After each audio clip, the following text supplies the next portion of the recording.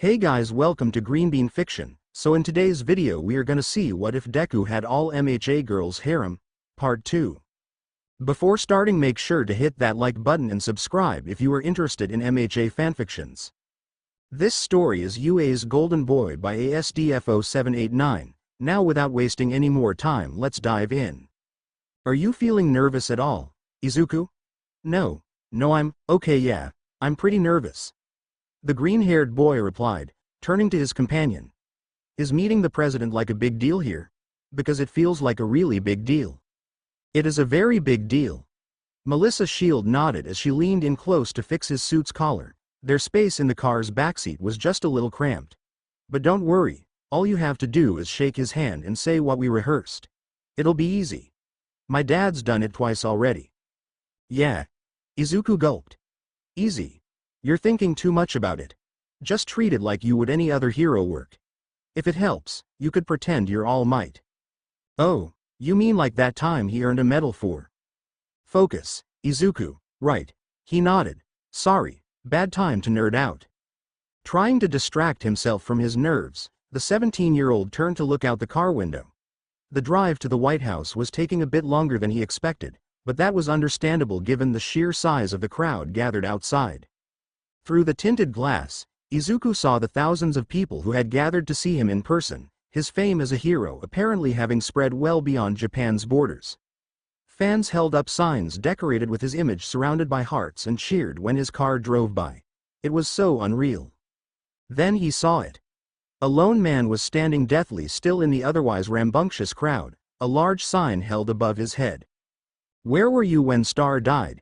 Izuku felt a lump form in his throat as the man somehow made direct eye contact with him despite the glass being one way. We're here. The driver stated in monotone. Do I really have to go? Izuku turned back to Melissa, only to find that the backseat was empty, save for him. Up in the front of the car, the driver turned around to face Izuku. The boy instantly recognized that he had met the man before. Ethan Drive, one of the pilots who had assisted him in the final battle against Shigaraki. Only now he was missing half of his face, leaving the scorched bone beneath it exposed. Get out! The man ordered. Izuku suddenly found himself walking up the carpeted stairs toward the podium that awaited him. The crowd around him was dead silent, their faces void of any expression yet their eyes following him all the same. He wanted to stop, he wanted to fly far away from here, but he kept walking against his own will. Hanging his head, Izuku tried to avoid all of the gazes on him, finally reaching the podium after what felt like an eternity. For your efforts and heroism that truly go beyond, a woman's voice said, echoing across the silent crowd. You have the thanks of myself and my country. Izuku looked up at the speaker, already knowing well who it was. Congratulations, Izuku. The distorted voice of America's #1 hero spoke. You got to live. I'm sorry. The boy whispered, tears welling up in his eyes. Sorry. A large hand grabbed Izuku by the throat. You're sorry? I'm dead because of you? My master's successor? What a joke. Lifting him to eye level, the hero known as Star and Stripe held the struggling Izuku as though he were nothing to her. Her skin was a sickly green color and her face was peeling off to reveal the rotten muscle and bone beneath. Most haunting of all, her eyes were gone, leaving behind only empty sockets that bore directly into Izuku's soul. Why? She let out a shrill shriek. Why did he have to choose you? You failed us. You failed us all. Izuku shot up from his bed, his face and chest slick with sweat. Shit. Huff, holy shit. He breathed out heavily, placing a hand to his chest. His heart was racing. Are you all right, Midoriya? Hikage Shinomori appeared next to Izuku's bed. You look as though you've seen a ghost. Probably an attempt at humor to ease the situation, but Izuku was too distracted to notice. I'm good. He nodded, pushing back his sweaty bangs. I'm good. Just another bad dream. Well, more like a memory than a dream. It was true. Everything up to the sign he saw had actually happened during his time away. From there, his imagination and his guilt had taken the wheel. Your body is present, but your mind is stuck in the past. You've been restlessly tossing about every night since you returned home. I don't know why it started now of all times. Izuku paused before turning to the fifth user. Have you been watching me sleep? Not necessarily, I'm usually just the only one up at this hour and I can only drift so far from your person before I dissolve and go back into your head. Oh. I'm sorry. It's nothing to be sorry about, Midoriya. We're afforded quite a few luxuries despite being, dead. He assured the boy. We still get to sleep and dream. When you're happy or sad we feel an echo of your emotions in all of us. Izuku gave him a sad look. That doesn't feel like enough. You guys have done so much for me, and I'm just this cage you guys have too. Do you enjoy talking down to yourself, Midoriya? Shinomori asked. What? You do it so much I can only imagine you get some satisfaction out of it, or I would if I didn't feel the anxiety shivers going down your back every time you spoke like that. Izuku didn't respond, instead he simply tightened his grip on the bedsheets. Do you honestly believe that everything is your fault? Would you say that you single-handedly stopped the League of Villains? No, he shook his head. Of course not. Then the inverse isn't true either. You aren't at fault for things that were set in motion long before you were born. Give yourself a break, you don't hold the world in your hands. So stop focusing so much on yourself and turn your attention outward. I don't focus on myself too much, Izuku argued. Are you forgetting that I live in your head, Izuku? I know how you think, and I'll be the first to admit that having voices in your head isn't doing you any favors, but narcissism is still narcissism even if your view of yourself is negative. Izuku looked out his bedroom window, seeing that it was still dark outside. There was so much running through his head right now. Thinking for a moment, he turned back to the ghost sitting on his dresser. We have some time, and I really don't feel like sleeping right now. Did you want to talk some more? The sun rose slowly over the horizon as Izuku finished his pull-ups for the morning. The morning light reflected off the beads of his sweat as he dropped down to the floor, grabbing a nearby hand towel to wipe himself off. Exercise helped clear his mind. It had become such a regular part of his routine that it was hard for him to imagine how he had occupied his mornings before he started training with all might.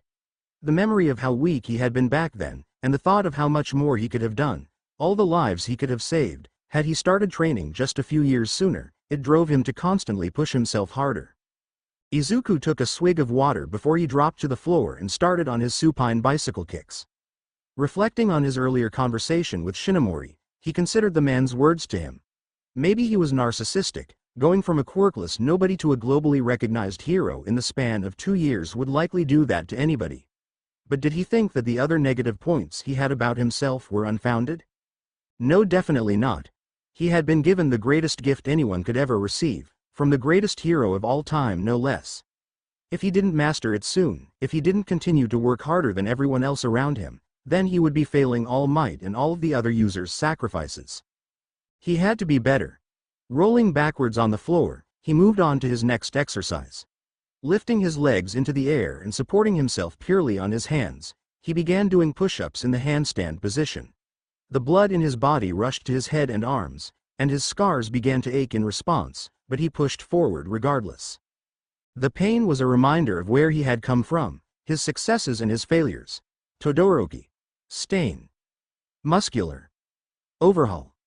Nagant. Shigaraki. All of them hard-fought, all of them worth the damage he had suffered. He remembered the heartbroken look on his mother's face, the horrified tone in her voice, the tears she shed, each and every time he had come back to her looking worse for wear. As tough as those fights were for him, they were even tougher on her, constantly left wondering if her son was still alive or not. It was a miracle she hadn't gone gray yet with all the stress she was under. Finishing his morning warm-up, he hopped back up to his feet and hydrated again before walking out of his bedroom door and toward the stairs. Entering the common room, Izuku was surprised to find he wasn't alone as a certain fire and ice user was already there doing stretches.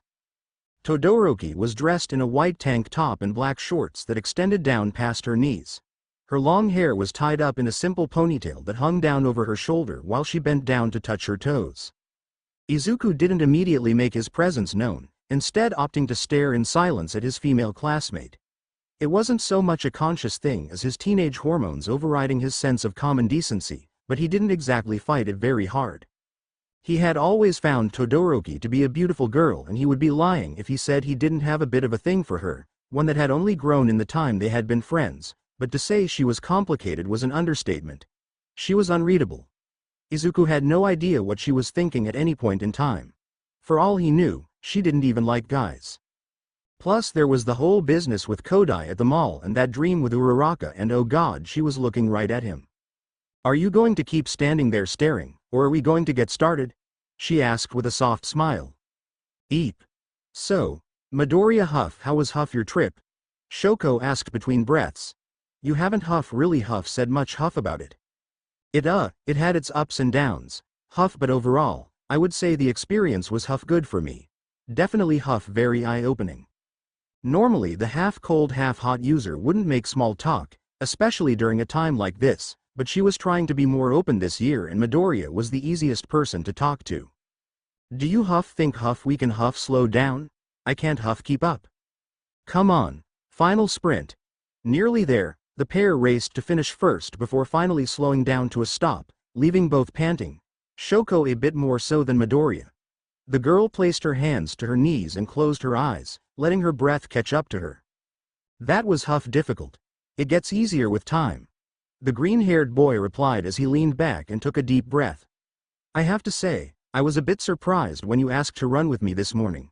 But you did really well. Have you been jogging while I was away?" "Clearly not enough." Shoko breathed out as she righted herself. Midoriya let out a chuckle before grabbing the hem of his t-shirt and wiping down his own face, giving Shoko a peek at the defined 8-pack the taller boy had developed over the past year. It was definitely worth it to come out this morning. "So," Midoriya began as he put his shirt back down, completely oblivious to his voyeur. "What's new with you then? You're still at the Endeavor Agency, aren't you?" "Yeah." The girl nodded. "Though my dad is starting to take a more hands-off approach," she said in air quotes. "Which for him means taking one day off a week. But he has been focusing more on preparing me to take over for him when he retires." "Well, that's good. Job security is nice. So things are okay between the two of you?" Shoko thought for a moment, tilting her head. "Yes, I would say that things are good between us." "Good. Sorry if that was an awkward question. I'm still a little out of step with everyone and—" "Midoriya." Shoko placed a hand on the boy's shoulder, silencing him. "I said it was good. Thank you for asking," she stated with a soft smile. Blushing at her touch, the muscular boy smiled before turning away to hide his face. "So are you hungry at all? I know I'm starving." He placed a hand to his gut. Shoko simply nodded her head and the two entered Heights Alliance together, finding several of their classmates in the main room in various states of preparation for the day. "Come on, this sucks," Kaminari complained as he buttoned his shirt. "I don't want to go to class, I want to party." "We just partied last night," Jiro pointed out to him as she slipped on her shoes. "Exactly." The electric blonde pointed at the girl. "They can't expect us to go straight from party mode to class mode without at least one buffer day in between." Jiro rolled her eyes. "Oh, now what do we have here?" Kaminari suddenly snapped out of his whining and turned his attention toward the pair who just entered. He dashed forward to inspect Shoko and Midoriya with a dumb grin on his face. "It looks like two of our top students are trying to sneak back into the dorm without being seen. Up to something naughty, I bet. Midori, my bro, why don't you spill the deets?" The blonde froze up before falling to the floor as Jiro's earphone jack pierced him. "Would you cool it?" They were obviously jogging. The punk rocker shook her head before standing up from her seat on the couch. "Stop doing that," Kaminari yelled as he shot back up. "It really hurts." "Then you should stop being an idiot," she retorted. As the two launched into a heated argument, Shoko and Midoriya looked at one another before stepping around them to avoid getting pulled in. "Does arguing mean that they like each other?" the heterochromatic girl asked in a hushed voice. I really wouldn't know." The green-haired boy shrugged in response. That idea had always baffled Shoko, that two people who always bickered could actually be compatible with one another. Before her mom left, she and her father had fought nearly constantly, never seeing eye to eye. In the past year, however, Shoko had been reading up on subjects like romance. Ashido had provided the study material, and it seemed that the trope was far more common than one might think. If anything, it reminded her of the relationship that Midoriya had with Bakugo. That was a disturbing thought. They entered the kitchen and Midoriya began to put together a protein shake for himself. When he asked Shoko if she wanted one as well, the girl simply shook her head in response before walking up the stairs to get ready for the day. Stripping out of her sweaty jogging clothes, she grabbed a towel from her bedroom before walking to the bathroom. As she rounded the corner, however, she ended up face to face with the only other girl living on her floor. "Oh, hey." Hitomi Shinso greeted her awkwardly, quickly averting her eyes. She had a towel wrapped around her chest and a second, smaller towel wrapped around her hair. There was a bit of steam coming off of her body. "Hello." Shoko raised a hand, her face expressionless. I'll just get out of your way then." The girl quickly moved to leave. "Actually, I'm glad I ran into you. May I ask you a question, Shinso?" Shinso halted in her tracks, standing still for a moment before turning her head. "Okay." She squeaked out. Shoko turned around so they could speak face to face, having to look up to meet the taller girl's eyes. The lavender-haired girl quickly turned her head again, desperate to look anywhere else but at Shoko.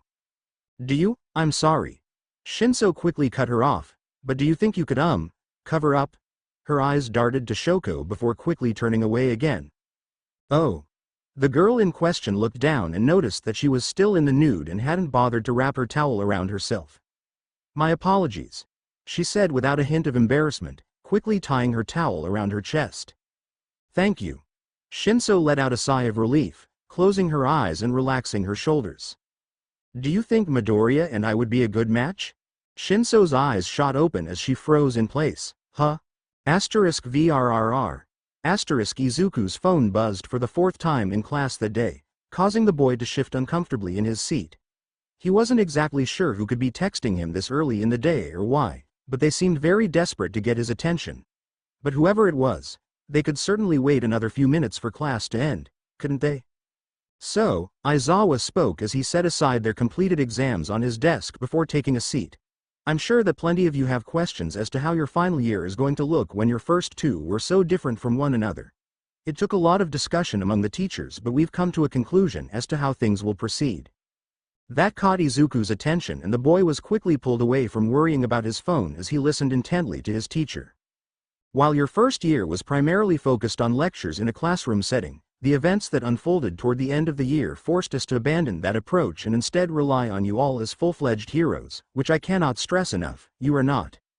There is still plenty left to learn in the curriculum, and you all are much further behind in your academics than you should be. And while the field experience you've gained in your second year has been invaluable to your growth as heroes, we will henceforth be cutting back on patrolling hours to focus on catching you up to the other third years." Words of protest began to form among the students, but they were immediately silenced by one of Aizawa's glares. That being said, he continued, "We've decided to conduct the third year as a hybrid between your first and second. You will be spending more time in the classroom than last year, tests will be more frequent, and we will be proceeding through lessons at an accelerated pace. You will still be able to go on patrols, but there will now be a set limit on the hours you are allowed to put in. Any drop in your grades will see a corresponding drop in hours for the entire class." Several eyes darted toward Kaminari, who immediately shrunk back in his seat. "In addition, you will still be expected to perform your assigned duties on campus, where you will be put in the required hours and, if necessary, help train the first years to perform their tasks properly." Izuku was jotting down everything that Aizawa said as he spoke. He wasn't exactly up to date on how everything had changed while he was away, so it was vital that he learned everything he could as soon as possible. *VRRR. His phone buzzed again and Izuku let out a sigh. Glancing up at his teacher, he saw Aizawa get up and turn around to write something on the board. Seizing this opportunity, Izuku quickly reached into his pocket and pulled out his phone, quickly reading the text. "Listen for the bell." Raising an eyebrow at the curious message, Izuku swiped his thumb to read the others but was stopped by a voice. "Am I boring you, Midoriya?" Aizawa's voice asked in a veiled threat. "No, sir." The green-haired boy shoved his phone back into his pocket. It was scary how fast the man had caught him.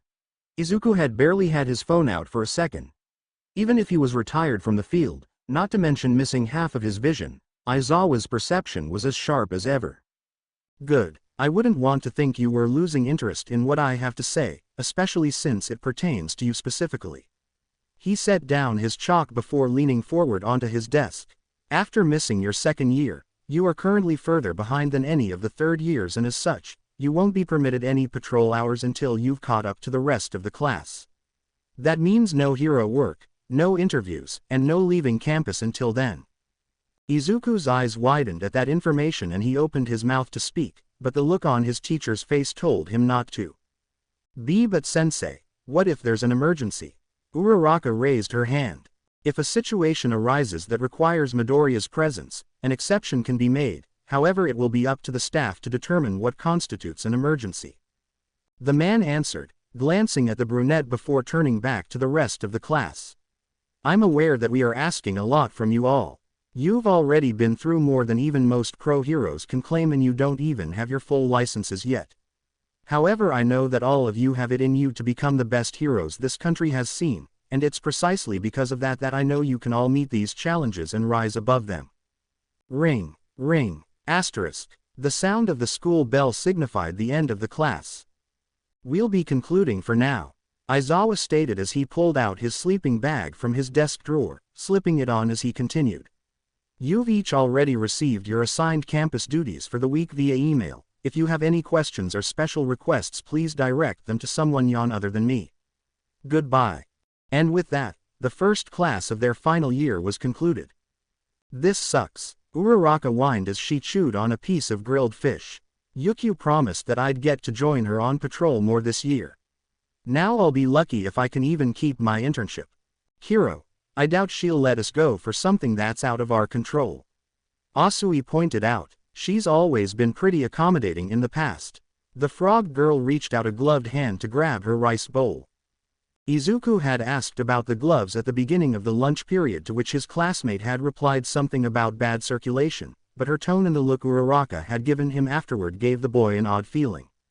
Even if she doesn't fire us, I still have to worry about budgeting. With reduced hours, my income plummets. My parents need that money, Uraraka countered. I thought they asked you to stop sending them your paycheck, Hiro. They're too proud to admit it, but they really need the help. She explained, even with all the reconstruction going on across the country, there's a ton of new safety regulations in place that need to be implemented to stay up to code.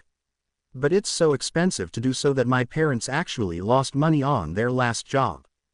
Perhaps you could appeal to the school board for special permission, Iida suggested. If you explained your situation, I'm certain that they would understand. I guess, the brunette shrugged. Maybe if I, ding-a-ling-a-ling. Asterisk. A soft ringing sound caught everyone's attention. Was that the bell? Todoroki raised an eyebrow before checking her phone. We should still have another 15 minutes before lunch ends. Ding-a-ling-a-ling. Asterisk. It sounded again. The 5 students looked around for the source of the noise only to find nothing. No one else even seemed to notice the noise, so it had to be close by. Maybe someone's phone. Ding-a-ling-a-ling. Asterisk. Their questions were answered as a small brass bell floated down to their table, seemingly by itself. You know, they say every time a bell rings, a master is calling her servant. A voice whispered into Izuku's ear. Gah! The boy jumped as a set of sharp teeth nibbled on his ear. What the? Hey Midori, got a job for you. Setsuna Tokage approached the table with a casual wave as her mouth floated back and attached itself to her face. Tokage-san. Iida rose from his seat, chopping the air with his hand. This kind of behavior is unacceptable for a UA student. We could report you to the principal for sexual harassment toward a fellow student. Iida. Izuku turned to the taller boy. Keep your voice down. He quickly looked around to make sure that no other students were paying attention. They were situated near the corner of the cafeteria so that the celebrity in their group drew as little attention as possible. It seemed to have worked given that no one had approached them up until now. Midoriya. Iida gave his friend a look of shock. Surely you don't condone such an act. Unless, he put a hand to his chin. Wait, are the two of you currently engaged in a romantic relationship? Tokage burst out into a fit of laughter. Meanwhile the 3 girls at the table sent mean glances her way. Izuku on the other hand was mortified, not having been this blindsided by a question since he was accused of being All Might's secret lovechild. Wah, of course not. His face lit up red with embarrassment. It's not like that. Tokage only laughed more at the boy's embarrassment. Was there something you needed, Tokage-san? Todoroki asked as she stood up from her seat, her glare nearly as cold as her quirk.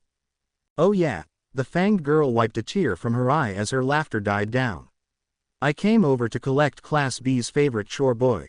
We need him for something. You mean you guys are serious about this, servant for a month, thing? Uraraka frowned. Serious as a heart attack. Hiro, you can't seriously expect him to keep up with his own work and do all of yours. Not to worry, my amphibious sister. You aren't my sister. We're willing to work around our servant's schedule to make sure he doesn't fall behind. In fact, I'd be more than willing to show him a thing or two. The lizard girl stated with a wink. Now, about that job, she trailed off before quickly pulling Izuku away. As they darted off, Uraraka furrowed her brow and leaned toward Todoroki. She spoke softly, her eyes never leaving the two retreating figures. Not that there is a race for Deku and not that either of us would compete if there were, but Tokage cannot be allowed to win. Todoroki sat silently with a frown as frost began to form on her clenched right hand. The retreating pair arrived at another table soon after, this one full of Class B students. More specifically, there was Hiryu Rin across from Tetsu, Honi Tsunotori across from Reiko Yanagi, and Jirota Shishida across from Shihai Kuwaro seated at the end. With Izuku and Tokage that made 8 of them. Hi. Izuku awkwardly raised his hand. I heard you guys needed something. All of us were talking and, as it turns out, none of us are really feeling the miso soup today. I'm thinking, yakitori. What about everyone else? Yakitori. I could go for some tikka masala with naan. Shrimp tempura. Sweet and sour chicken. Hamburger. Squid ink pasta. Steak. Izuku's eyes went wide. Got all that? Tokage asked, turning to face the taller boy. One more time, he asked, producing a pen and small notebook from his pocket. 5 minutes later, Izuku was delicately balancing 7 different dishes on his arms while Lunch Rush watched nervously. You sure you've got all that? The cooking hero asked. Yeah, I'm good. The boy nodded, taking slow steps as he walked back to Class B's table where a heated discussion was taking place. Gently placing each plate down on the table, he took a step back to make sure that everything was correct. Okay, here's everyone's orders. I hope. Alright, settle an argument for us. Tokage sat Izuku down in a chair before taking the one next to him, ignoring her food. Horror movies. Which is better? The Exorcist or Jurassic Park? Oh, I really don't, Izuku began but was cut off. Jurassic Park is not a horror franchise. Yanagi argued. It is science fiction that poorly masqueraded as horror until they abandoned the idea entirely and turned it into action thriller. Any halfway decent horror movie knows that the more you can't see, the scarier it is. Oh, like I'm supposed to flinch at every little noise I hear on screen. By that logic, why even make a movie in the first place? Tokage countered. It would be scarier to just sit at home and listen to the radiator. You just can't appreciate. No, you can't appreciate. Name 10 movies scarier than Jurassic Park. Gladly. Quote. Yanagi began to count off on her fingers as she began her list. Tokage meanwhile argued each point, further heating the debate. As they argued, Rin leaned over to Izuku and whispered in his ear. Set doesn't actually care about winning the argument, she just likes to tease. He explained. It's kind of her thing. Doesn't that seem kind of mean? Izuku whispered back. Nah. The scaled boy shook his head. Yanagi loves any chance she gets to talk about horror, but she's a little shy about it. This is the easiest way to get her out of her shell. Set will concede the point eventually and buy her a snack afterward. Izuku turned back toward the girl in question, watching as she nodded along intently to the silver-haired girl who continued to list different horror movies and why they were superior to Tokage's supposedly awful choice. For such a social girl, Tokage was a surprisingly good listener. Izuku couldn't help but recall their encounter at the mall and wondered if he had looked similar to how Yanagi did now when he was talking about quirks and heroes. Oh, trust me, kid. Banjo's voice snickered. You looked way dorkier. Banjo. Nana's voice scolded the fifth user. Hello, everyone. Anon Kuros greeted Class 3A as they entered the training ground. Congratulations on making it into your final year at UA. Welcome back to the unforeseen simulation joint. 13. From the group of students, Uraraka burst forth before wrapping her arms around Anon's bulky costume. I missed you. Over the past year, the space hero had taken the girl under her wing, becoming a sort of big sister figure to her. At least, that's how Anon saw it. They patrolled together, did extra training, and Uraraka had even confided in her about her family's financial situation, so Anon felt secure in saying that they were close. Hey there, Space Cadet. You know it's only been a few weeks, right? She asked as she returned the hug. I know, but I still missed you. The brunette girl looked up with her big brown eyes and Anon felt her heart clutch in her chest. Too cute. Looking up at the rest of the class as they finished entering the training ground, the teacher couldn't help but feel a sense of pride in how much the students had grown. They were all taller now, most of them taller than Anon herself, and they were in much better shape than when they had first started out. Everyone had tweaked and updated their costume at least once, refining their looks to improve upon what was useful and discard what wasn't. It felt like only yesterday that they had all been standing here as fresh newbies, blissfully unaware of what laid ahead for them all. Anon's body ached with the phantom pain of that day. Shaking her head, she turned her attention back to the present. Well, you're all looking better than ever. I hope that means you're ready to get back into the swing of things. Bring it on, Eijiro Kirishima yelled, pumping his fists. It's been too long, I can't wait. Honta Siro nodded his head in agreement. Revelry in the dark, Fumikage Tokiyami muttered to himself. Love the enthusiasm everyone. Anon gave the students a big thumbs up. Today's docket. Falling practice. A sudden silence fell among the students.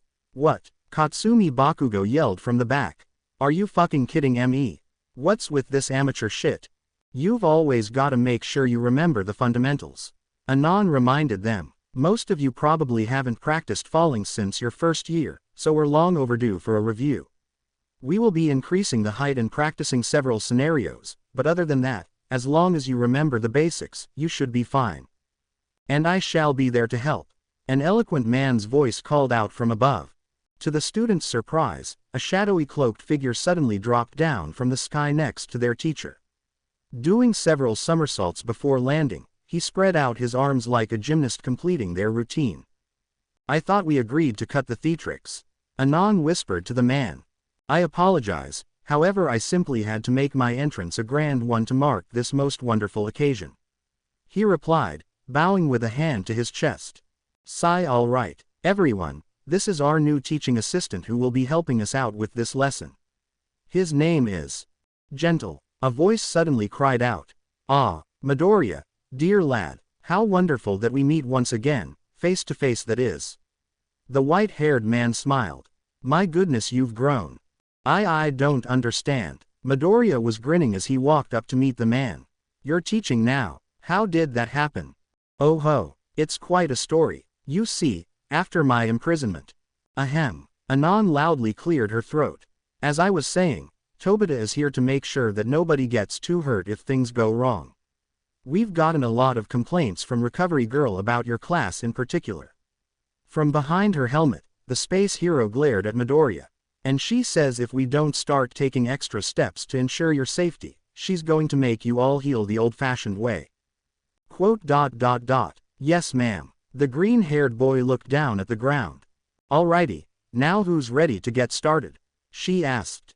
15 minutes later, the class was standing in the USJ's fire zone at the top of a burning building.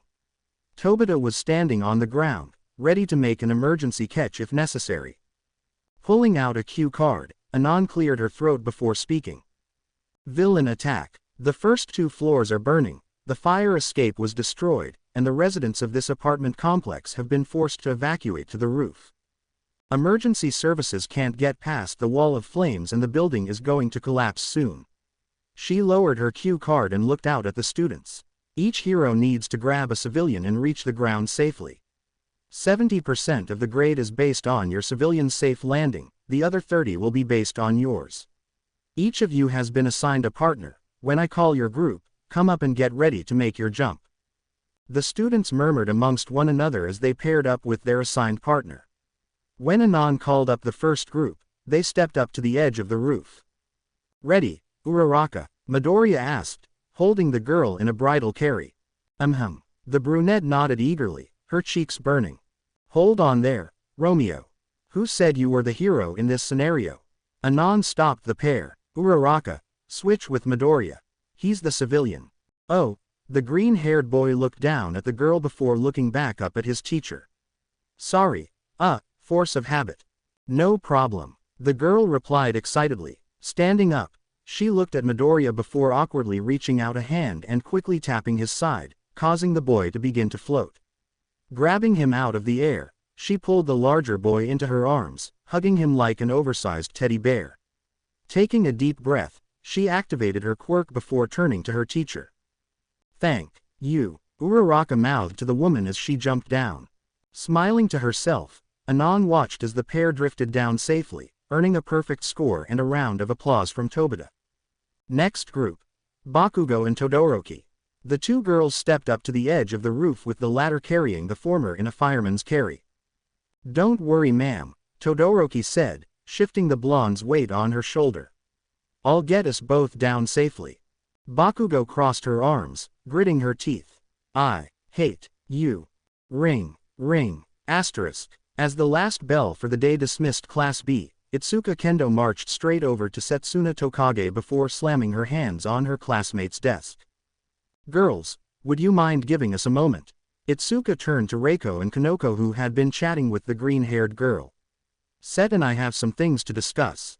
Ooh, someone's in trouble, the mushroom girl teased. If you turn up dead when next we see you, I'll make best efforts to contact you on the other side. The ghost girl placed a pale hand on Setsuna's shoulder. When the duo exited the classroom, leaving the two girls alone, Itsuka looked back at Setsuna with a serious expression. Setsuna placed her elbows on her desk, resting her chin under one hand. As this an, I can't believe what you've done this time, conversation or an, I can't live without you, please be mine forever, conversation. I know what you did, Itsuka stated, crossing her arms. Ah damn it, and here I was hoping I had finally won you over with my feminine charms. Setsuna leaned back in her chair, her arms behind her head. So, what did ol' lizardy do this time? Gonna make me work for it, huh? Itsuka frowned. Look, I know you tampered with the votes. I haven't said anything to anyone yet, but... Hold up, Setsuna raised her hand. What are you talking about? Don't play dumb, you switched the votes so that Midoriya would win. Itsuka pointed an accusatory finger. Huh, the green-haired girl's expression was one of confusion, so the class representative elaborated. Alright fine, let's do the math. Kirishima and Asui got 1 vote each, Todoroki got 2, Bakugo got 4, and Yaomomo got 5. That's 13 so far. I can do math, can you now? Then pray tell, how could Midoriya get the majority vote when only 18 people voted? At most, he would have tied for first with 5 votes. Huh, no, there were 19 slips in the box. I remember because Abara called me a venomous heathen and then went to bed early. That would have been the case, except that my slip was blank when I turned it in. Itsuka pointed out. What? No, that can't be. What? The girl's eyes widened. Itsuka, I know how this looks, but I didn't do anything to mess with the votes, I swear. Itsuka's hardened expression cracked slightly. Setsuna seemed genuinely surprised by the news. The class representative felt that she knew the lizard girl pretty well by now, so she had a pretty good sense for when her friend was lying to her. But right now didn't feel like one of those times. You really didn't do it. No, Midori's cute and all, but you don't break the sanctity of democracy for a guy. But, Itsuka was confused. But then who did? Kodai. I know she has a thing for him, but how would she have even tampered with the votes in the first place? She couldn't have. The only people who touched the slips after the votes were me and, Setsuna's jaw suddenly dropped. What? Who was it? Sanuvabitch. Thank you for your help with this, Midoriya. Reiko said as she finished adjusting the bonnet on one of her porcelain dolls. I've been meaning to unpack but I just haven't found the time. Sure thing, the green-haired boy said with a smile. I'm glad I can help. Where did you want this? He held up a tall package covered in bubble wrap. In the corner by the window. Here, let me help you. The ghost girl walked over and grabbed the other end, briefly running her pale hands over his scarred ones by accident. Over here and down. They set down the package in the corner before Reiko took a step back and nodded her head. The two of them had been organizing her room for the past 20 minutes now. Of course, with Poltergeist, the ghost-themed hero could have had the room done in a quarter of that time, but Midoriya didn't need to know that. He also didn't need to know how long she had spent finding something to wear before he came over. However, based on the look he had given her when she first opened the door, it had been time well spent. The all-white tank top, black bra and short shorts combo was as effective as ever. Reiko hadn't developed much over the past year. She was the tallest girl in the class now, and she had grown out her hair, now reaching down to her shoulders, but she didn't have much in the way of curves.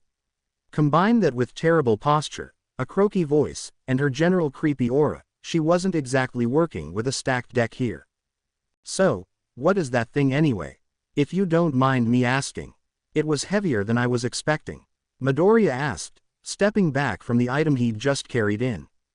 The boy had dressed expecting to sweat, having shed his school uniform beforehand for a pair of dark running shorts and blue t-shirt that was stretched to the max across his large pecs.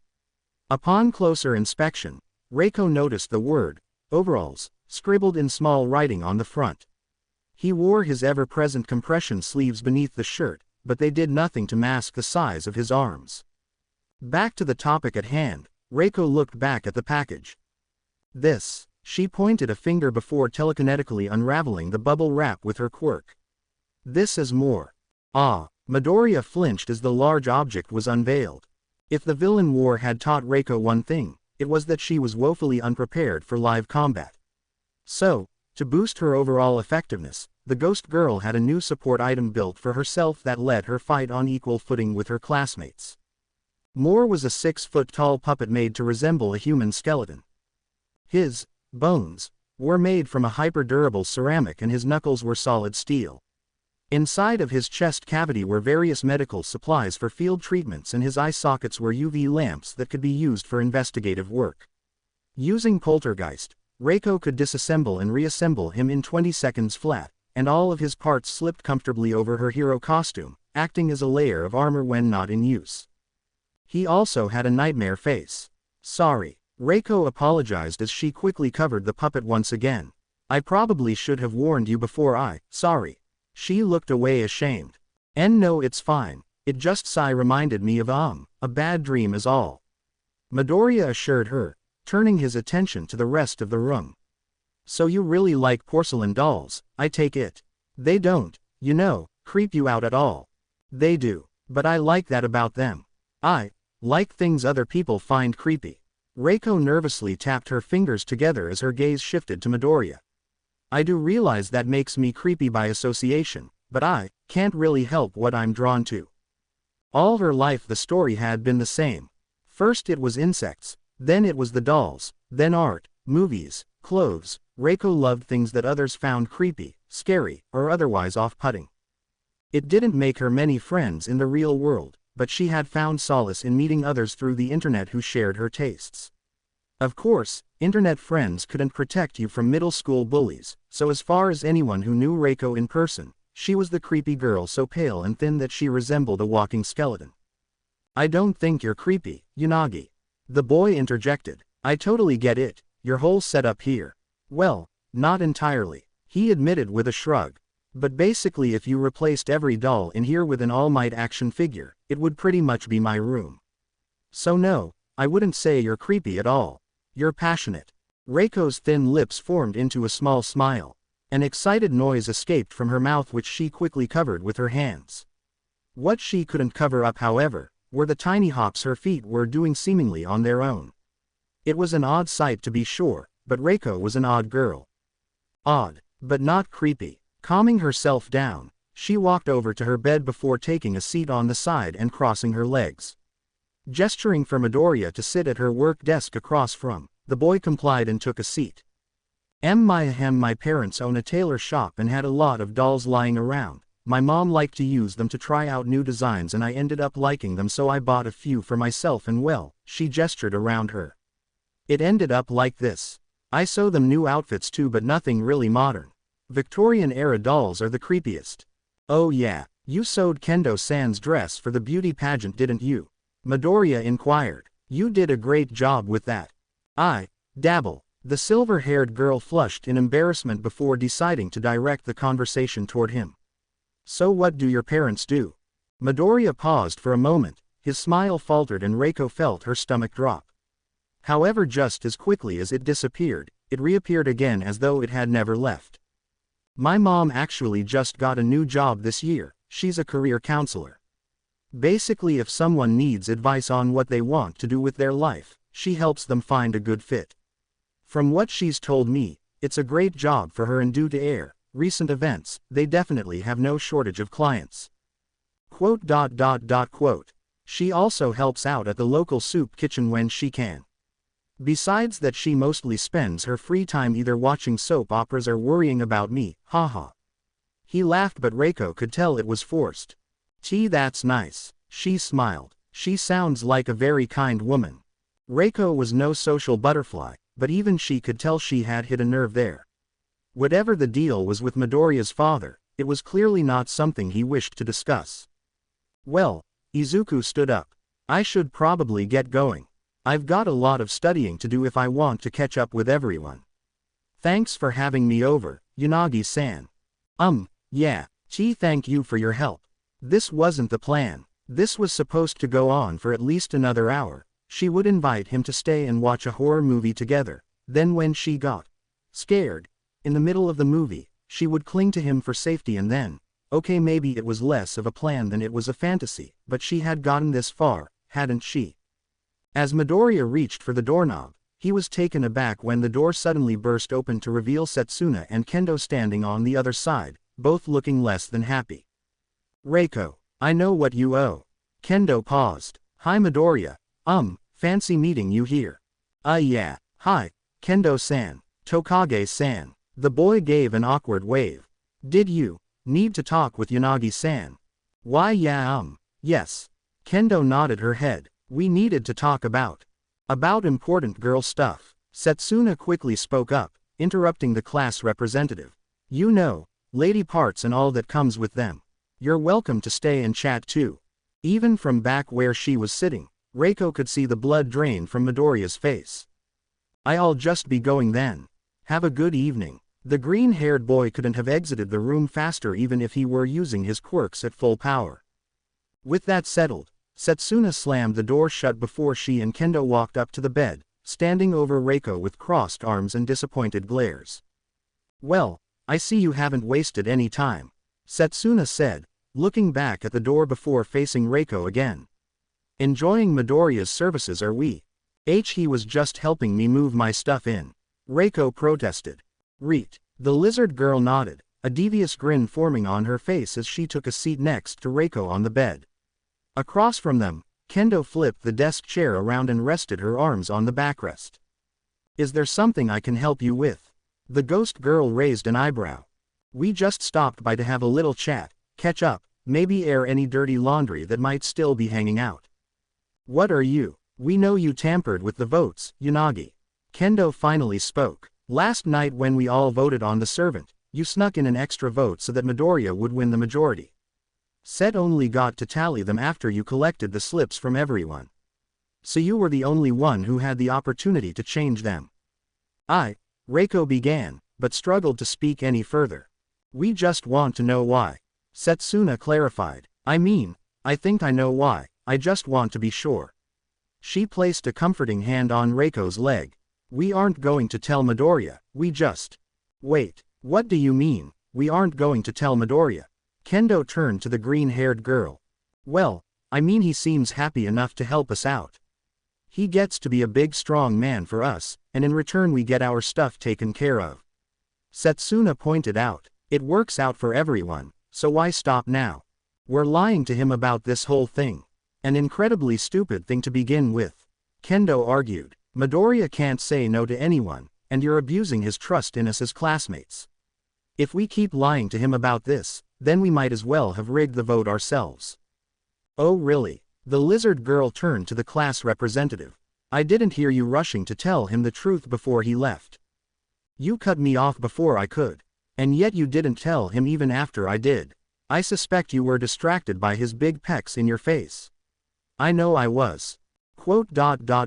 Shiozaki was right. Kendo furrowed her brow. You are a venomous heathen. You two seem like you have a lot to talk about.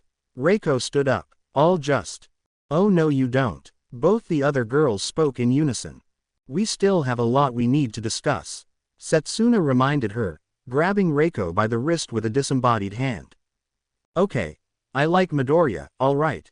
The ghost girl ripped the hand away, causing it to float back to its user. He's cute and he's spooky and he's nice to me. Reiko, Kendo said softly, her eyes sad. I saw an opportunity to actually talk to him and I took it. I know he's world famous and I know I don't stand a chance but I would regret it if I never even tried.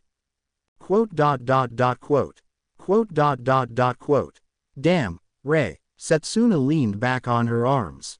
You really? I don't want to hear it, Tokage. Reiko sneered. I am not in the mood for any more of your teasing right now.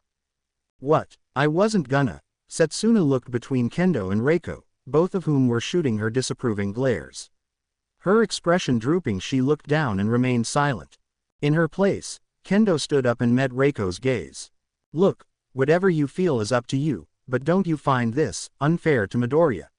Shouldn't a relationship be built on honesty?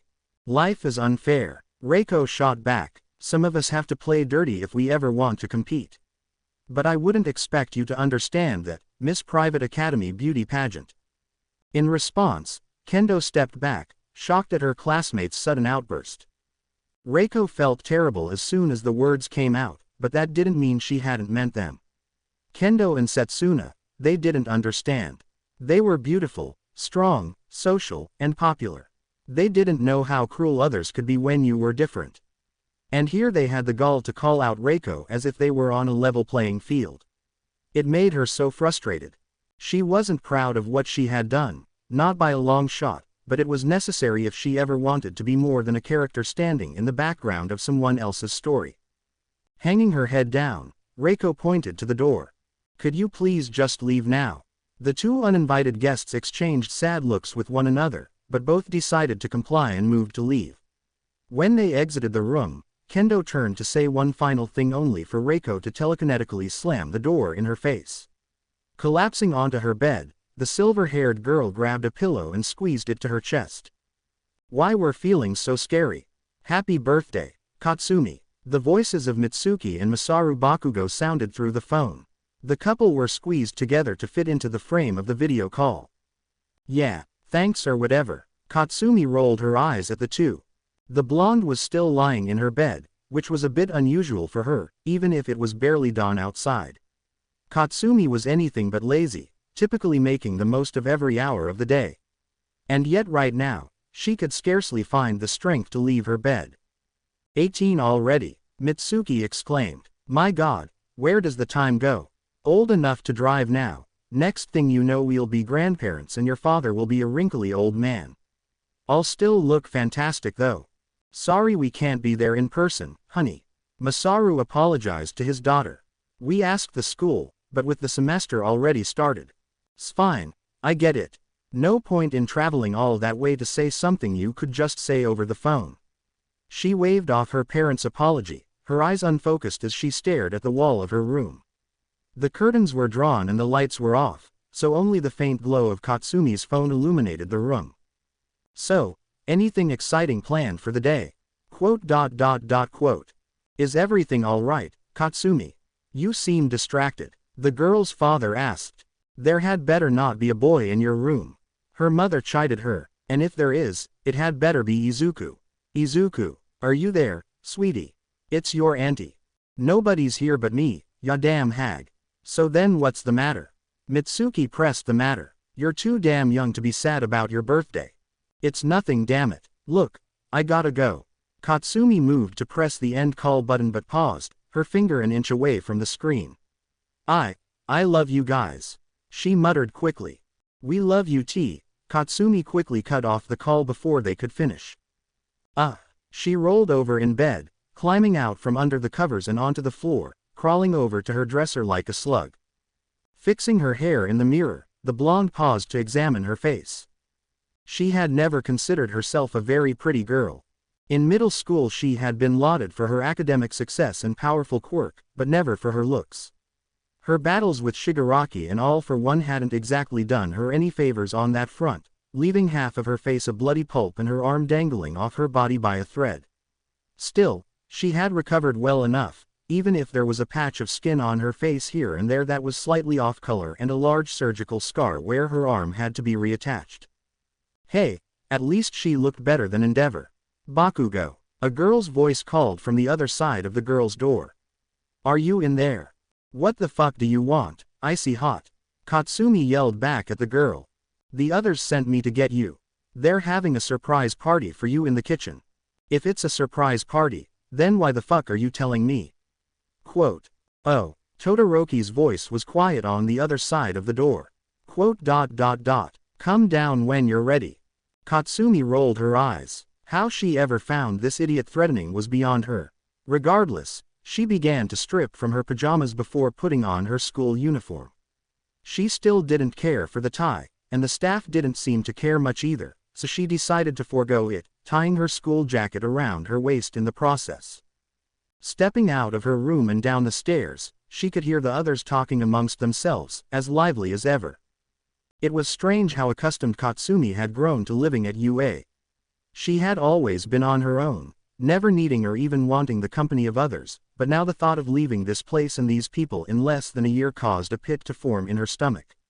UA had always just been a stepping stone on her way to the top, but now it was her home, and the people here were her family. And Katsumi wasn't ready for that to be over. Best food? One of the boys asked. Italy was great, Izuku's voice answered. Oh, but so was Greece. Also France. And geez, pick one dude. Kaminari whined. How about the best beaches? Hagakuri's high-pitched voice asked. I didn't really visit the beach. But I heard there was a great one in Portugal. Hottest babes. Ow, Minetta. Sorry. Hottest women. Quote. There she is. One of the boys spotted Katsumi as she walked down the steps. Happy birthday, Bakugo. Hiroshima grinned widely as the blonde reached the bottom of the steps, running over to wrap her in a bear hug. The redhead had grown over the past year, now standing a head taller than Katsumi herself, and his bulk put even Deku to shame. The boy was a hugger, and Katsumi would be lying if she said she didn't enjoy that about the big musclehead, not that she'd ever admit it, so she let him embrace her for a few moments before pushing him away. She wasn't too worried about hurting Kirishima's feelings. They knew each other well enough by now, and Katsumi knew that his interests laid elsewhere. All right, let go me a big lughead. The blonde pushed out of the boy's massive arms. Geez, try and kill me. Oh come on, Bakugo, it wouldn't kill you to be a little nice. Uraraka chided the girl. We did organize this nice thing for you. The brunette's jab seemed playful, but there was a bit of an edge to her words. TCH, as if I fucking asked you to. Even so, you know how she is, Ochako. Yelling is just how she expresses her love for us. Ashido laughed, moving in between the two as she wrapped an arm around each of their shoulders. Well, in that case, she must really love Midoriya. Zero chimed in. Would you all shut the fuck up? The other students of Class 3A could only smile and laugh as their resident hothead blushed furiously. The rest of the class had put together a modest but kind display for her, complete with colorful streamers, a banner, and at least a dozen balloons. As the rest of the class turned to look behind her, Katsumi spun around to see Izuku walking toward her with a small chocolate cake in hand. 2 lit candles shaped like the number 18 sat on top of it. Happy birthday to you. Happy birthday to you. The rest of the class sang, causing the girl to roll her eyes but smile slightly. Happy birthday to Kachan. Izuku smiled and Katsumi felt her face heat up. Happy birthday to you. So, does Ms. Birthday Queen wanna tell us what her wish was? Ashido asked, leaning her face in way too close for Katsumi's comfort. Wish? What are you, 5? The girl in question scoffed. Alright, old lady, keep your secrets. The pink girl puffed up her cheeks and crossed her arms, pouting. The majority of the class were making their way toward the school building on foot. The sky was completely clear and the sun was shining overhead. There was a slight chill in the breeze as the last dregs of winter died out. Katsumi regretted tying her jacket to her waist but was too proud to go back on it now. Well, if it isn't UA's second best hero class. A male voice cut across the air. A shiver ran down Katsumi's spine. Class 3B approached their peers from the side as the paths from their dorms converged, the two swaths of students joining into one as they neared UA's immense main building. Oh Midoriya, Nito Monoma grinned evilly, pulling his bag from his back. My bag is feeling awfully heavy this morning. Carry it for me, would you? He turned to face his nearest classmate. Pony, weren't you complaining about yours as well? Oh, yes, here you go, thank you Midoriya. The hoofed girl smiled, handing the taller boy her messenger bag. Don't thank him, it diminishes the point. The blonde boy quickly whispered to her. Oh, all right. Izuku shrugged before reaching out to grab the bags only for Katsumi to push him out of the way, standing between the two classes. Fuck, no, she growled at the other two students. You aren't doing this shit today. Oh, but it's only been a week since you all lost the bet. Are you saying that your class doesn't follow through on their promises? Kachan, it's fine, Izuku assured the girl. You don't have to. No, I'm sick of all the shit that this asshole is constantly spewing. Katsumi barked back. Behind her, Kaminari and Ashido stifled a laugh. Leave Deku the fuck alone. And now we see the true face behind the fabled Class A. Monoma spouted, turning to the rest of his classmates. Everything is fair game until it doesn't work out in their favor, then it becomes distasteful. How arrogant. Are we really going to let them set the rules of warfare? Warfare. Jiro gave the boy a skeptical look. Dude, chill out. Hiroshima stepped forward from the crowd. Maybe, just for today, give Midoriya a break. He's been doing plenty for you guys the past week and dude's already got enough on his plate as it is. I think he's earned it. The rest of Class B began murmuring amongst themselves, but before anyone else could, Monoma spoke up again. Don't let them weasel their way out of responsibility. We're all heroes in training, for goodness sake. Are you going to let every villain get away with their crimes if they give you a half-hearted sob story? The boy countered. Don't fall for such a thing. Oh come on, man. Be reasonable, reasonable. So now anyone who doesn't agree with you is unreasonable. Monoma laughed. Look how they. Kachan. No. Boom. Asterisk. So, Aizawa sat at his desk, shuffling through a stack of papers. We're back to this now, are we? Katsumi aggressively tapped the top of her desk with a pencil as she watched the clock on the wall tick away the time at an impossibly slow pace. Mr. Aizawa, may I just say, Monoma raised his hand. No, the raven-haired man shook his head. Unless you need to go see the nurse again, I think you've said enough, Monoma. Quote. The three of them were sitting in an otherwise empty classroom in the middle of the day. The rest of classes A and B were running a combat exercise in ground beta, something along the lines of capture the flag. Meanwhile both classes' blonde troublemakers were stuck here in detention, assisting Aizawa with his own punishment courtesy of Principal Nezu. Paperwork. Lots and lots of paperwork. I'm disappointed with both of you. The teacher continued. After the role you both played in the battle against Shigaraki, I had really hoped that you had grown past these antics of yours. He sighed. You're nearly full-fledged heroes at this point, and if something like this were to happen in public, it wouldn't mean a detention, it would mean a scandal. The media would eat you alive, the public would lose faith in you, and you might even have your license revoked. Do you understand why this kind of behavior is unacceptable for heroes? Quote. Yes sir. Katsumi replied quietly. Good. Now make sure that you're double-checking the student housing forms. The students needed to put their signature on each box, not just the last one. Do I look like I? She began before pausing and putting her head back down. Yes sir. They continued silently sorting through each student's documentation for what seemed like forever before Aizawa excused himself to use the restroom, shooting the pair a threatening glare as he exited the classroom. Katsumi looked up at the clock and sighed, seeing that less than 30 minutes had passed since they had begun. She stood up to place her stack of papers on the front desk, grabbing another stack before walking back to her desk to continue her work. My right ear is still ringing, you know. Monoma spoke up, turning around to face the girl. He had chosen to sit in the front row while Katsumi stayed in the back. Quote. It could be permanent hearing loss. Quote. Perhaps I'll need a hearing aid. Any good recommendations? What the fuck do you want, copycat?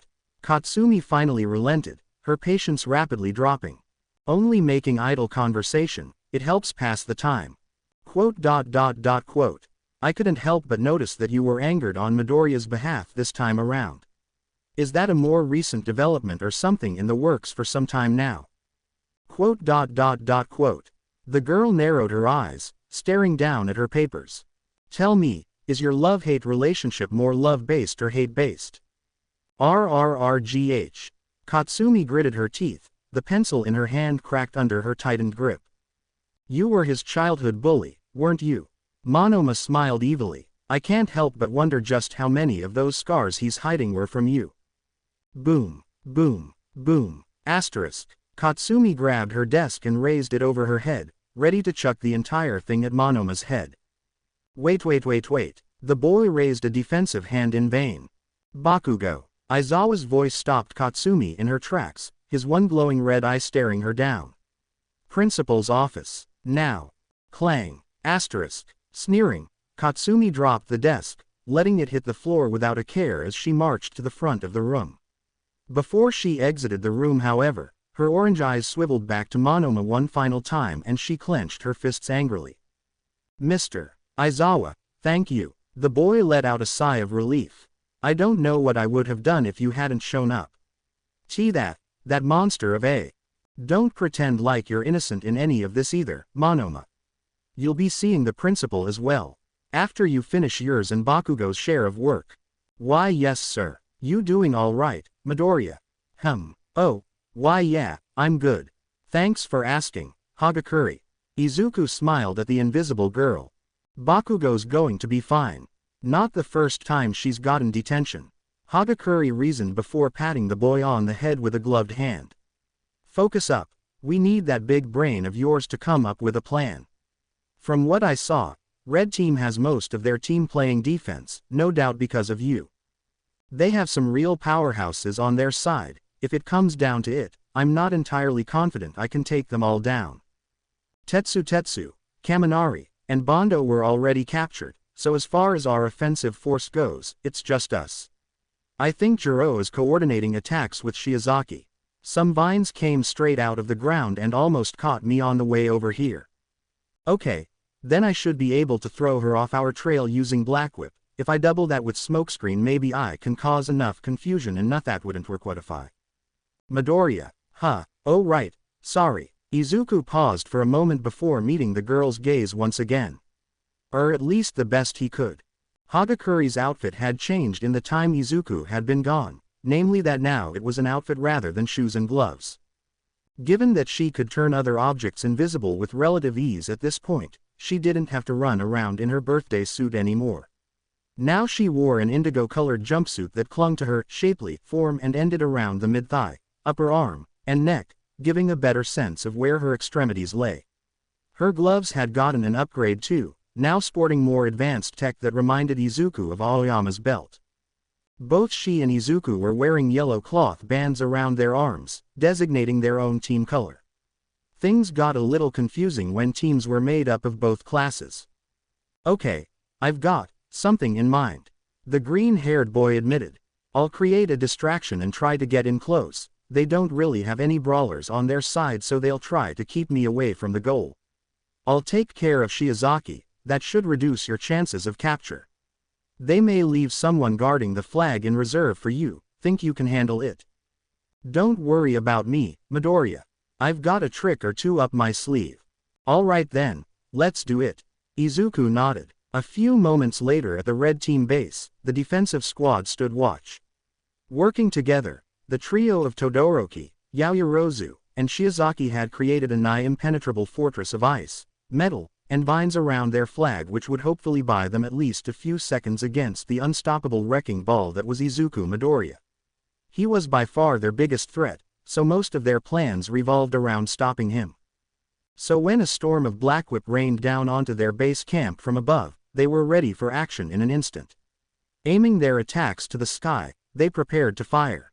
Manchester. All of the black whip lines suddenly grew taut. Smash. Thwoom. Asterisk. Izuku crashed into the street, creating a large crater in the concrete.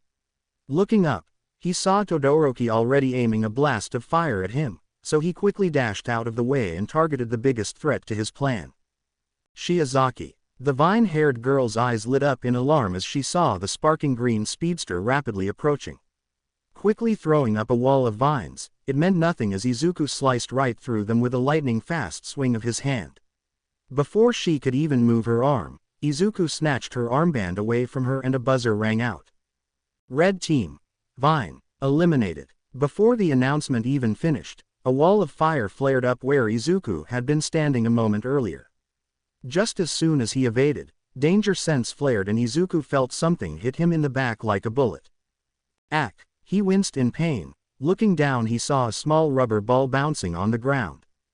Sniper. Nana warned in Izuku's mind. I noticed. Izuku thought back to him. It must be Shota. I can't see him though. Gah! I need to hurry and put a hole in that fortress so Hagakure can. Before he could complete his thought, Frost had already encased Izuku's feet. Everyone look out. Jiro called out. Invisible girl. The hearing hero had her jacks plugged into the ground. Damn it. There goes the plan. I'm on it. Yaoyorozu called out, instantly forming a shoulder-mounted cannon. Warp refraction. Hagakure's voice called out, firing off a blast of light that blinded everyone present. But that wasn't all she had prepared. Doppelganger. As Izuku's sight returned, he saw at least a dozen copies of a girl he'd never seen before running around the enemy base, firing off colorful lasers, causing mass confusion. One of the girls ran straight up to Izuku before giving him a wink. Hagakure. The boy was stunned. Told you I had tricks. She smiled before aiming her hands down at his feet, melting the ice with a rainbow beam. They're just holograms. Todoroki called out, swatting away one of the clones which instantly dissolved into sparkles. That's the real one. Transmission. Izuku called out, moving his hands to shift into second gear. Disappearing in an instant, Todoroki's fire and ice were blown away as the girl was suddenly swept off her feet and slammed against a wall. Her armband was already gone before they stopped. Red Team. Shoko. Eliminated. Letting out a breath, Izuku took a second to turn to the girl he'd just captured. Realizing his forearm was pinning her breasts, he quickly moved it away, embarrassed. You okay? Izuku asked. I'm okay. She nodded. Okay. He nodded before disappearing in a flash of green. Taking to the rooftops, Izuku scanned the rooftops before spotting movement a few blocks away. Narengeki Shota was desperately trying to relocate, but in doing so had completely given himself away. Izuku was on him in an instant. The silver-haired boy attempted to fire off a few more rubber bullets, but with his speed, Izuku caught them all before they could ever reach him. Dropping the spent rounds to the ground, Izuku met Shota's gaze with his own. Had to try. He shrugged before Izuku took a step forward. Not in the face. Not in the face. The boy pleaded, but Izuku had already dashed past him and grabbed his armband, dropping it as he zipped to the edge of the roof. Red Team. Mines. Eliminated. Phew. The shorter boy breathed a sigh of relief. Two more. Izuku muttered to himself, looking down below. Yaoyorozu had created a large shield that was blocking a stream of violet light emanating from Hagakure's gloves. Just when it looked like the invisible girl was about to overpower the creation user, the former was blasted by a wall of sound courtesy of Jiro.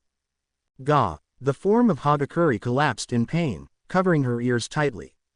Izuku appeared on the ground an instant later, a look of fury in his eyes. Seeing him suddenly appear in front of her, Jiro's eyes widened and she took a shaky step back. Without a word, the One for All user raised a hand and sent Blackwhip shooting out at the girl. Jiro didn't even have a chance to cry out before she was engulfed in darkness and pinned to a wall, her arms, legs, mouth and jacks restrained, and her armband stolen. Red Team. Earphone Jack. Eliminated. When Izuku released her, Jiro didn't even make a sound, Her back slid down the wall and she landed on her butt. Her eyes were wide and unfocused. Midoriya, Hagakuri's voice cried out from behind the boy. Help! Heigaku! Izuku whipped his head around, only to suddenly be frozen in place. His mind felt heavy, like a sudden fog had rolled in inside his head. Sleep, a voice commanded him. Izuku felt tired. His eyelids were growing heavy. Shit, hang on kid, I'll free you. Banjo acted quickly, a black whip tendril rising up to slap the boy. Gold team. Deku, eliminated. By the time Izuku snapped out of the trance, there was already a lavender-haired figure in black standing before him, his yellow armband clutched in her hand. Phew, Hitomi Shinso breathed a sigh of relief as she placed her hands to her knees. You break out of that way too fast, Midoriya. Not fast enough apparently, he replied. I thought you were with the attacking force, so I figured I was safe. Well played, Shinso. Thanks, the girl responded. At a glance, it was fairly easy to see the Eraserhead influence in the girl's costume, a baggy black sweatsuit with little in the way of decoration besides white leather boots and the addition of mesh here and there. Shinso had altered the costume a bit since the war, namely tweaking the capture scarf around her neck into a thinner variant closer to ribbons. As she twirled them around her fingertips, she vaguely resembled a puppeteer adjusting their strings. You sure put a dent in our team, the brainwash user remarked, adjusting her mask. But with you out of the way, my job gets a lot easier. Well, maybe not too easy. Red team. Marionette, eliminated. Wah, sorry. A floating glove held up Shinso's armband before the rest of Hagakuri's costume appeared. But maybe next time don't get distracted talking to a corpse. Oof. Izuku winced. Sorry, Shinso. All eliminated players, a reminder to please report back to the viewing platform. Both flags are still in play and both sides have players remaining. The match continues. Goddammit. The lavender-haired girl facepalmed. Aizawa's never gonna let me hear the end of this. That was amazing, Midoriya. Toru bounced excitedly. I couldn't even keep track of you, you were moving so fast. You were unstoppable out there. After the exercise ended and the teams were called back to the viewing platform, Toru Hagakuri stood with the rest of the class in front of the massive wall of monitors as the next two teams began their turn. Seeing as nothing was really happening yet, the invisible girl didn't see the harm in some idle conversation. He kinda did get stopped though. In case you hadn't noticed. Kaminari pointed out. We still won. The invisible girl argued back. No thanks to you, Mr. Captured in the first 5 minutes. Yeah, the electric blonde hung his head solemnly before walking away. Point taken. I think you were the amazing one out there, Hagakuri. Izuku smiled, finally looking up from his notes that he'd been jotting down at ludicrous speed. You've learned to do more with your powers than I ever imagined. Holographic duplicates, concussive beams. You were incredible. The beams are actually from the gloves, I just kinda aim and focus them a bit. Toru admitted bashfully, but in her chest she felt nothing but pure elation. As for Doppelganger, I actually got the idea from my training with you. Once I could finally bend the light right enough to make myself visible, I figured, why stop at one, you know? They aren't entirely convincing though, since they can't really touch things or even make any noise. Really they're only good for a short distraction. I think you're downplaying just how massive of an achievement this is. Midoriya exclaimed. I could tell just from briefly seeing them in action how much time and effort you must have poured into that technique. You've already far exceeded anything I could have imagined for you. Oh, Midori, that isn't true. Toru waved off the compliment, a blush forming on her invisible cheeks. I'm serious, the boy insisted, giving her a warm smile and placing a supportive hand on her shoulder. You're amazing. Looking around, Toru saw that nobody was paying them much mind, instead they were more focused on the beginning of the next match. And what did you think? She asked in a quiet voice. Her face shimmered back into view. Of me. Midoriya seemed caught off guard, his eyes widening as he took in her pale skin, kaleidoscopic hair, and rainbow eyes. You why you're very beautiful, Hagakuri. The girl could barely contain her massive grin. Best day ever. Detention was certainly one way to spend a birthday, not that Katsumi cared much anyway. Celebrations were for kids, it just so happened that the girl lived with 19 of them. Making her way back to the dorms, the blonde saw that the sun was already on the horizon, turning the sky a golden-orange color.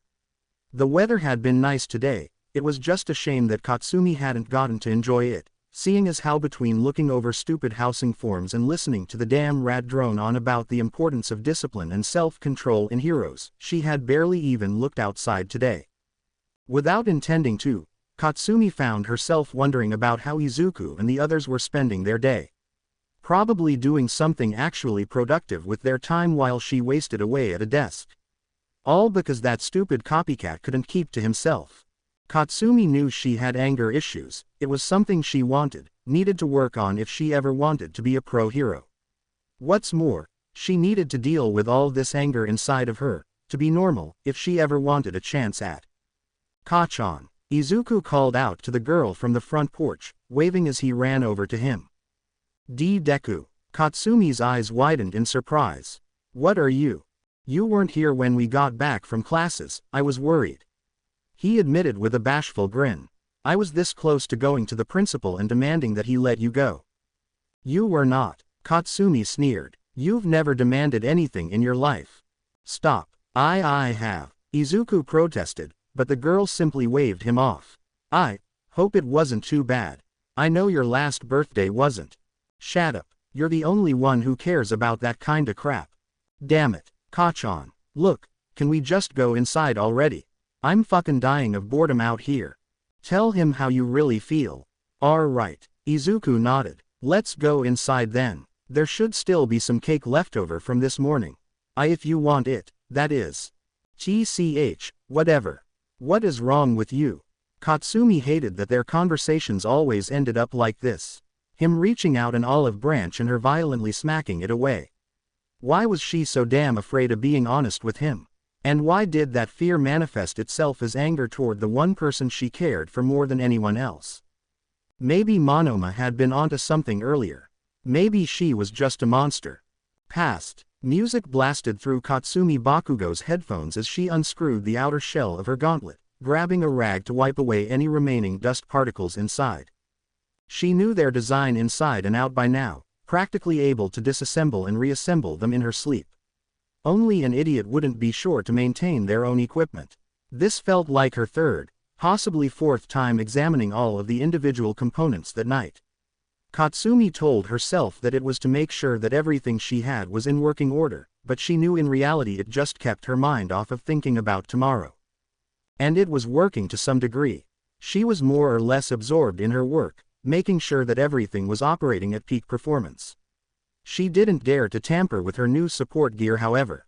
Too risky. Katsumi would just have to trust that crazy mechanic girl's expertise. Deku trusted her for a reason, right?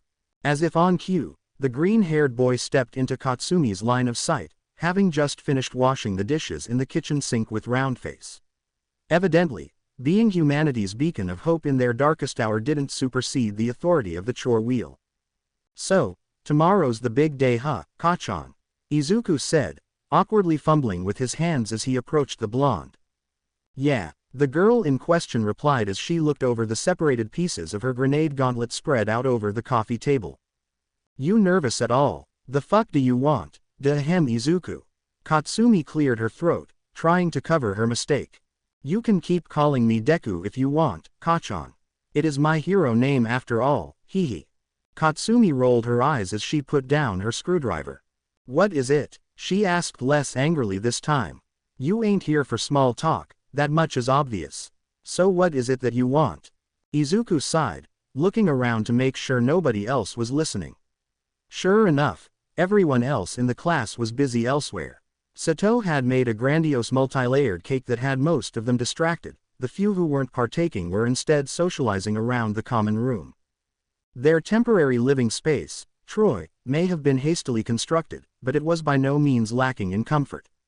Built nearly to spec with Heights Alliance back at UA, the area was familiar enough to the students that they felt at home in the new building. Despite this, however, it still felt different in a way that was hard to explain. Could we talk outside? If you don't mind. Izuku quickly added. Katsumi looked Izuku over, reading his body language. He was shifting around on his feet, his eyes darting around everywhere but her face, and he wouldn't stop fiddling with his hands. He was nervous, more nervous than she had seen him in a long time, probably since before he got one for all. His nervousness made her nervous. What was he so anxious about? What did it have to do with her? Why was her heart beginning to race all of a sudden? Fine, she said reluctantly, gritting her teeth as she set down her screwdriver and stood up, brushing off her uniform skirt. Katsumi hated skirts. It was why she always wore leggings beneath them. She and Roundface had that much in common. Well, that and one other thing. The blonde shook her head to clear away her stray thoughts, following Izuku as the two stepped out the front door. As they left, she saw the brunette in question eyeing the two of them curiously, a look of worry apparent in her eyes. Izuku didn't see her, too focused on the task at hand to notice. Unsure of what to do, Katsumi simply turned away to follow after the boy, shutting the front door behind her. They walked in silence for a bit, finding a nearby tree that was out of earshot and away from sight in case anyone got curious about what they were doing. What were they doing? Katsumi couldn't help but wonder, her heart picking up pace with each step. What was so sensitive that warranted stepping this far out of the safety of Troy for? Sorry for, the sudden ominous meeting and stuff. Izuku finally spoke, resting his scarred hand on the tree in front of him, his head facing away from Katsumi. I wasn't sure how to, God, this is really hard. He thumped his head against the tree, as though he were trying to bash away his inhibitions. They stood in silence for a moment as the boy reassured himself of whatever he was going to say. Behind him, Katsumi shifted on her toes anxiously as she watched Izuku struggle. All around them, only the buzzing of cicadas populated the night air, creating an ambient white noise. Finally, the girl couldn't take it anymore. What's going on in that head of yours, nerd? The blonde tried to keep her speech casual, but even she couldn't help but waver slightly. Crossing her arms, she cleared her throat once more before speaking again. Talk, or else I walk. Okay. Izuku raised his hands up in surrender, turning around to face Katsumi. Sorry. He was at eye level with her now. When did that happen? For as long as she had known the boy, Katsumi had been at least 3 centimeters taller than him. He began, clenching his fists at his sides. I just can't stop thinking about tomorrow. About the battle. About how all of it might go. It'll go just fine, she stated plainly, furrowing her brow at him. We've been preparing like hell for this fight. We've got contingencies up the ass, we've got a team powerful enough to bring down All Might in his prime, we have all our bases covered. Kachan, we're locking ourselves in a giant cage with the world's deadliest monster. Izuku countered, giving her a skeptical look. We're not locked in there with him. He's locked in there with us. Katsumi punched the boy in the shoulder, smirking slightly. Yeah, Izuku sighed, looking away. Definitely. It was clear that his heart and his mind were elsewhere. So what? You getting the jitters or something? Thinking of backing out? The blonde frowned, crossing her arms. What? Izuku looked genuinely surprised by the question. No, not at all. I'm sure about this. I don't know. Oh my god. Katsumi rolled her eyes. Am I gonna have to play therapist with you all night? Say what it is you want before I roast your damn ass. Hey, you really never change, Kachan. Izuku smiled at her, causing the girl's cheeks to begin burning. Scowling at him, she quickly turned away. No, I guess that isn't right. He continued, looking up at the clear night sky. You have changed a lot over this past year. Everything has. A little over a year ago, I was a quirkless nobody with an impossible dream. You were my bully and absolutely despised me. Now we're good friends and about to save the world together. Hell, we have saved the world together. Oh yeah, humorize. Katsumi nodded. She wanted to protest the despised comment. The situation had in fact been much more complicated than that, but she found herself struggling to correct him. What I guess I'm trying to get across is that, I trust you, Kachan. I rely on you, a lot. He met her gaze again, his emerald orbs reflected the stars above them. Katsumi's heart was going into overdrive now. She let out a shaky breath before gulping audibly. Her lips felt incredibly dry for some reason, and she couldn't help but cast her gaze toward his. And that's, he let out a nervous breath of his own. That's kind of why I wanted to talk with you out here. Away from everybody else. Deku, if tomorrow, God forbid, doesn't go to plan, there's a promise that I want us to make, one that I need you to fulfill. Anything, she thought to herself. I'm with you, Izuku Midoriya. Until the end. I need you to kill me. Quote. Quote. Quote. Quote. Quote. Quote. What? Katsumi asked softly, her voice barely a whisper. Her crimson eyes were wide in shock. The night air around them had grown silent with not even a single cricket chirping. Maybe they were, but Katsumi couldn't hear them. Her world was too busy shattering around her for her to perceive anything else in this moment. Look, I've put a lot of thought into what Gran Torino told us during the initial battle, and he was right. Shigaraki stealing one for all is the worst-case scenario. At that point, nothing on Earth would be able to stop him. But all for one only works on living targets. That's why all for one, the guy not the quirk, kept Ragdoll alive when he stole her quirk. If I'm dead, Shigaraki can't take it from me, and we still stand a chance at winning. Quote. Quote. It's not like I'm asking you to do it as soon as the battle starts. This is a final gambit type deal. A last resort if the absolute worst of the worst scenarios plays out, not even anywhere close to a plan B, C, or D, more like a plan Z++. Quote. Quote. Please say something, Kachan. Izuku pleaded, his eyes fearful and full of concern. How? Just a quick AP shot to the head would be best. Izuku answered solemnly, any time it would take for me to go out as time Shigaraki could. How could you ask me, something so horrible? Katsumi was shaking now, her vision beginning to blur from the tears in her eyes. Grabbing Izuku, she slammed him against the tree with a burning fury. Why would you say something like that? She screamed at him. Why? As Katsumi held the frightened Izuku by his shirt collar, images of their lives up to now began to flash through her mind. How many times had they been in this position? How many threats had she thrown the boy's way? How many scars had she left him with? How long had it been since she saw herself as a monster? Releasing her grip on him, Katsumi hung her head in shame. She wouldn't dare to meet his gaze. If she did, she wasn't sure if she would cry, punch him, try to kiss him, or all of the above. Is it because, she tried to speak, but each word became more difficult. I'm asking because I trust you more than anyone. That's the only reason, Izuku answered before his own voice began to shake. And if asking that makes you hate me, then, hate me. We have to save the world tomorrow, Kachan, and I'm more than prepared to die doing so. You are not going to die, Katsumi yelled, wiping her eyes with her sleeve. We're going to make it a perfect victory. That's the only way this goes.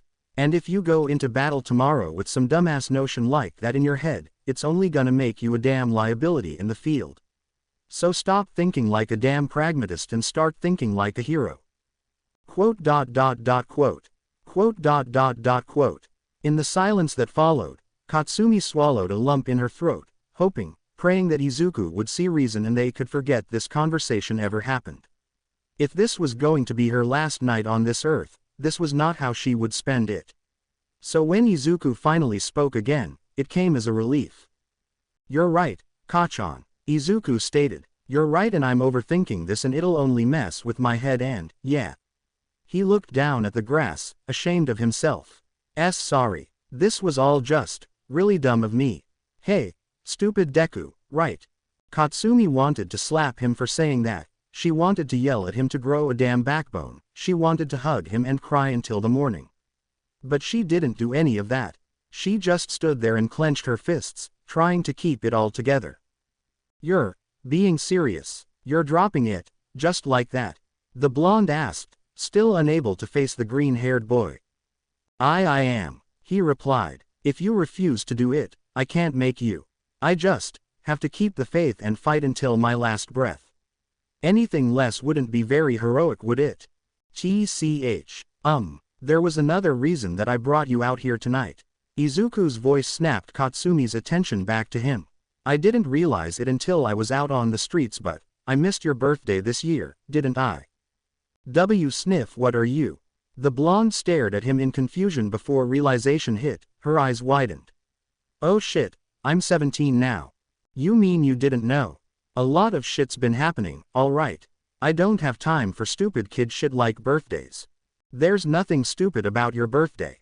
It's fun. Izuku's laugh warmed Katsumi's heart, making the girl's scowl disappear. So I take it you haven't gotten any gifts then? He asked. Yeah, Katsumi furrowed her brow at the boy, unsure of what he had planned. Reaching into his back pocket, Izuku pulled out a small plastic container with a loose green ribbon tied into a pathetic knot around it. He held it out to her with a soft smile on his face. Her gaze darting between the gift and the boy presenting it, Katsumi rolled her eyes before accepting it, quickly tossing the ribbon aside as she pulled off the container's lid. Her ruby eyes widened in shock as she saw the box's contents. Izuku's limited print holographic All Might card. What? I don't. She tried to speak, but words seemed to evade her once more. I remembered something a while back. Izuku began to explain, looking away sheepishly as she stared at him. When you and I were in elementary school, we begged your mom for weeks to take us to go buy trading cards. And when she finally relented and brought our group of friends, or rather yours, I guess we each got to buy one pack. Katsumi remembered the day well, but she let Izuku continue regardless. I was so happy when I opened mine up and saw that card in the front of the deck, I started to cry. Big shocker there, right? He chuckled softly. You were just as happy about getting yours, but also, more than a little mad that I got one too. It diminished the value, I remember you saying. I don't think I even knew what that word meant at the time. She winced at that memory but didn't contest it. You were so proud of your card that you brought it to school every day that year to show it off at lunch. Meanwhile I just kept mine in a little plastic case at home. Izuku's smile dropped as he continued. One day some fourth graders decided that they didn't like you showing off, and on the way back home they tried to take it from you. You fought them off, but the card got torn in the scuffle. How did you? Katsumi began, but Izuku cut her off. I was, kinda watching. From behind a tree, he answered, his cheeks flushing red as he looked away again. Anyways, I felt terrible afterward. And I remember you saved up your allowance every month after that and had your mom bring you back to the store to buy more and more trading cards. But you never got the holographic All Might card again. By the time your next birthday was coming up, I had this little guy. He held up the box in Katsumi's hand, brushing his fingers against hers. Already packaged and ready to gift to you. But then, I didn't invite you to my 8th birthday party.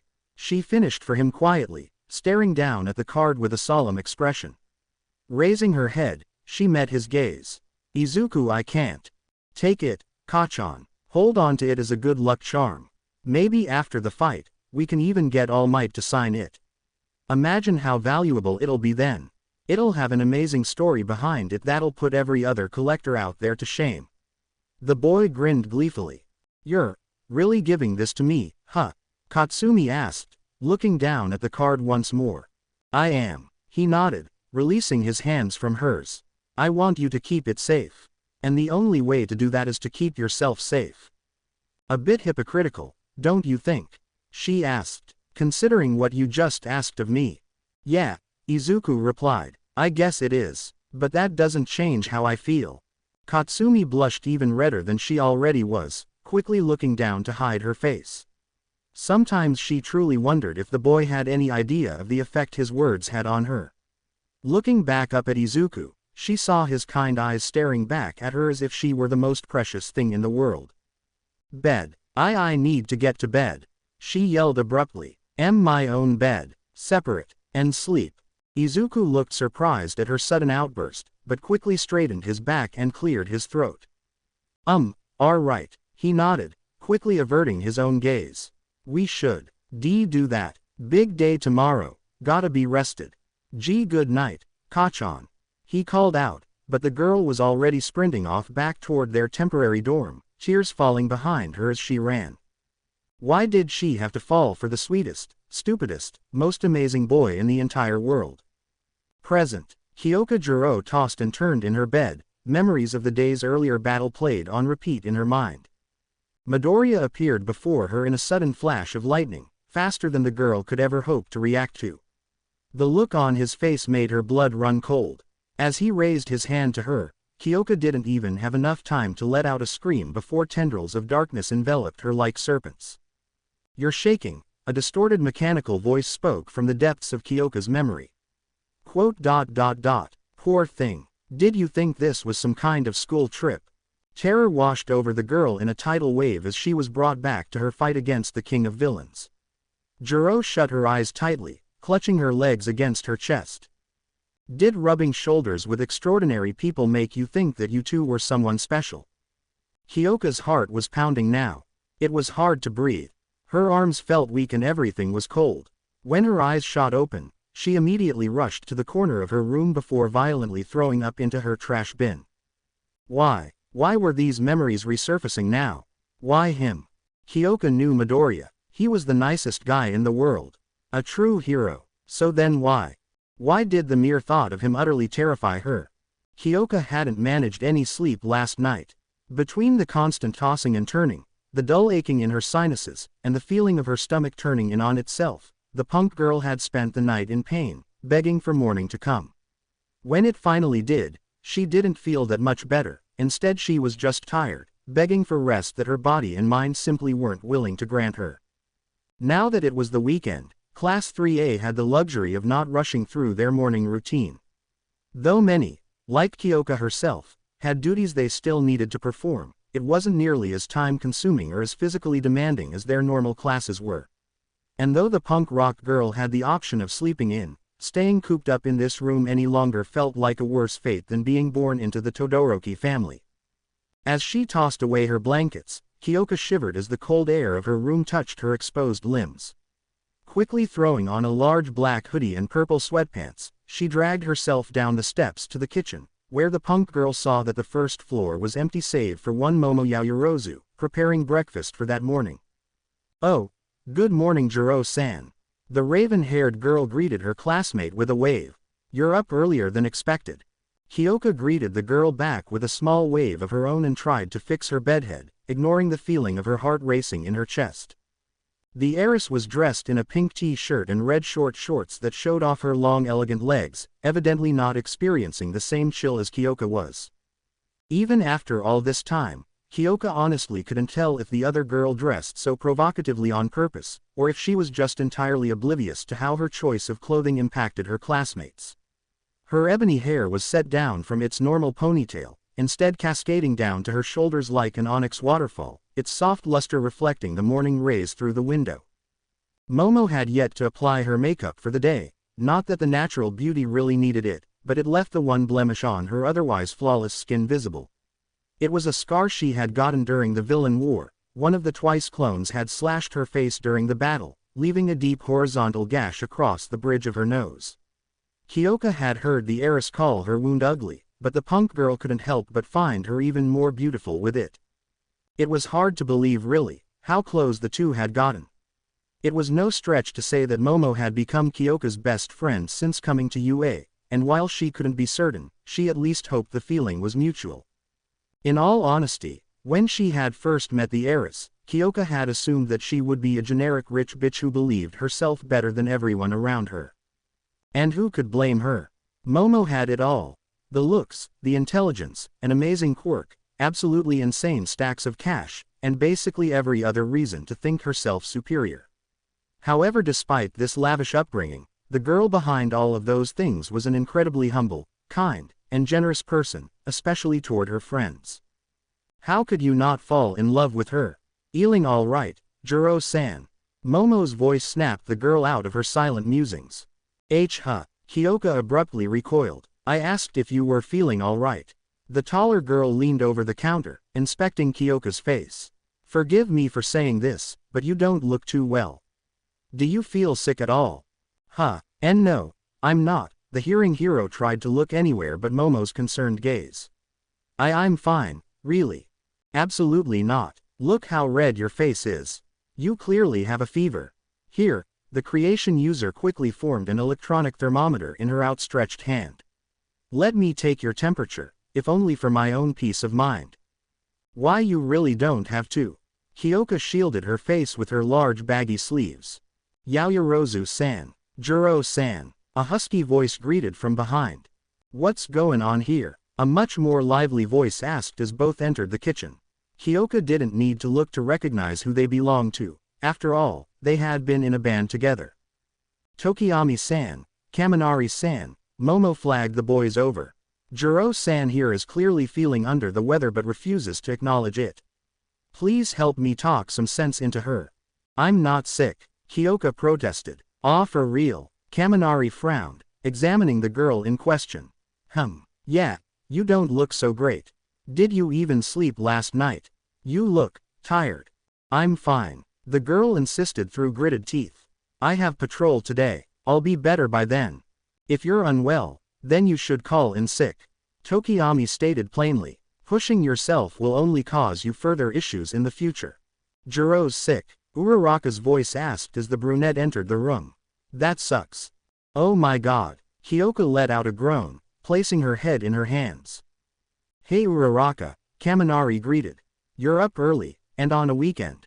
What's the deal? After living together for 2 years, everyone in the dorm was well aware, Ochako Uraraka hated mornings. The girl listed sleeping as a hobby. So for something to get her up at the crack of dawn, it had to be important. I've got yon patrol this morning. Early shift, the brunette answered, rubbing the gunk from her eyes. Gotta get in all the hours I can. You aren't having money troubles again, are you? Tokiyami inquired. You know we would all be more than willing to assist you with any problem if you'd only ask. Hyoka let out a soft sigh, her eyes drifting to the floor as one of her earphone jacks moved to her lips. She began chewing it softly. Tokiyami-san is right, we're all family here. And I would be glad to help out any sister of mine. Momo nodded in agreement before smiling giddily. Ooh, I've always wished for a younger sister. Appreciate the offer, really, but I've got it under control. Even when the odds are stacked against us, the Urarakas push forward. The girl gave a bright smile before flexing her biceps. Oh, hey guys. A voice from the front door caused Hyoka's blood to run cold. Frozen in place, her eyes widened and her jaw went slack, dropping her jack. Directly next to her, Kaminari spotted the girl's reaction and gave her a curious look. Deku. Uraraka quickly adjusted her hair and outfit, fixing her bangs and straightening out her skirt. Midoriya, are you already finished with your run? Momo asked as the boy entered the kitchen. Yeah, I decided to take it a bit easier today. I'm feeling a little sore after yesterday. The tall boy admitted bashfully, wincing as he stretched his neck and shoulders. He was dressed in black track pants, a navy blue hoodie, and his usual red sneakers. The hoodie had the word, poncho, written across the front because of course it did. Your commitment to your chosen path truly puts the rest of us to shame. Tokiyami sighed, shaking his head. Hey, you guys are the ones who get to be heroes today, meanwhile until I catch up on my studies, I'm just a student. Midoriya pointed out. I have to go. Hyoka muttered softly. Kaminari placed a hand on the girl's shoulder. Jiro, are you alright? Her heart was pounding in her ears and her breathing was labored. Beneath her heavy sweats, Hyoka felt goosebumps growing across her skin. I have to go, she repeated before quickly bolting back up the stairs, not saying another word to anyone present. Poor girl, Momo lamented as she watched her friend disappear up the steps. We definitely can't let her attend patrol in that kind of state. I'll let Mr. Aizawa know as soon as I see him. Midoriya, since you're going to be here all day, would you mind checking up on Jiro-san periodically? I'm worried she might strain herself and worsen her condition. Oh, is she not feeling well? Midoriya looked to where the girl in question had just exited. That's a shame. Yeah, of course I can check in on her.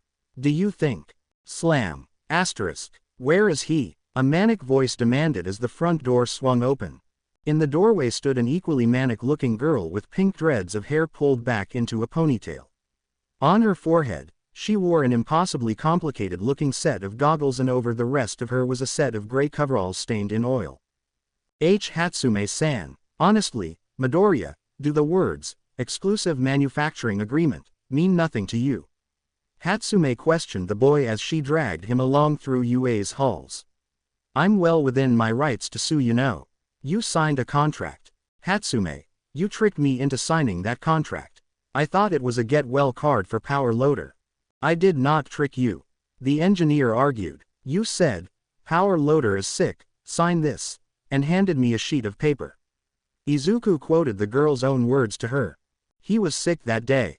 Whatever correlation you made between those two statements was your own doing.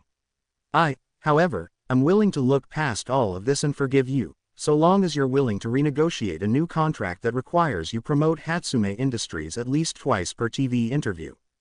Where have you even been, Hatsume? Izuku inquired, now walking beside the girl. I haven't seen you the whole time I've been back. Back? Did you go somewhere? Please tell me you're joking. He looked down at the girl with concern. Relax, I am. The engineer patted him on the back. I wouldn't be good hero support if I didn't keep tabs on my clients. And now that we're back on the topic, how could you betray me like this? Wearing some cheap knockoff of my designs. For a year, Hatsume furrowed her brow, stepping in front of Izuku before she poked a finger into his chest. My costume got destroyed in the fight with Shigaraki. He reasoned. I'm sorry I didn't ask you for a new one first, but things were kind of hectic after the war. Someone far away needed my help, so I had to go. One thing led to another, and before I knew it, a year had gone by. I honestly didn't think I would be gone so long. I'm sorry. HMMPH. Hatsume puffed out her cheeks. If it's any consolation, I had Melissa stick as close to your design as possible. Who's Melissa? You're joking again, right? Izuku raised an eyebrow. The look Hatsume gave him told him that she legitimately had no clue what she was talking about. Blonde girl, glasses, 2 years our senior, genius support engineer. She stayed here for a week during our first year. You two had a competition to design a new costume for me. I got crushed by a boulder, set on fire, almost died. Numerous times. So did you. She's David Shield's daughter. David Shield has a daughter. And I met her. Why didn't you tell me? I could have had my own building on an island by now. Izuku let out a sigh before he and Hatsume finally came to a stop. Peculiarly though, they weren't in front of the development studio where Izuku had believed they were heading. Instead they were in front of a frosted glass door with no label on it. Hatsume, where are we? He questioned. Oh, you didn't know. Third-year support students get their own personal design lab. Power Loader gave me my own right after the war though, partly as a reward for my work, partly so I would stop blowing up the studio. Mostly so I would stop blowing up the studio. Pulling out her ID card from her coveralls, Hatsume swiped it in front of a reader beside the door. In an instant, the frosted glass turned clear, revealing the room behind it. As the young engineer threw open the door, the hero in training took in his new surroundings with wide eyes. This is where the magic happens. Hatsume smiled as she led the boy in. The first thing that hit Izuku was how shockingly large the lab was, a cube of concrete the size of 2 classrooms stacked on top of one another. The cold stone floor was littered with a mixture of half-finished tech, crushed aluminum cans, and dirty clothes. In the back half of the room, a metal balcony overlooked the front, further showcasing the room's size. Machines both large and small covered every table and workbench within the room, some even hanging from the ceiling by chains. In the right-hand corner of the room, there was a small leather couch in front of a flat-screen TV and a small coffee table littered with takeout boxes. The second thing that hit Izuku was the smell. Oh my god, he quickly covered his nose with his hand. That bad, huh? Hatsume asked, the smile never leaving her face. Not to worry, computer. Run visitor's package protocol. A few moments later, numerous robots, no more than a few inches tall, rolled out from several cubbyholes in each corner of the room. They quickly began scouring the room, brushing away the garbage and picking out the dirty clothes from the piles before dragging them away. As they did so, the tops of their tiny heads emitted a clear, floral-scented mist that quickly overpowered the strong smell. One of the robots rolled directly up to Izuku, bashing itself repeatedly against his left foot. Curious, Izuku lifted his foot up to find that he'd been standing on one of Hatsume's bras. Now free to complete his task, the tiny bot grabbed the undergarment and, though he didn't have any eyes, or a face for that matter, Izuku could have sworn it glared at him before zipping away back to its home. Within minutes, the room's floor was completely cleared of any speck of dirt or debris. Wow, Izuku was speechless. Right, I'm this close to getting them to not set the laundry on fire. Hatsume held her thumb and index finger close together. Hatsume, are you living here? The boy inquired. I mean, yeah, the pink-haired girl answered as though it was obvious. I've got all the necessities, I have drones to pick up my food deliveries, and there's a sink and shower near the back. They're supposed to be for, chemical spills, but they work just fine for normal hygiene. Don't you get lonely? Izuku asked, a worried look in his eyes. Are you kidding? I want to live the rest of my life like this. Hatsume grinned widely. Now come on, 10 million. We've got work to do. You grabbed your costume like I asked, right? Oh, yeah. Izuku took off his yellow backpack before opening it to pull out his hero suit, neatly folded up. You said you had some improvements in mind. That I do. Hatsume nodded before accepting the bundle of clothes and walking over to a nearby metal cylinder. Improvement number 1. She pressed her foot down on a pedal, causing the cylinder to open. She then unceremoniously dropped his suit into the garbage. Hatsume. Izuku rushed forward to fish the costume out of the waste receptacle, tossing aside a rotten banana peel that had latched onto it. We don't need old ideas dragging us down. It'll only slow our progress. The number 1 has to be 20 steps ahead of the curve when it comes to his tech. Villains won't even know what hit them. We'll be so far ahead of the curve that no one else even sees the curve. I like my costume design, Hatsume. We've already strayed far enough from the original design as is. No offense Midoriya, but I saw your prototype costume. The girl responded, searching through her cabinet drawers. It was ugly and impractical. My mom made me that costume. Then it's a good thing I prefaced it with, no offense. I'm not throwing away my costume, Hatsume. Izuku stated bluntly. Fine, the throwing away thing was more of a gesture anyway. Do whatever you want with it, wear it as pajamas, I don't care. But when you're in the field, you're wearing my gear or nothing at all. Hatsume. On now that we're on that topic, whirling around to face the boy, the engineer held out a roll of measuring tape. Izuku let out an audible gulp, his cheeks flushing red. Strip down. Mama needs some measurements. Seriously, you've never been to a Little Miss Hero pageant. Kanoko Komori was stunned, staring at Momo with her jaw agape. I'm sorry, I can't say that I have. Momo shook her head and shrugged. I wasn't even aware such a thing existed before today. We had them every year back home. You're looking at the 4-time Gunma Prefecture hero princess.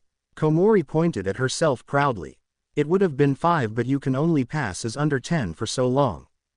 Oh my, I had no idea I was in the presence of royalty.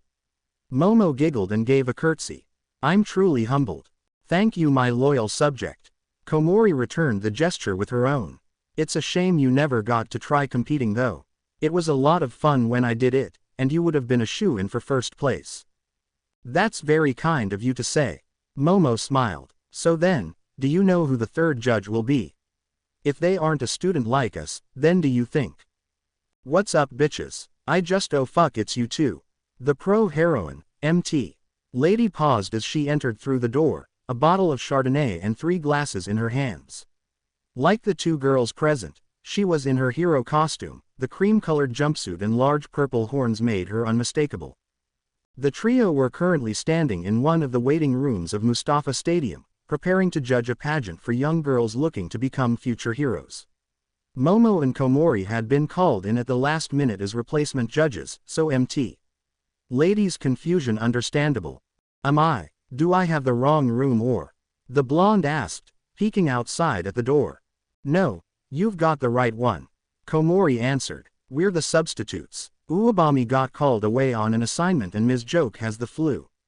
Shit, mount. Lady stomped her foot, and I was looking forward to this too.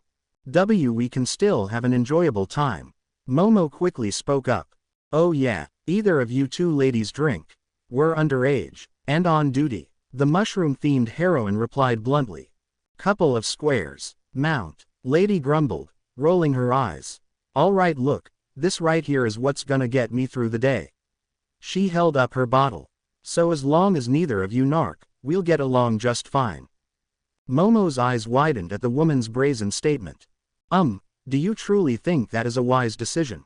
She asked, raising her hand. If an emergency occurs and we are needed. Oh, would you relax? Nobody cares about this thing besides a bunch of diva moms forcing their abandoned dreams onto their poor daughters. The older heroine explained, walking to a nearby table and uncorking her bottle. I should know, I was one of those daughters. Setting the glasses aside, she took a large swig straight from the bottle before setting it back down. Ah, liquid therapy right here. She held up the Chardonnay in a toast before downing another swig. This is going to be a long day, isn't it? As Izuku Midoriya stood outside of UA's new spa and wellness center, he couldn't help but feel severely out of place. In his entire life, the boy had never actually thought to get a massage despite living out a near-constant cycle of bodily harm followed by severe physical and mental stress followed by more bodily harm. He was more of an, I simply live with the pawn type of guy. Plus, if movies and television were to be believed, the process involved getting naked in front of a stranger, which Izuku was definitely not comfortable with. However, during the measuring process with Hatsume, she had discovered a massive welt on his back, likely the cause of his recent soreness and definitely the result of being shot in the back with a rubber bullet the previous day. Those things hurt, so after receiving a health lecture from Hatsume of all people, Izuku had a coupon for a free spa day more or less forced into his hand before being pushed straight out of the lab. The engineer had given him specific instructions to worry about his own health choices before he criticized hers. Izuku saw her point. So here he was, nervously clutching a flyer in his hand as he walked into the spa building. As he approached the front counter, he was surprised to spot a familiar face standing behind it. Hononuki-san. Izuku raised an eyebrow. Oh, hey Midoriya. The boy raised a hand in greeting. How's it going? Surprised to see you here. Juzo Hononuki was one of Class 3B's major powerhouses and the only male recommendation student among third-year heroics. His ash-blonde hair, pale skin, and complete lack of lips made him appear almost like a skeleton at a glance, and his quirk was frighteningly effective in combat, but from what Iida and Todoroki had told Izuku, he was a pretty laid-back guy. The boy was wearing a white linen uniform that somewhat resembled medical scrubs, and given the fact that he was standing behind the counter, rather than in front of it. I could say the same for you. Izuku replied, awkwardly running a hand through his hair. So do you work here or? Part-timer. Hononuki clarified, I want to study physical therapy in addition to my hero work, so I worked out a deal with the owner. I work the register in my free time and get some lessons in exchange. Oh, that's cool. Izuku nodded along. So, here for a massage I take it? The other boy asked, looking him up and down. Why yeah. The green-haired boy nodded once more before handing Hononuki the coupon clutched in his hand, only slightly crinkled from Izuku's grip. Oof. The softening user looked over the sheet of paper before looking back up at Izuku. We stopped running this promotion like 6 months ago. Oh, that's okay. Izuku quickly took a step back followed by another. I'm sorry to bother you with this then. I'll just go then. Again, sorry for the trouble. Hold on. Hononuki held up his hand, gesturing for Izuku to stop. Let me go talk to the boss, I'm sure we can work something out. You really don't and you're gone. Izuku muttered to himself, left standing awkwardly in the lobby. He wanted to leave, but at this point he'd be a jerk if he just turned around and ran out the door. This whole thing was just too awkward for him. After another few moments of waiting, Izuku took another hesitant step toward the front door before Hononuki returned from the back office. Good news. The boss was more than happy to comp the whole session. She said it was the least she could do after everything you've done. The boy stated cheerfully. That's very generous of her. Thank you. Izuku bowed deeply.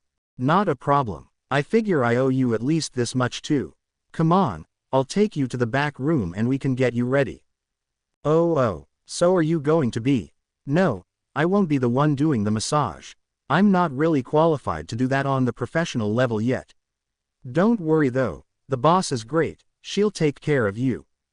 Hononuki led Izuku down the hall next to the counter before opening a door to his left, gesturing for him to enter. Izuku stepped inside to find a small, dimly lit room with a cushioned massage table in the center as well as some incense and bottles of various oils sitting on a nearby counter. Go ahead and get comfortable, the boss should be here shortly. You're set up for a standard shiatsu, but there's a catalog of our services on the counter.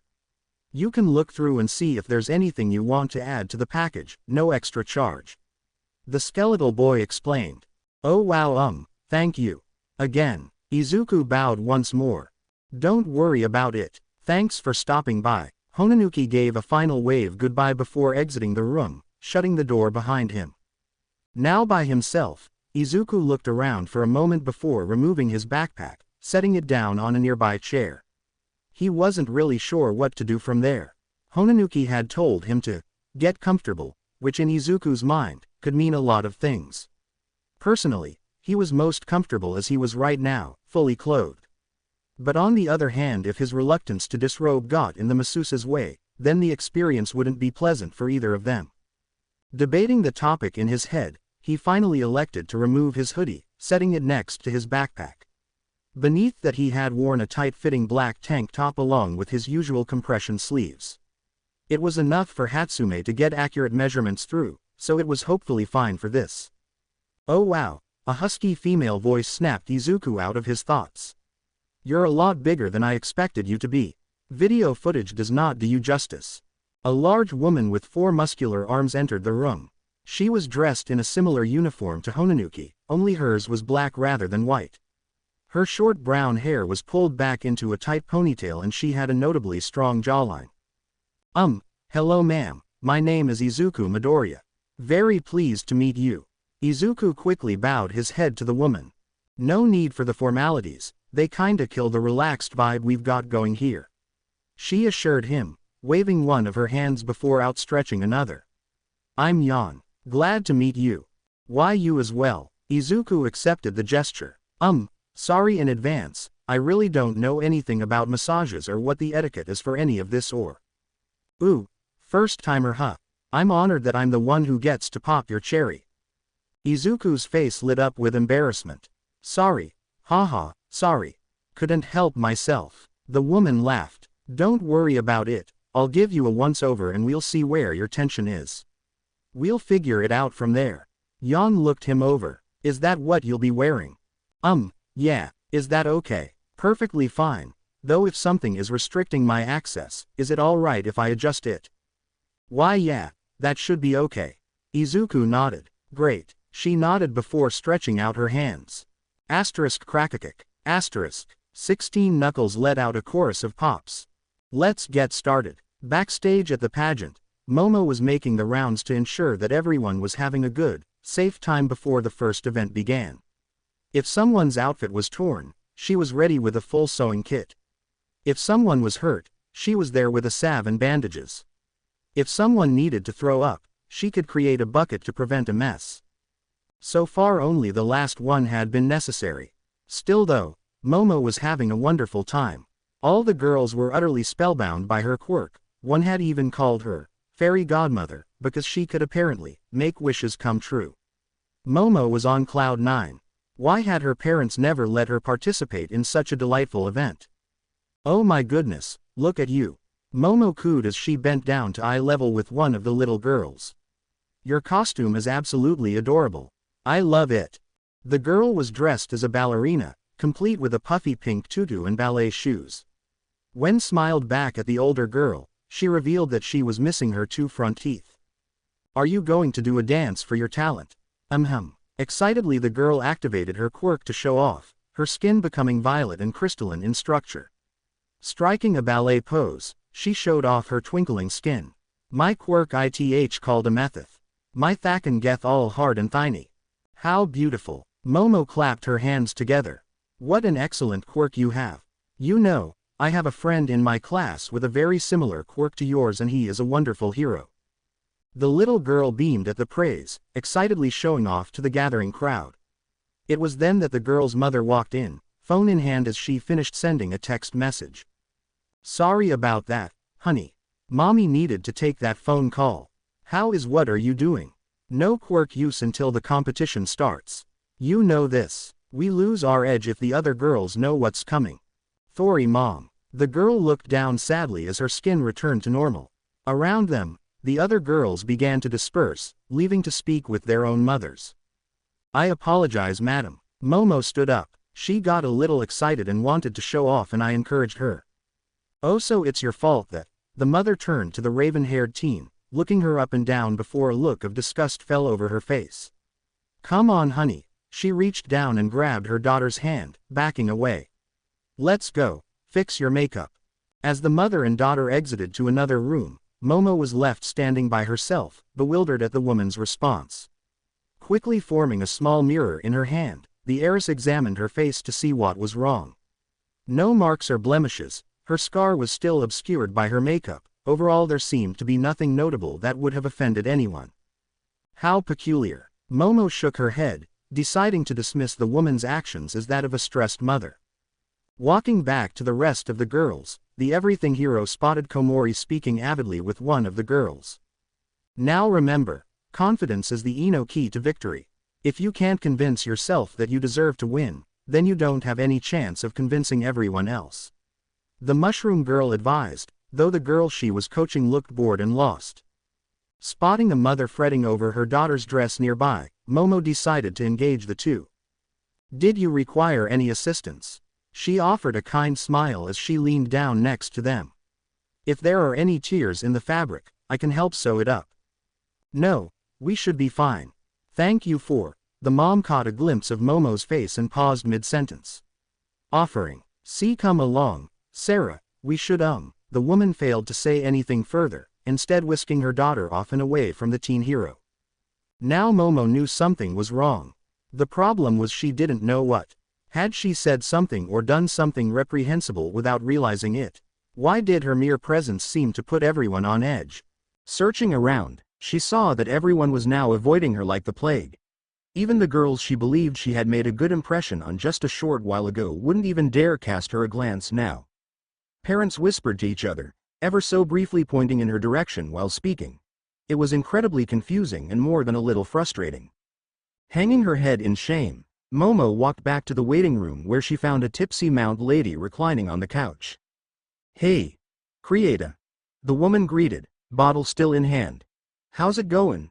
You *HICC* having a good time?" "Well, to be honest I was." Momo sat on a nearby chair, placing her hand beneath her chin. "But now I'm not so sure. Something seems to have happened without my knowledge, and now no one will even speak to me." She glanced at herself in the room's large mirror. "Could it be my costume? I know I used to get complaints about the old one, but I didn't think this one was too bad." Momo looked over her costume in the mirror. After the war, she had made some adjustments to her costume that made it slightly more conservative. She still wore her red leotard, but it now featured a zipper down the chest to preserve some modesty. In addition, she now wore long black stirrup leggings that hooked under the arch of her foot, a design note she had taken from Amajiki Senpai's hero costume. Granted, walking around barefoot took some getting used to, but doing so opened up new options in combat and mobility that she felt were well worth the trade-off. The costume could also tear away in segments should the need for more surface area arise, but thankfully she had yet to encounter such a serious situation. Overall, it was nothing too inappropriate, so Momo couldn't imagine that was the reason for her sudden alienation. "Maybe they're just jealous, honey." Mount Lady suggested. "These moms, *HICC*, they're as catty gets. They see someone like you and just feel a need to drag you down to their level. They take these innocent young girls and oh God. Memories coming back to haunt me. I need more wine." She quickly got up from her seat on the couch, handing Momo her empty bottle before leaving in search of another. Just as the heroine left the room, another figure stepped in, one Momo recognized to be the woman in charge of the pageant. She was dressed in a gray pantsuit and black heels, and she held a clipboard in one hand, a more official look than one would expect for this type of event. "Yaoyorozu-san, may I speak with you for a moment?" "Oh, of course, madam. Please." Taking a seat on the couch, the raven-haired girl gestured to the woman to sit as well. "I'm afraid this won't take long," the woman stated sternly, not moving an inch. "Over the past 45 minutes, I've been receiving non-stop complaints from parents, all of them centered around you." "Wah, I. Momo was flabbergasted. "I don't understand. I haven't done anything." "I know." The woman nodded. "In the short time you've been here, your behavior has been nothing short of exemplary, however that does not seem to be the basis for their complaints. Several of them mentioned a viral video which apparently involved you in some capacity." "A video?" Momo's mind was racing now. "Unfortunately, more than half of the parents here have threatened to remove their children from the competition if I keep you on as a judge." The woman's expression dropped. "I'm sorry. I'll make sure that you're compensated for your time and travel, however." Momo hung her head in shame. "And no, I understand. You have a business to run. I wouldn't be much of a hero if my presence only created problems for everyone else." Solemnly, the girl stood up from her seat before bowing to the woman. "Thank you for the opportunity for this experience, I truly appreciate it. I'll see myself out." Without another word, Momo exited the room, checking to make sure that the hallway was empty before clamping a hand over her mouth, tears spilling out from the corners of her eyes. With her free hand she brought out her phone from her belt, quickly pulling up a search engine before typing her family name into the search bar. Seeing the results that appeared, her eyes widened in shock. Izuku stepped out into the onsen clad in nothing but a small towel, looking down at the small pool sitting in front of him. The strong heat from the mineral water created a large cloud of steam against the cold outside air. The onsen had 4 walls but no roof, allowing Izuku to see that the sky above was pitch black. Night had rolled in faster than the boy could have imagined. After being diagnosed, "the worst case I've ever seen," by Yan-san, Izuku had been prescribed the full package by the older woman. Over the past few hours, the woman's 4 hands had meticulously worked out practically every knot in his body, leaving Izuku a veritable pile of goo afterward. A short recovery period later and here he was, ready to finish the night with a relaxing soak before heading back to the dorm. He hadn't actually gotten any studying done like he had been planning for today, but if he was being honest with himself, he needed this more than he ever realized. Stepping down into the hot water he took in a deep breath before wading further into the onsen. The mineral water felt like heaven against his newly unwound muscles, a sensation that surpassed even the feeling of his first bath after his month of vigilantism. Thankfully, this time he wasn't nearly as caked in dirt and grime. "Ah." Izuku let out a sigh of relief as he took a seat near the wall, resting his head and arms above the water while everything below his chest was submerged. Closing his eyes, he soaked in the pleasant contrast between the cold air and the warm bath. "Ooh yeah." Banjo's voice caused Izuku to open his eyes to find the 5th vestige lounging beside him, similarly enjoying the water, though given that he was a ghost, the man wasn't actually displacing any water. "Kid, we gotta make a habit of doing this more. If we did, the effect would diminish with each visit." Kudo replied as the blue specter of the second user formed atop a nearby rock, his feet dangling over the water. "Besides, we need to prioritize mastering 100% of one for all. There isn't time for luxuries. A new threat could appear at any time. Geez, we oughta get the kid a saddle with how much you're always riding his ass." Nana spoke up in Izuku's defense, her ghostly pink legs kicking the water as she sat opposite of Banjo. "You're doing great, honey. You deserve at least this much," the older woman assured him, placing her hand on his shoulder. "It helps that we're feeling some of the effects too," Yoichi stated. The white vestige of the first user was floating around on his back. "I've never been in an onsen before, it's nice. Makes me wish I had tried one out while I was still alive. Personally, I was never a big fan." En spoke up, trying to scoop the water to no effect. "Water in the pores makes my quirk less effective. Midoriya, you may want to make a mental note of that for the future, I suppose. Back when I was alive, there was a natural hot spring not too far from my cabin. I quite enjoyed the occasional dip," Hikage added. His massive green figure made it so that the water only came up slightly past his hips while standing. Thankfully all of the vestiges were still in their usual outfits, so Izuku didn't have to see anything he didn't want to. Double thankfully, the onsen was empty aside from the boy and his ghost friends, so no one would think he was crazy for talking to a bunch of ghosts. I'm shocked to learn you ever bathed at all, Hikage. I never said it when we first met, but I smelled you long before I ever saw you. The third user, Bruce, gave a sly smile. All of the One for All users shared a laugh together, even the ever-stoic Kudo cracked a smile. As nice as this is, we can't stay too long. Izuku noted, I'd still like to get some studying done today, otherwise I'll never catch up to the others. God, it'd be nice if I could think as fast as I moved. We tried that before, remember? N remarked. You got a nosebleed and threw up. Just because it failed once doesn't mean we should close the book on it. Kudo countered. If Midoriya can learn to accelerate his mental processes, that opens up a lot more doors for us. We should make it a priority again, now that we're in a safe testing environment. Yeah, I think that's a good idea. Izuku nodded. I'll start looking into that tomorrow. There was an older hero I have some notes on who had that kind of quirk, a clock, he could run and think fast. I'm not too sure about this. Nana added, a look of worry in her eyes. Trying something like that could give you serious brain damage or something. And even if it doesn't, it's still definitely going to hurt, like a lot. You're not the boy's mother, Shimura. Kudo narrowed his eyes. You don't have to treat him like a child. Better than treating him like a soldier. Nana returned the second user's glare. A tension thicker than the steam began to grow inside of the onsen. Guys, please don't fight. Izuku stepped in between the two. We can work this out later. For now, why don't we just relax and keep our cool? I'll keep both of your opinions in mind and do my research. We can discuss when we know more. Both vestiges looked to Izuku before looking at each other once more and nodding silently. Kudo vanished back into a wisp, but Nana stuck around, content to enjoy the water. Phew. Izuku pushed his bangs back, now wet with sweat and condensation. 5 more minutes, then we're heading back to the dorm. Leaning back against the onsen's wall again, Izuku misjudged the distance and ended up slipping back, hitting his head against the wall. Clunk. Asterisk. Ow. The boy grabbed the back of his head, wincing in pain. K. Kiro. Quote. Quote. Quote. Quote. Quote.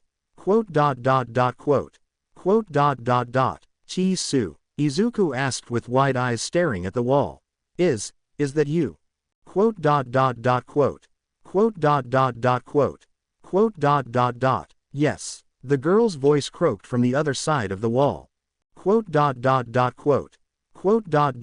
Quote. I'm such an idiot. Izuku screamed in his head, grasping at his hair. Of course there's more than one onsen. She just heard everything. Izuku turned around to look at the other One for All users for support, mouthing the words, help me. All of them stared back at him with equally wide eyes before glancing at each other, then promptly evaporating into colorful wisps, effectively ditching him. Izuku turned back to the wall, leaning his forearm against it as he tried to think of a plan. Is there anyone else over there? No, Kiro, it's just me. The girl responded, her voice slightly muffled by the wall between them. I come by here on colder days to help keep my body temperature up. Ah, I see. Izuku nodded. Why did he nod? She couldn't see him. That makes sense. Quote. Quote. It's weird. The boy continued. I think this is the first time you and I have really talked since I got back. Quote. Quote. So are you still doing your internship with Midoriya? If you aren't going to, I'm just going to address it. Yes, I heard you talking to yourself just now. No, I'm not going to tell anyone about it. And yes, I'm still doing my internship with Yukio. Oh, Izuku felt simultaneous dread and relief. Thank you. It's no problem. As long as it isn't hurting anyone, what you do in private is your business alone and I won't judge you for it. I don't suppose you'd believe me if I told you I was talking on the phone just now, would you? No, Kiro. Good old Asui. As blunt as ever. But Izuku knew that she was a good person and spreading rumors behind someone's back was the last thing she would ever do. So when she said she would keep his secret, he knew he could trust her. Well, I'm more than a little embarrassed, Izuku admitted sheepishly. You don't need to be, the girl assured him. We all have parts of us that we'd rather have others not see. Quote. Is everything alright, Sue? Izuku asked, his worries over himself quickly being overtaken by worries for his friend. I don't mean to sound rude, but you've seemed distant lately. He had noticed it over the past week, but only now was something beginning to click in Izuku's mind. The girl barely spoke during lunch or hero training, and hardly spent much time with others in the lounge, usually going straight to her room after classes. Asui sounded as though she was blindsided by the question. No, I'm fine. Just feeling under the weather, Hiro. I apologize if you feel like I've been avoiding you. I just can't seem to shake this cold. Oh, alright. Izuku nodded once again. I understand. I hope you feel better soon. Thank you, Hiro. Izuku really hoped that was all this was, just a cold that the girl was struggling to get over with. If that was the case, it would make sense to come here and warm the body as well as soak in some vitamins. Quote. Pausing for a moment, a thought suddenly occurred to Izuku, one that he probably should have arrived at a lot sooner. Asui was naked, so was he, and the only thing separating them right now was half an inch of cedar wood. Overcome by the sudden realization, as well as the imagery that accompanied it, Izuku cupped a hand over his mouth as his eyes went wide. Logically, this shouldn't have been too big of a deal, given that neither party could actually see the other and their conversation hadn't really gone anywhere sexual in nature. But this was the same boy who almost had a panic attack the first time he talked to a girl on the phone. I should go now, it's getting a bit hot for me here. Izuku stammered, slowly backing away from the wall. Good night, Asui-san. He gave a slight bow again, before wading through the water back to the door, making a very loud swishing noise as he left. Over on her side of the wall, Asui looked down at her reflection in the water, revealing the toxic blue splotches that had crept their way across her entire body, even encompassing her face. Quote. Good night, Izuku-chan. Kyoka Jiro sat alone in her room, hunched over her studying desk as she absent-mindedly twirled her pencil between her fingers. She had a textbook in front of her that she hadn't managed to read a single word of the entire day. She hadn't really done anything today besides sit in her room and try not to think about the past. Which, of course, only made her think about it more. The villain wore, all for one, the faces of her friends, of herself, contorted into maniacal nightmarish versions of themselves as they swarmed her in droves with the intent to kill. Kyoka's hands felt ice cold, her legs were trembling, the pencil in her hand clattered against the desk before rolling onto the floor, but the girl couldn't find the strength to bend down and pick it up. She felt frozen, as though all the blood in her body had been drained away. Weakly, she slumped forward onto her desk, wrapping her arms over her head. Why? Kyoka asked herself. Why is it just me? Am I just that pathetic? The feeling of fear that gripped her heart was quickly overtaken by another emotion. Anger. Anger at herself for her own weakness. Anger at the villains who shoved this spike of fear into her heart. Anger at Midoriya, for reminding her of it all. It wasn't just that the boy reminded her of all for one, of feeling hopeless against an impossibly powerful foe. It was that he reminded her of everything. Everything that happened during the war, everything leading up to it, just everything.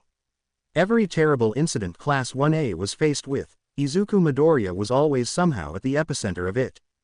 She knew none of it was his fault, and in every case he had actively been working to stop those terrible incidents, but knowing that only made her more frustrated. How was it that he could just deal with it all?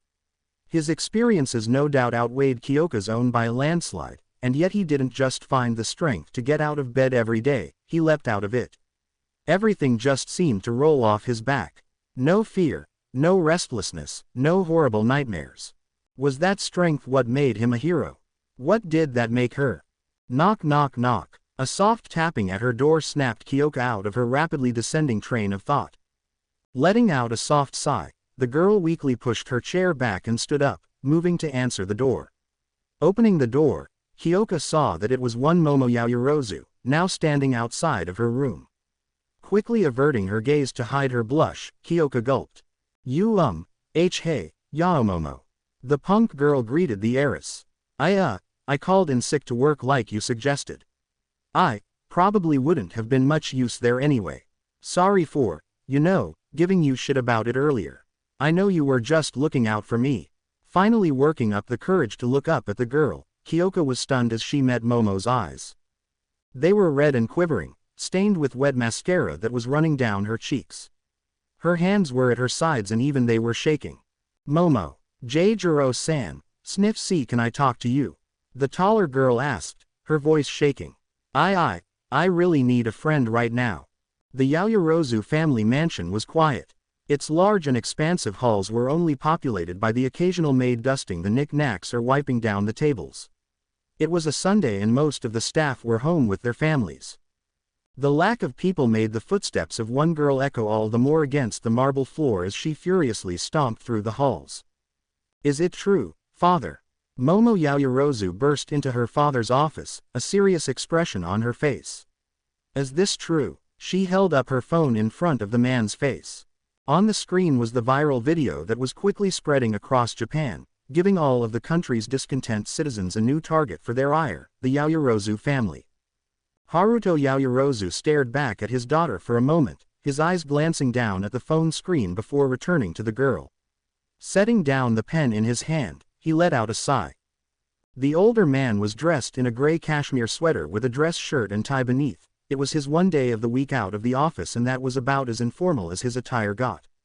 His salt and pepper hair was beginning to thin with age. That, or perhaps the stress inherent to his job had led to the once handsome man showing signs of aging early into his 40s. There were wrinkles forming around his forehead and near-permanent purple bags beneath his eyes, the product of countless sleepless nights working at his computer. The man was nothing if not committed to his career. Momo, you can't take everything you see on the internet at face value. He began, but his daughter cut him off. Is it true? The girl repeated, her expression dropping. Did the Yaoyorozu conglomerate really fund the Meta Liberation Army? Removing his glasses, the man pinched the bridge of his nose and let out a sigh. It isn't that simple, he began, glancing back up at his daughter. You have to understand, when I first met Yatsubashi, he wasn't Destro. He was just an ordinary businessman, moreover, he was a good man.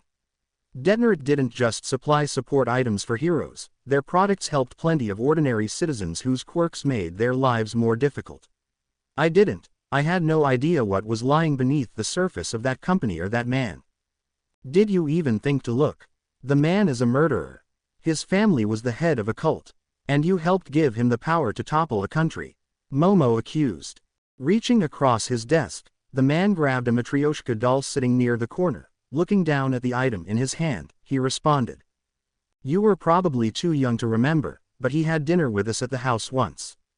You had only just discovered your quirk back then and were popping these out every 5 minutes. Yatsubashi was quite impressed by the display.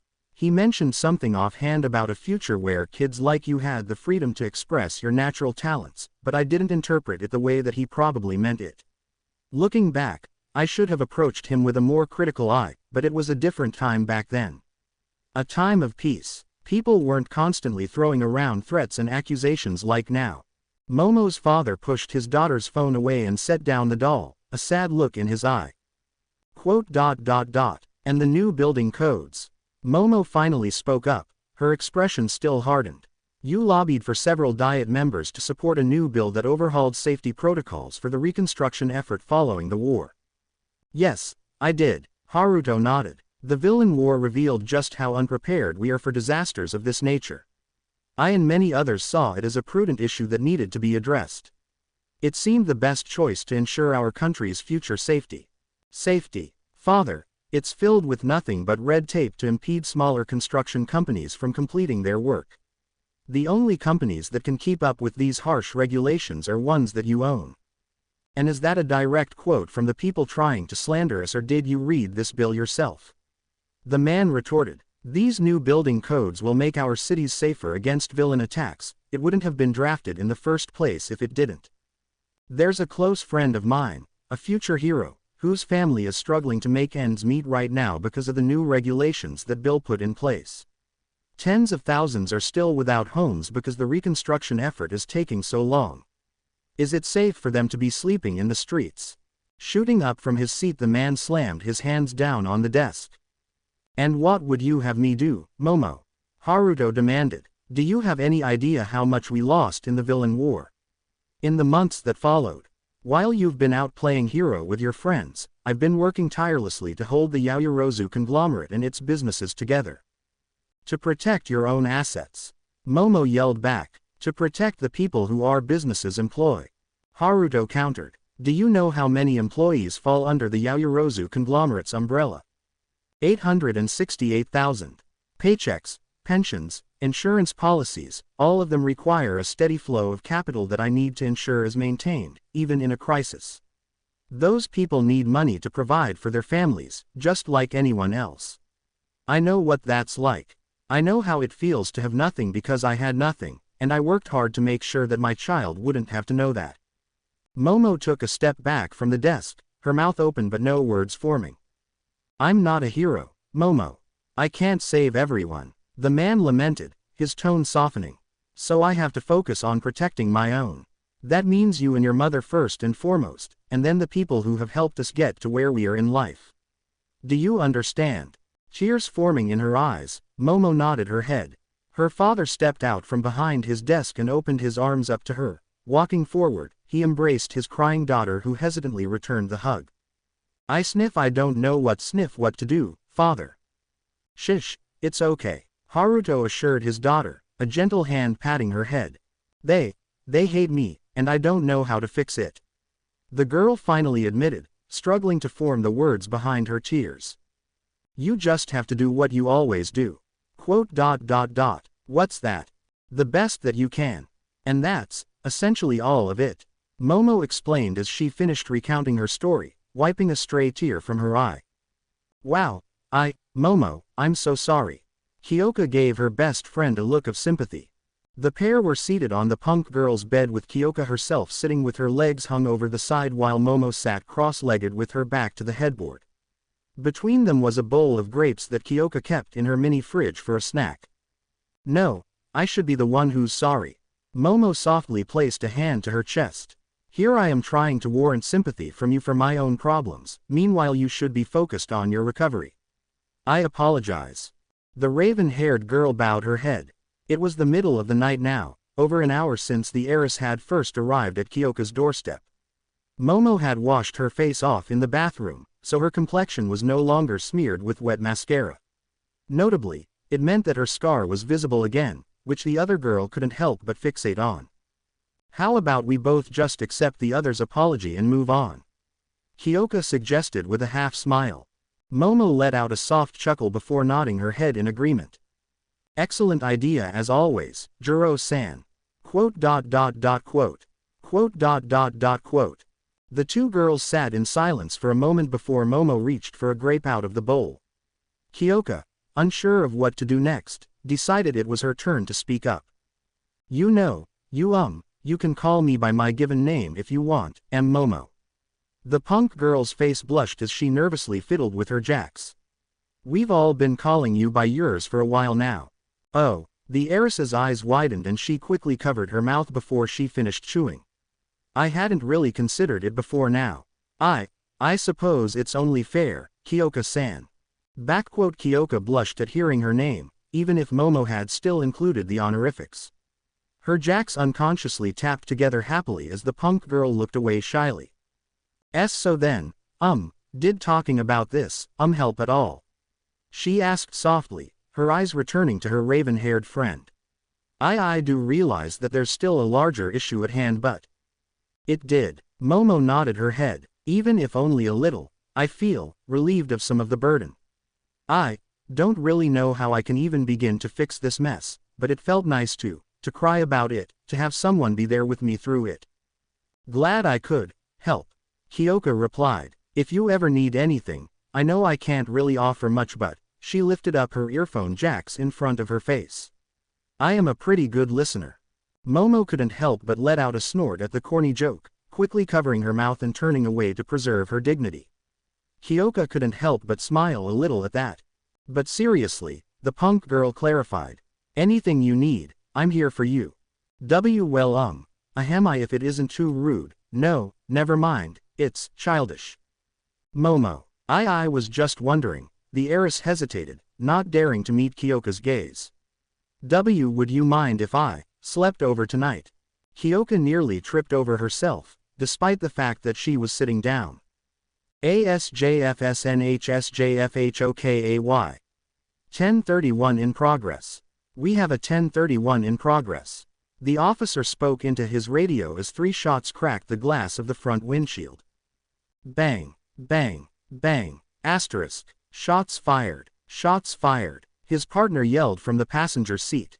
Fuck you, pigs, one of the robbers yelled as he leaned out the passenger window, rolling down his sleeve with his free hand, firing his gun with the other. The man smiled behind his balaclava as his quirk activated, producing a stream of caltrops from his arm that fell into the road behind him.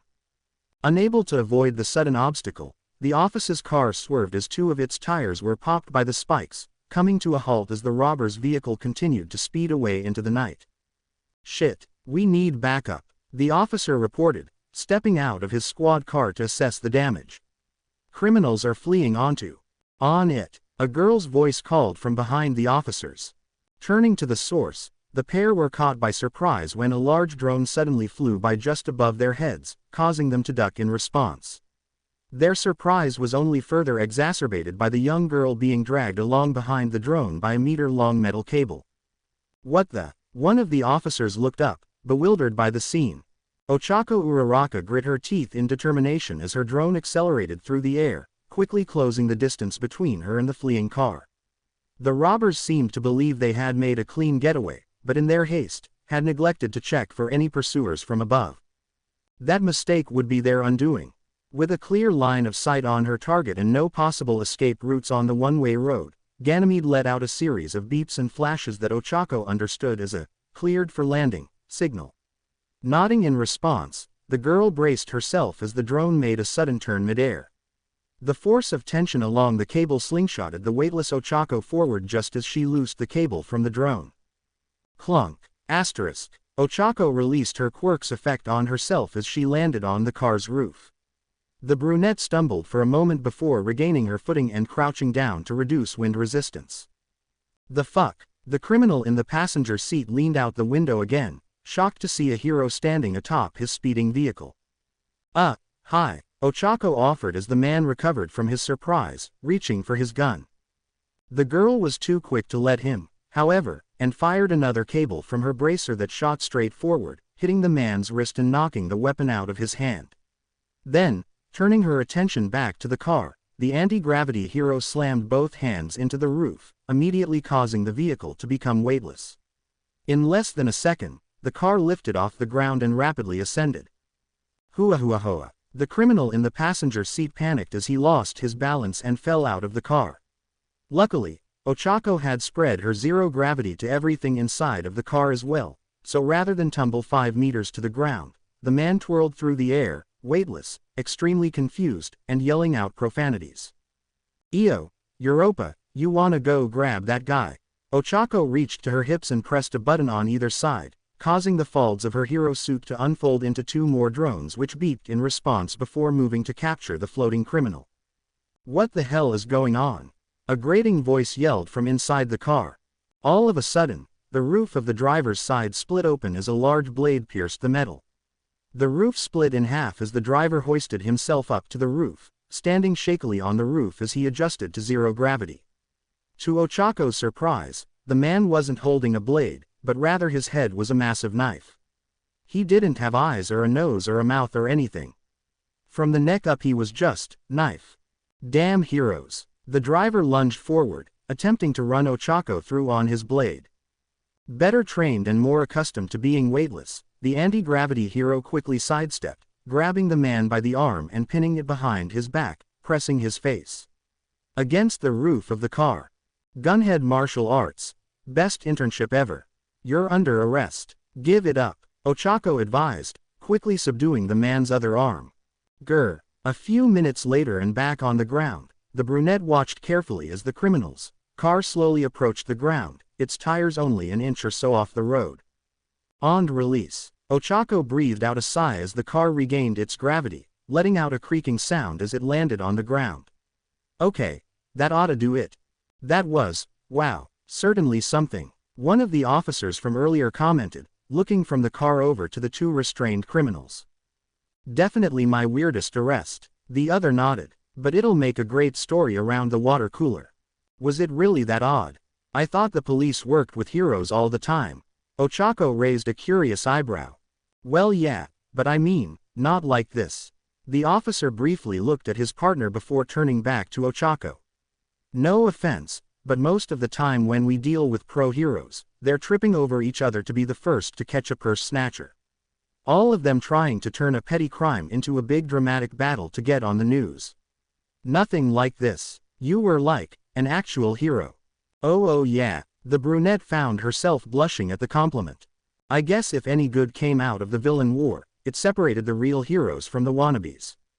A memory suddenly flashed in Ochako's mind, one of the first day of the villain war. Jaku. Ground Zero. I give up. I can't do this, it's just too much. I quit. I don't wanna be a hero anymore. The man whimpered as he stared out into the chaos and destruction around him, overwhelmed by it all. Quickly snapping back to reality, Ochako held up her hands innocently. I'm just glad I could help, she assured them. Well, if this is the new normal, I could definitely get used to it. Beep boop, beep beep beep. Ganymede suddenly blinked its lights at Ochako, returning to its master. Its singular camera eye stared back at her expectantly. Good boy, Ganymede. The girl smiled, patting the top of the floating white drone.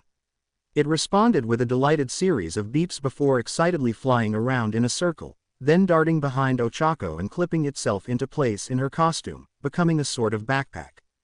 After a complete tech overhaul, courtesy of one Mei Hatsume, the anti-gravity hero really stepped up her support gear game. She still wore her pink and black jumpsuit from her first year, but now it sported white and pink armored plating made of a durable polymer. Several pieces of said armor could separate and become her four drones: Ganymede, Io, Europa, and Callisto.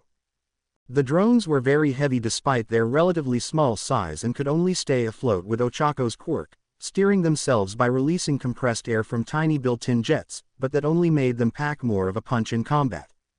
Their artificial intelligence, on the other hand, was around that of a well-trained dog, able to understand most commands given, but unable to communicate beyond beeps and basic emotes.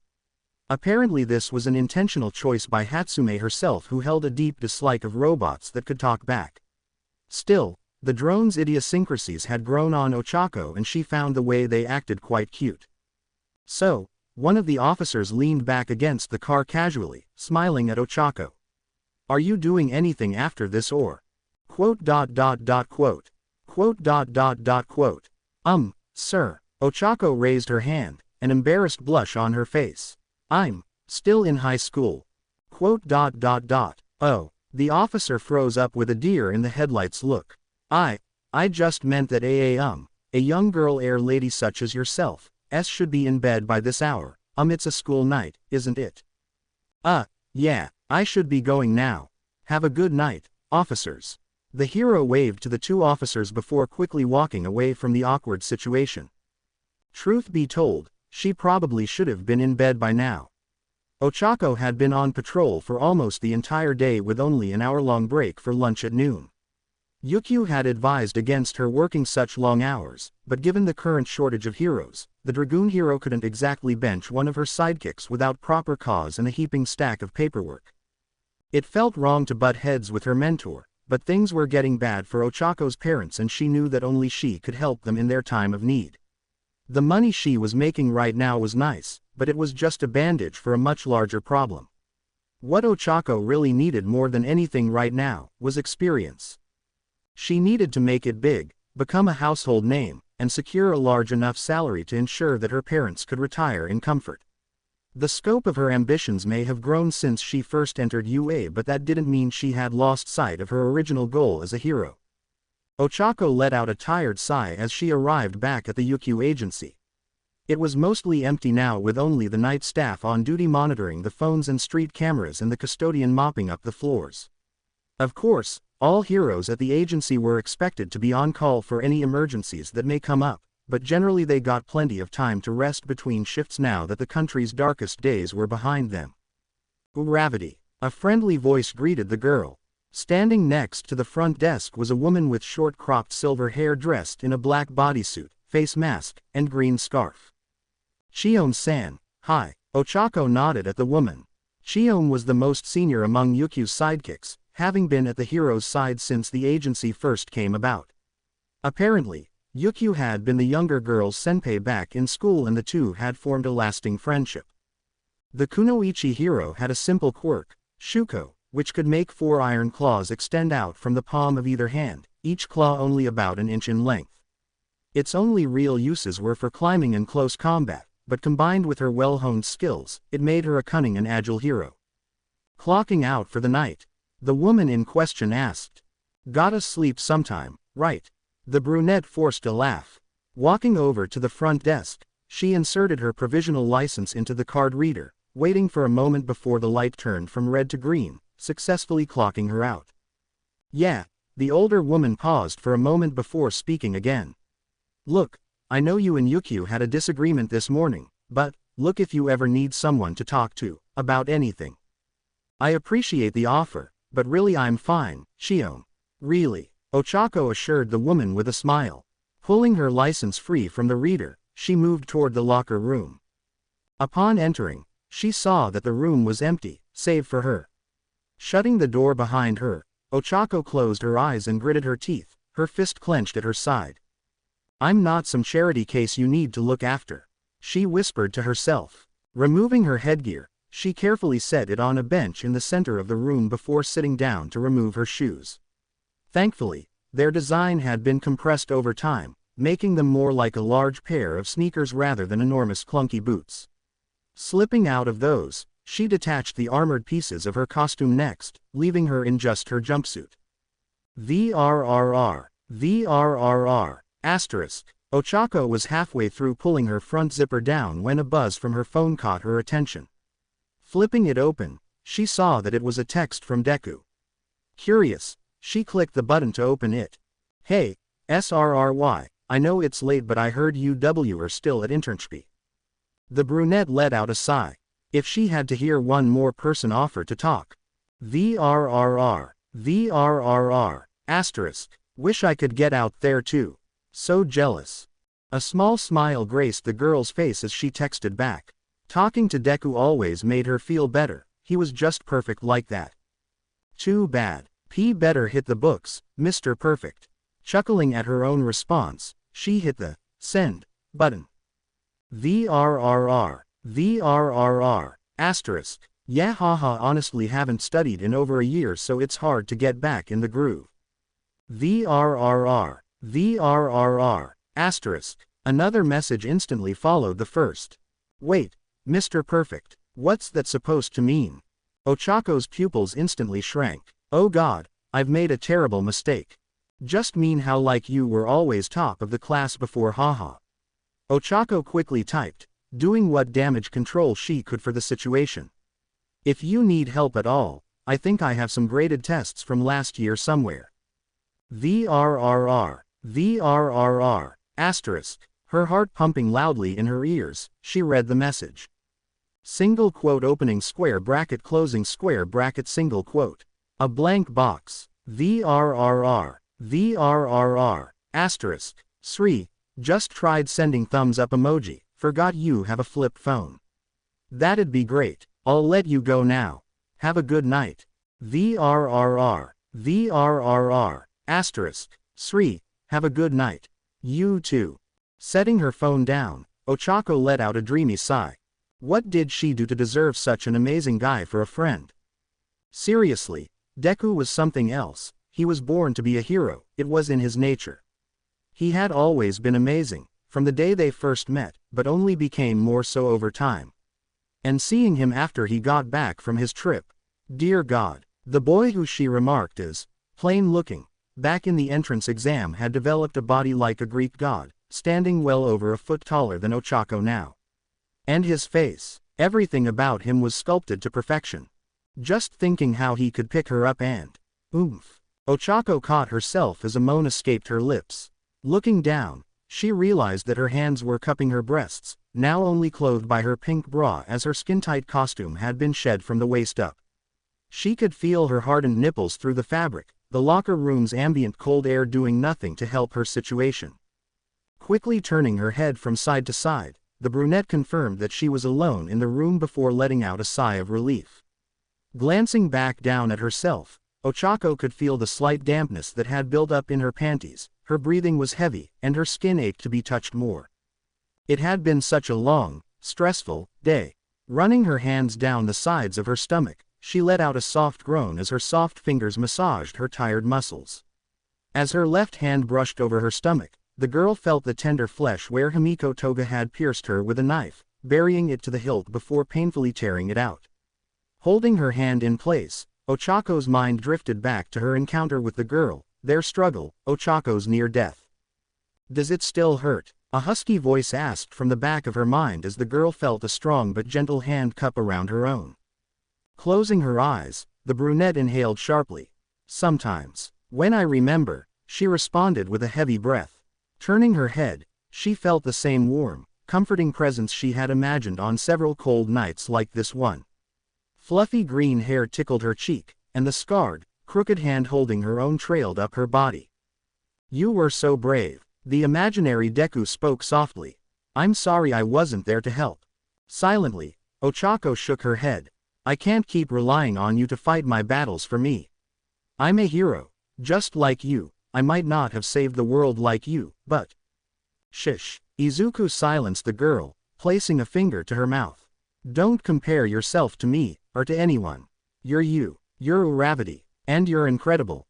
Her hand still cupped in Deku's, the boy began to slowly move it downward, her thumb brushing over her navel before it stopped at her costume's zipper, pulled down to just above her hips. Ochako hesitated for a moment, but Deku's hand guided hers below the skin-tight suit, brushing her fingers over her cotton panties. An excited shiver ran throughout the girl's body as her own fingers began rubbing circles over the dampened area. Placing her free hand over her right breast, she teased her hardened nipple between her thumb and index finger. There's a good girl. The boy's voice spoke with an audible grin. MMMMF. Ochako bit down hard on her lower lip, attempting to stifle the moan that threatened to escape her throat. Quickening the pace of her rubbing, she felt herself nearing her climax as her legs began to shake in anticipation. Come on, Chako, just a little more. With one final, furious dash to the finish, a wave of calm washed over the girl as her body relaxed, leaving her limbs feeling like jelly. It was embarrassing how quickly Ochako could get herself off. The young brunette didn't really make much of a habit of relieving herself often, primarily due to lacking the means to do so, mostly just having to rely on her own imagination and fingers rather than toys or the internet. Because of her lack of experience, she didn't really have much stamina in that regard, which made the thought of finally sharing the experience with another person more than a little nerve-wracking. Of course, the person she wanted to share it with was obvious. Nowadays, most of the girl's sexual fantasies were centered around Japan's up-and-coming star. But the thought of actually confronting him about said feelings was terrifying. And it gradually became more and more terrifying as time went on and Deku's fame only grew. The problem was only made worse by the fact that Ochako was absolutely the jealous type. Any time another girl flirted with Deku or put their hands on him, alarm bells went off in her head that made her want to scream at them to stay away, that he was hers. It was a disturbing, very Toga-like thought that Ochako was ashamed of. Between the bottled-up feelings and her family's current financial troubles, Ochako was a bundle of nerves. Even the high from her orgasm had already faded and been replaced with more creeping anxious thoughts invading her mind. She just needed to get through this year, then things would be all right. She could finally find some financial stability for her family and then Deku, oh who was she kidding? She didn't have a shot with him. He was the most famous man in the world. She was a complete mess of a human being. Ochako hugged her knees to her chest, pressing her nose against her soft bust. Why did she have to be like this? Why did she have to be herself? Why couldn't she be rich and elegant like Yaomomo or Shoko? Or outspoken like Katsumi or Sue? Why did she have to be this? Knock knock knock. Gah. The brunette panicked, falling from the bench and onto the floor. Ouch. Gravity. You all right in there? Shiome asked before peeking her head into the locker room. Yep. Ochako winced before holding up a thumbs up. All good. Kanoko Komori was troubled. The previous day's events weighed heavily on her mind. When she heard that Yaoyorozu had been asked to leave the Little Miss Hero pageant due to behavioral issues, it was clear that something was up. The constant whispering among the parents did little to help the situation. Even asking the event director proved fruitless, as she had been tight-lipped about the reason for Yaoyorozu's sudden departure. Kanoko had elected to finish the pageant, if only because she could appreciate the work that was put in by those involved, but it still sat wrong with her. As she finished her morning chores at the campus greenhouse, Kanoko wiped the sweat from her brow, pushing up her long brunette bangs in the process. Taking care of the plants and fungi usually helped clear the girl's mind of any problems, but this was a special case. It wasn't her own problems that she was worried about. Stepping outside of the greenhouse, Kanoko spotted a familiar pair of figures running along the campus trail. Midoriya, Todoroki, she called out to the duo without really thinking. The two turned to the shorter girl, finding her waving them down. As they approached, the green-haired boy had a bright smile on his face while the dual-haired girl looked indifferent as usual. Komori, hi, what's up? Midoriya greeted, his chest slightly heaving as he caught his breath. For a moment, Kanoko couldn't help but ogle the eye candy in front of her. The boy had muscles galore and didn't put much effort into hiding them. Mushroom pun. Kanoko wasn't exactly boy crazy like one Yui Kodai, but that didn't mean she couldn't appreciate art when she saw it. Hello, she greeted awkwardly, unsure of how to broach the subject. Neither of you happened to see Yaoyorozu yesterday, did you? Sometime in the evening. Sorry, Midoriya apologized. I can't say I did. Me neither. Todoroki shook her head. Why do you ask? Is something wrong? I'm not entirely sure yet, Shroom. Kanoko confessed. Just a little concerned at the moment. She disappeared from the pageant yesterday and I haven't heard from her since. Really? That's odd. She seemed like she was looking forward to it. Todoroki placed a hand to her chin. We'll let her know you asked about her. Thank you, Shroom. I would appreciate that. Kanoko smiled, feeling a bit of weight leave her shoulders. So then, I hope I didn't interrupt anything between the two of you. With the sudden change in subject, the green-haired boy before her was caught off guard, recoiling slightly. No, Jay, just jogging. Midoriya clarified, embarrassed by the assumption. We wouldn't do anything lewd in public. The girl next to him chimed in, stone-faced. Ooh, so you two are an item. Getting up to something spicy afterward. Amanita all the details, Kanoko said with a sly smirk. 2 for 2, let's go. Todoroki. Don't give her the wrong idea. The boy's freckled cheeks burned red in embarrassment, flailing his hands. We aren't like that.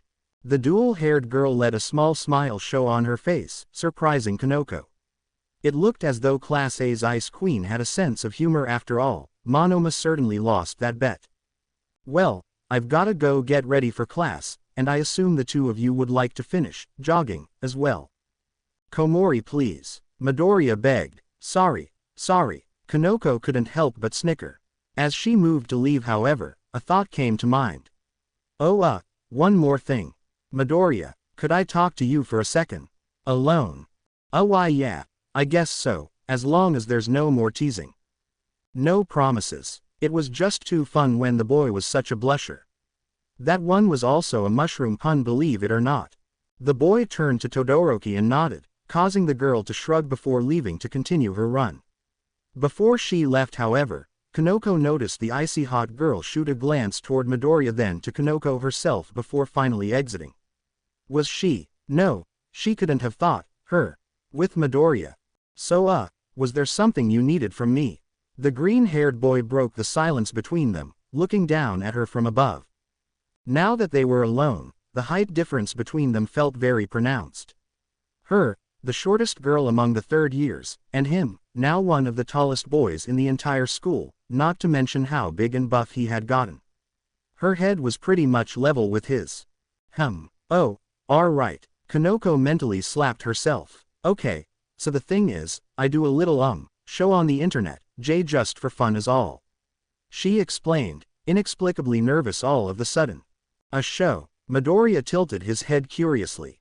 Yeah, you know, a bit of Q&A with the fans, show off my quirk a bit, nothing bad or anything. I wouldn't give out important information about the school or our classmates. Okay, he nodded. I follow so far, and well, I was thinking it would really help boost my viewership if I had a, Kanoko gestured to Midoriya's whole body. Celebrity guest star, and seeing as you're pretty much the biggest celebrity in the world right now. I see. The boy placed a hand to his chin, thinking for a moment. So Mr. Aizawa told me I couldn't do any interviews until I've caught up on my studies, and if I'm being honest, they aren't really my forte to begin with. It doesn't have to be an interview. Kanoko quickly interjected. You really just have to show up on camera and maybe say hello to a few of my viewers if they make a donation. Midoriya paused again, seemingly debating the topic in his head. Kanoko decided to sweeten the pot. Look, I promise I won't ask for anything else from you for the rest of your month as Class B's servant, and I'll even help get Monoma off your back. Please, Midoriya. That would be nice, Midoriya muttered to himself quietly before finally coming to a decision. Alright, I'll do it. He nodded firmly before a look of worry came over his face. Just please don't make me do anything too embarrassing. I'm still seeing clips from my last interview getting memed online. Of course, Kanoko nodded eagerly. Then I guess we have a deal. Midoriya smiled at her, causing the girl to beam happily. Hell yeah, Kanoko pumped her fists. That's what I'm Shitakian about. Swaff, last time I used gear shift to try to speed up my thoughts. Maybe we can avoid backlash by incorporating FA Jinant. Midoriya. A voice snapped Izuku out of his mumbling. Sorry, Mr. Ectoplasm. Izuku bowed to the clone of his teacher. You've been standing in place for some time now, is there something you require help with? Just trying to figure something out with my quirk, sir. The best way to learn is to do. So why not try testing it out? Because I'm slightly terrified of giving myself a brain hemorrhage in the process. Ectoplasm didn't say anything in response for a solid 10 seconds, his skull-like face was unreadable. Everything that comes out of your mouth disturbs and frightens me, Midoriya. He finally admitted. Sorry sir. The boy apologized. Regardless, this time is meant for students to refine their physical abilities, so I'm afraid you'll have to brainstorm on your own time. For now, try practicing something less dangerous. Yes sir. Izuku nodded before taking a few steps back, turning to the cement wall in front of him. Okay, let's practice some flicks then. I've been wanting to incorporate smokescreen into Air Force for a while now. If I'm right, the added mass and air resistance should. Midoriya. Sorry sir. I'll get started. Izuku set to work improving Air Force, stopping to take notes after every 3 shots. He couldn't quite get the result he was looking for, but that was to be expected. He needed time to experiment and find the right amount of. Midori. A sudden, familiar weight landed on the boy's back as 2 pink arms wrapped around his chest. Instinctively, Izuku moved his arms to support the weight on his back, wrapping his hands around a thick pair of muscled thighs. Ashido. Hi, thoughts going on? He laughed nervously. Ashido, shouldn't you be training with your own ectoplasm? Izuku's ectoplasm clone asked, a stern tone in his voice. Yeah, he kinda died. The girl replied before awkwardly adding a quiet apology. Placing a hand on Izuku's head, she ruffled his fluffy hair. I was hoping I could get some advice from our resident egghead on how to better improve my control. Izuku began, but was quickly cut off. Midoriya has his own work to focus on. If you want advice, you may consult him later. Please remember that this is still a class, Ashido.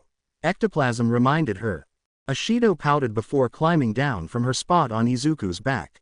Yes sir. The girl nodded, turning to leave. Izuku looked between his classmate and their teacher, hesitating before finally speaking up. Actually, sir, I'd like to lend Ashido my help if you'll allow it. I'm kind of in a rut myself at the moment, and talking with others about their quirks has given me inspiration in the past. I believe it would be constructive for the both of us if we collaborated, at least for a short time. The green-haired boy reasoned. Ectoplasm seemed to think about it for a moment. It was hard to tell before he finally spoke again. All right, the two of you may collaborate, however make sure that you both continue your work and remain within view of the teachers. Some students in the past have been known to use this class to get up to things other than training. The teacher eyed the pair suspiciously. Izuku's cheeks flushed red and, unbeknownst to him, Ashido's became slightly purple in color. Boom! Asterisk. An enormous explosion shook the gymnasium. It sounds like Ms. Bakugo is in need of more targets. Please, use your time responsibly. Both of you, Ectoplasm advised before moving toward the fiery blonde. Now alone with his classmate, Izuku cleared his throat before turning to face her. So, Ashido Air, Pinky, how can I help you? Ooh, codenames, Kinky. Ashido grinned at him. And no, Izuku shook his head. Basically, in a lot of other countries, the whole alias thing is taken a lot more seriously. So I figure I should get into the habit of calling everyone by their hero names while we're in costume. I still have to get used to it around you guys. Well, I don't think a secret identity is really in the cards for me, Midori. The girl held out her arms, showing off her pink skin. Unless, grabbing her white domino mask from around her neck, she held it up over her eyes. Hey, criminal, reach for the sky, Ashido spoke in a gravelly voice, pointing her finger like a gun. Who am I? TCH, just a hero trying to make a difference in this crazy world. She then lowered the mask back down to her neck. Just kidding, it's me. Mina, she said with a bright smile. Although if you're gonna call me by my hero name, you should know that it's Xenopink now. Ashido showed off the patch on her costume's brown leather jacket which now sported an XP, rather than the original P. Oh, really? Izuku raised an eyebrow. Yeah, kinda didn't want to get stuck with something I came up with on the spot 2 years ago for the rest of my life. The girl explained. I like it. Izuku smiled. Yeah you do. Ashido smiled back. So, what was it you needed help with? The boy finally inquired. You said you wanted to work on control. Yeah, the girl nodded before holding out her hands. I've been trying out something new, check it out. As she spoke, a goopy clear substance formed in her palms before shaping into a sphere a bit smaller than a basketball. Just as the sphere looked done, 2 tiny eye-like white spheres appeared on its face. And 2 small tendrils stuck out of its head, not too dissimilar from the ears. On Izuku's mask. Oh, it's like a tiny acid man. Izuku pointed out. Acid boy, Ashido announced, holding up the sphere. May I? Izuku asked, holding out his gloved hands. Go for it. She handed over the acid boy. Not really much danger of it breaking, that's kinda the problem actually. Ooh, I get it. Izuku said as he bounced the slimy ball gently in his hands. You apply a viscous outer layer with low acidity and fill the inside with much stronger, more fluid acid, right? Like an acid water balloon. Damn, got it in one. Ashido looked impressed. I knew I was right coming to you, Midori. The issue. The outer layer is too thick, it can't break without a substantial amount of force applied to a single point. Izuku finished for her, still studying the object as he squeezed it in his hand. Sorry, I didn't mean to interrupt. By all means. The girl shook her head. I came because I wanted advice, so anything you can offer would be great. Plus, Toru's always singing your praises for helping her out. Maybe you and I could have a similar breakthrough. She playfully wiggled her eyebrows. Hagakuri, I wouldn't say I was much of a help for her. We only practiced a few times before work got in the way. She's come so far because she's brilliant and works hard, that's all. Izuku clarified, handing Ashido back her acid boy. Well, I'll be sure to tell her you think so. The pink girl gave a mischievous smile. In fact, she shouldn't be practicing too far from us. Ashido began looking around, trying to spot her invisible friend. Wait, hold on. Izuku quickly held up his hands to stop her, his cheeks burning bright red. Oh, Ashido's mischievous smile became a sinister grin as she turned back to face the green-haired boy. Why, Midori, if I didn't know any better, I'd say you had feelings for our sweet little Toru. Eep, a squeaking sound came from behind a nearby slab of concrete. Izuku, however, was too shocked by Ashido's accusation to even notice. His jaw hanging down, he tried to form words but only managed small sounds. Feelings, Izuku repeated with surprise. I mean, yeah, not yeah, I mean, Hagakure is great and funny and really pretty. But I mean, I'm just a guy she barely knows. We didn't really spend much time together in our first year, and I hardly know anything about her. Duh, dummy, Ashido threw her hands up. That's what dates are for. Wait, now we're on to dating. Already, shouldn't there be a step or two in between? It's sounding to me like you're interested. I mean this is all going very fast. Izuku's cheeks were burning and his heart was racing. Did he like Hagakure like that? He hadn't really. Okay, he had thought about it. He had thought about it with all of the girls in his class. And admittedly, sometimes he did a little more than think about it. They were all very pretty after all. Something about heroics just seemed to attract beautiful women. But to actually ask one of them out? Unthinkable. Well, until now, he was pretty famous after all, maybe someone would be willing to give him a shot. Unless, of course, that was just all of the fame going to his head. The last thing Izuku wanted was an inflated ego. Or maybe he was being too hard on himself and, you seem like you have a lot to think about, why don't I give you some time?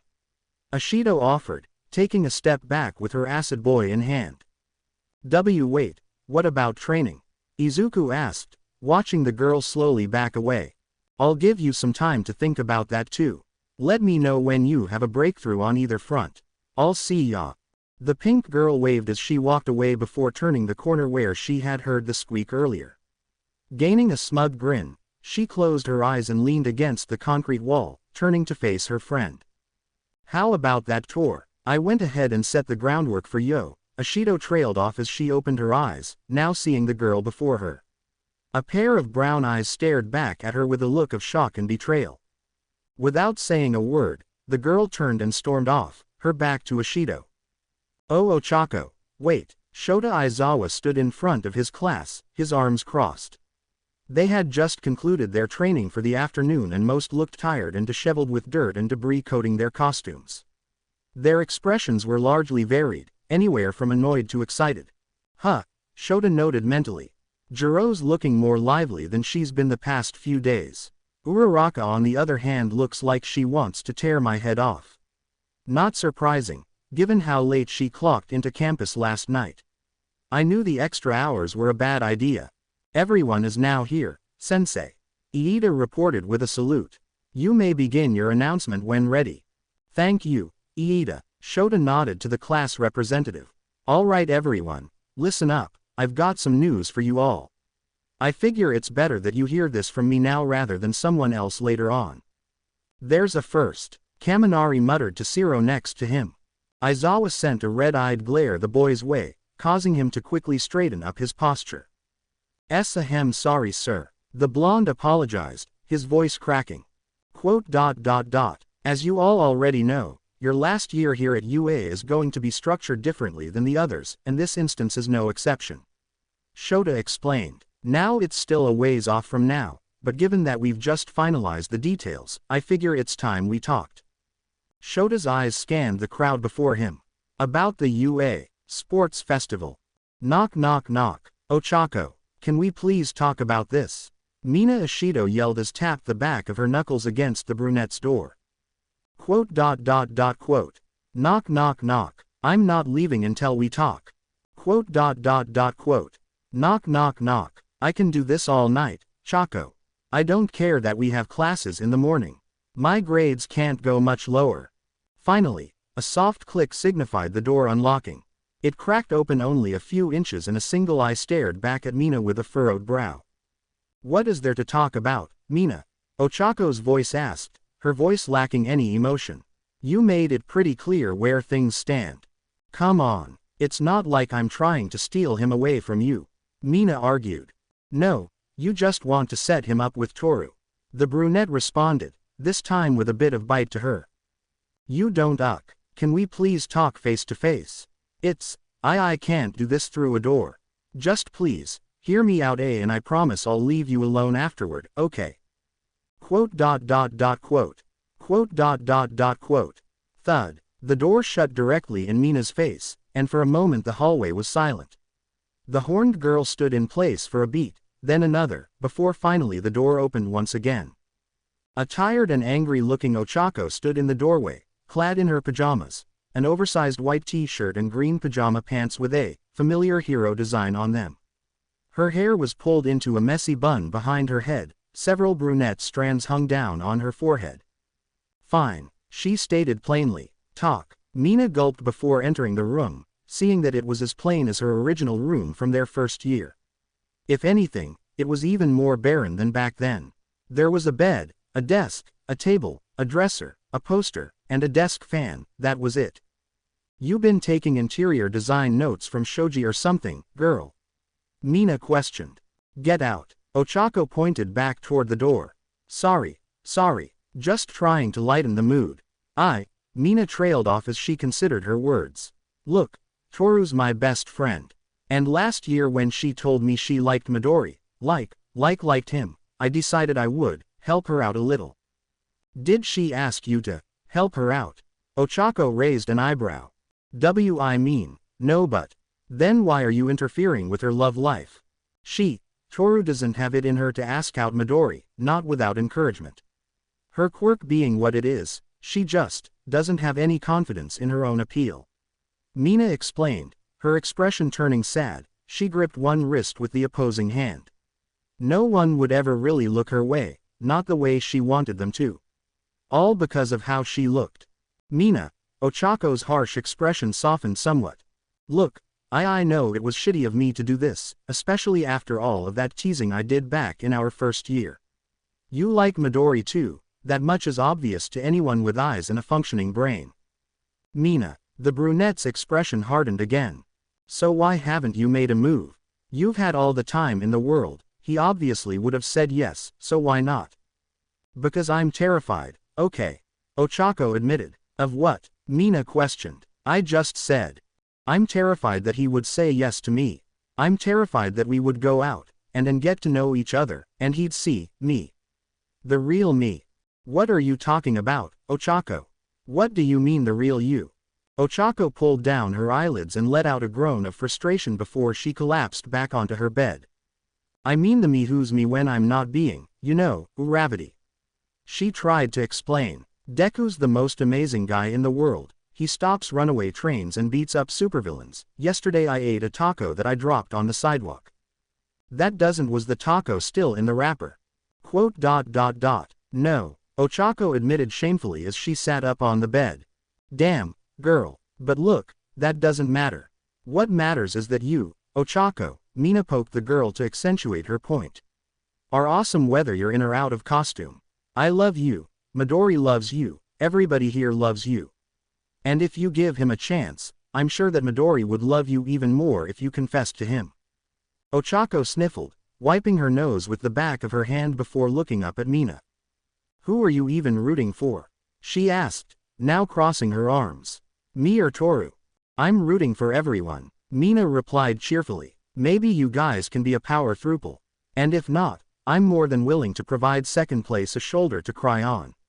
Honestly, I should be charging Midori by the hour. I'm putting more work into his relationships than he is. Second place, huh? Ochako looked down again before deciding to change the subject. So then, who do you like, Mina? Me. The horned girl pointed at herself. OPFFT, nah. She waved off the question. Long-term stuff isn't my thing. I'm more of a one-time hookup kind of gal. Wait, you mean you don't see yourself ever being in a committed relationship? Ochako leaned forward. That sounds lonely. If I ever feel that way I'll just find some dick or whatever to take my mind off of it. Ochako flushed at the bold statement, averting her eyes as she fiddled with her hands. So Mina awkwardly rubbed the back of her neck. Are we, okay? I don't know. Ochako shrugged, letting out a sigh. Feelings are weird. I don't hate you, but I also can't say that I didn't feel hurt by what you did. Just give me a little more time to cool off, alright? Alright, Mina nodded, a frown on her face. I'll go now. Just know that I'm really sorry that I hurt you, Ochako. The brunette nodded before holding out her arms. Friends? She asked. Mina smiled before throwing herself into the shorter girl's arms. Friends, she agreed, squeezing Ochako tightly. Your hair smells great by the way. PFF'd, weirdo. As Kyoka blasted away another one of Hagakuri's clones with a sound wave, she was nearly blinded by the blast of sparkles that accompanied the clone's destruction. Momo, the hearing hero called out. You find the original yet? Blinking away the stars in her vision, she turned her head to see Momo pinned down, a large shield held up to deflect an incoming laser, courtesy of Invisible Girl. Yes, I believe I found her. Momo replied, her voice straining from the force. Hold on. Kyoka raised her amps, blasting sound waves out at the source of the laser. Hagakuri collapsed, holding her hands to her ears. The laser was stopped and Momo was safe. Now she just had to capture Hagakuri's armband and THOOM. Asterisk. The ground shook as a dark presence landed on the battlefield. A blackened silhouette stared back at Kyoka with its glowing green eyes. They were angry, and that anger was directed straight at her. MMPH. Kyoka was silenced before she could finish, a black tendril of energy clamped over her mouth. She tried to grab at the tendril but her arms were quickly pinned as well. Then her legs. Finally, her entire vision was swallowed by darkness. For a moment, everything was black and Kyoka could feel the grip on her titan. She could breathe, but only barely, unable to keep up with the pace of her pounding heartbeat. Then she saw it. The darkness around her coalesced back into the shape of the humanoid figure. Now it was only the two of them occupying a void. Kyoka collapsed to her knees, only managing to raise her head up toward the figure. Weak, it said, pointing an accusatory finger at her. Yes, she replied, lowering her gaze. Coward.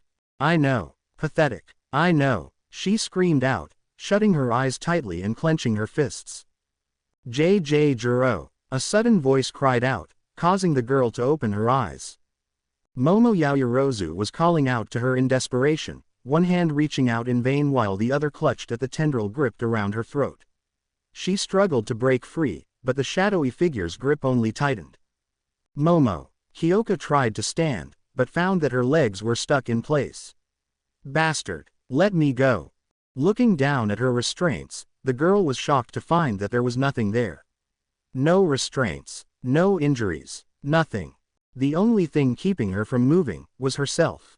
Her fear, her weakness. Jiro, please, Momo was losing consciousness. Just stop stop, please, Kyoka pleaded, tears streaming down her eyes. Weak, no, crack, asterisk, Kyoka shot up from her bed, drenched in sweat and clutching at her covers. A nightmare, another goddamn nightmare. Right after she'd gotten her hopes up. The punk girl sighed, resting her face in her hands. The previous night with Momo, their impromptu sleepover, Kyoka had gotten the best sleep of her life. She had felt warm and safe, and when she'd woken up, the heiress arms had been wrapped around her, as though she were a human-sized teddy bear. Kyoka was the one who was supposed to be comforting her, and yet she never wanted her to leave. But Momo did leave. And now we were back to our regularly scheduled programming. Kyoka groaned, pulling herself out of bed. Her skin felt itchy and hot. Stripping out of her sweatshirt, she was left in a pair of gray sweatpants and her yellow tank top with "Deep Dope" written across the front. She took a deep breath as the cool air touched her skin. Looking over at her phone on the nightstand, she saw that it was 2:30 in the morning. Nowhere near dawn. Shit. I'm sorry, Izuku, I really wanted to tell you as soon as I heard the news, but everyone working on the project had to sign an NDA. Even now, I still can't discuss any of the details. It's fine, Melissa, I'm just glad I get to see you again so soon. Izuku smiled at the blonde through their video call. I haven't been back to Island since my first visit. Hopefully things are less chaotic this time around though. We're quadruple checking all of our security this time around. A seagull couldn't even land here without proper clearance. Trust me, it'll all run like clockwork. Yeah, I don't know if you've heard, but trouble tends to find me wherever I go. I literally cannot recall the last time I took a trip somewhere and someone didn't try to kill me while I was there. Oh, I've accounted for the Deku factor, alright, but that's getting into those classified details. Anyways, we've talked enough about things over here. How are things at UA? Are you getting back into the swing of things? Melissa asked, a curious look on her face. I mean, Izuku rubbed the back of his neck. I guess. Things are pretty different from when I left. It's a whole different lifestyle than anything I'm used to. We have a lot more responsibilities around campus now, and I haven't even gotten to do any real heroing since I got back. Well, you were heroing non-stop for a year. I think you might be overdue for some student-ing. Melissa pointed out. Still, you've got practical heroics to keep you in fighting shape, right? Oh, how's my suit holding up? Any issues? Our suit is doing just fine, no problems at all. It's perfect. You know, you're saying all of these nice things, and yet somehow I'm sensing a but coming. But, knew it. I'm great at sniffing out butts. Melissa paused. You know what, how about you talk for a while?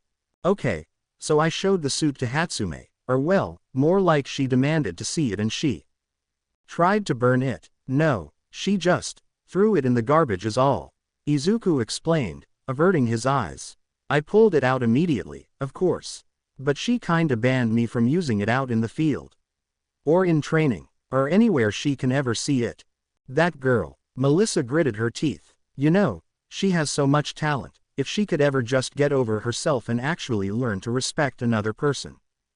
Hatsume does respect you, and your work, Izuku argued. Really? The blonde asked skeptically. She said that.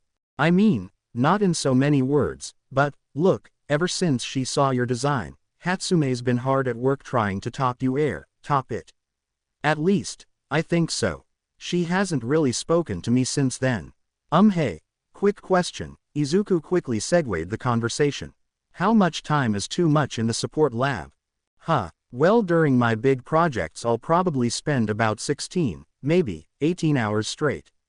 It used to be more in my first few years of school here, but I would crash so badly afterward, my health was an absolute wreck. Okay, so, living in your workspace is definitely bad then, right? Oh god, is she really doing that? Never mind, of course she is. Melissa rolled her eyes. You think I should do something? Like an intervention, Izuku suggested. Do you really think it would do anything? I mean, I could try. Always the hero. Melissa smiled and shook her head. Look, I've gotta go now, but we'll keep in touch alright. Of course, I've got work I need to get to as well. Izuku replied sheepishly, but I'm looking forward to seeing you again. Me too, Melissa smiled. Alright, goodbye. The video call ended and Izuku's phone screen went dark. Leaning back in his seat, the boy closed his eyes and let out a sigh. The stack of papers in front of him didn't seem to shrink at all, no matter how much work he put into them. He didn't think he was this far behind everyone. I need electrolytes. Izuku whined, placing a hand to his forehead. I think we keep some sports drinks in the fridge. Standing up, he stretched out his limbs, feeling his joints loudly pop after not moving for hours. With a yawn, he began his trek toward the kitchen. Blackwhip opened the bedroom door for him before shutting it as he left. Going down the stairs and into 3A's kitchen, Izuku found his bounty. As he grabbed the drink out of the fridge, the boy felt his stomach growl. I guess some cereal wouldn't hurt. It's only, oh god, 4 a.m. he remarked, checking the time on a nearby digital clock. I have got to get back on a regular sleep schedule. Izuku pinched the bridge of his nose.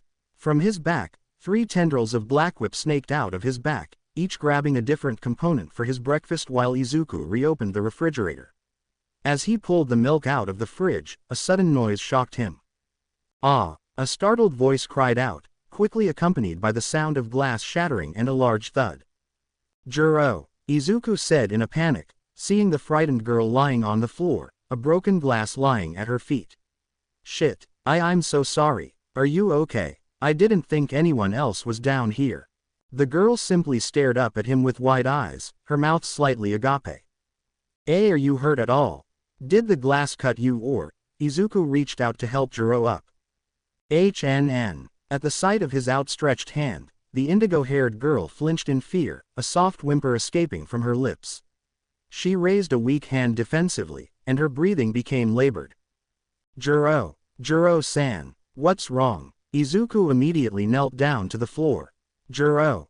He attempted to reach out his hand again, now at her level.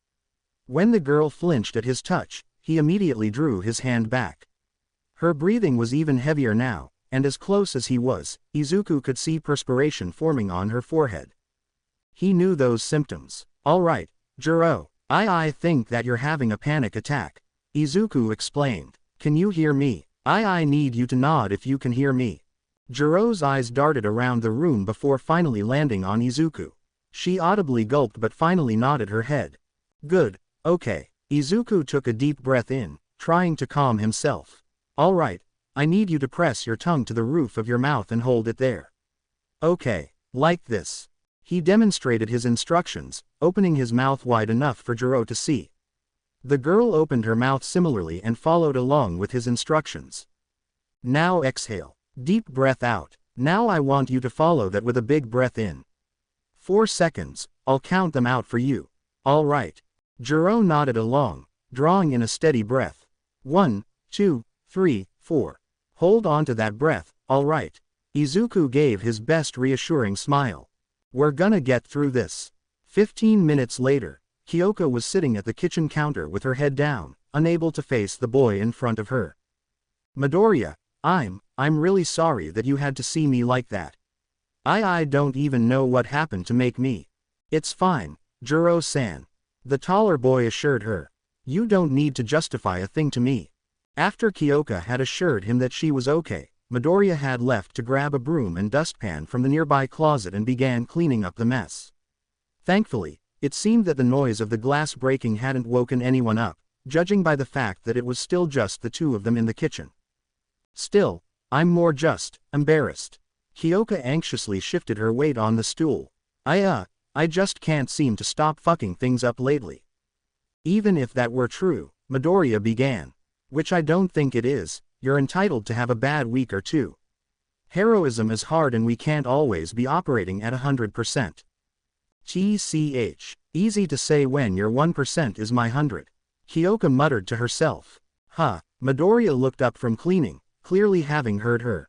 I mean it's just, we can't all be you, Midori. Kyoko gestured to the boy. I'm not a perfect hero with a soul that burns for justice.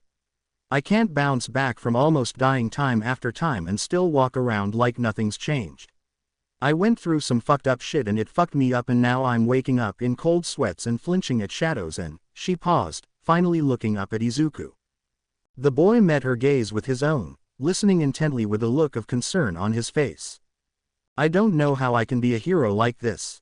She finally confessed. Jiro, save it. She held up her hand. I'm not in the mood for the whole, rousing speech, thing. I've been dealing with this for a while now, I'll figure shit out on my own. Kyoko rose from her stool, moving to exit the kitchen. Sorry about the mess and everything else. Just please don't mention this to anyone, alright?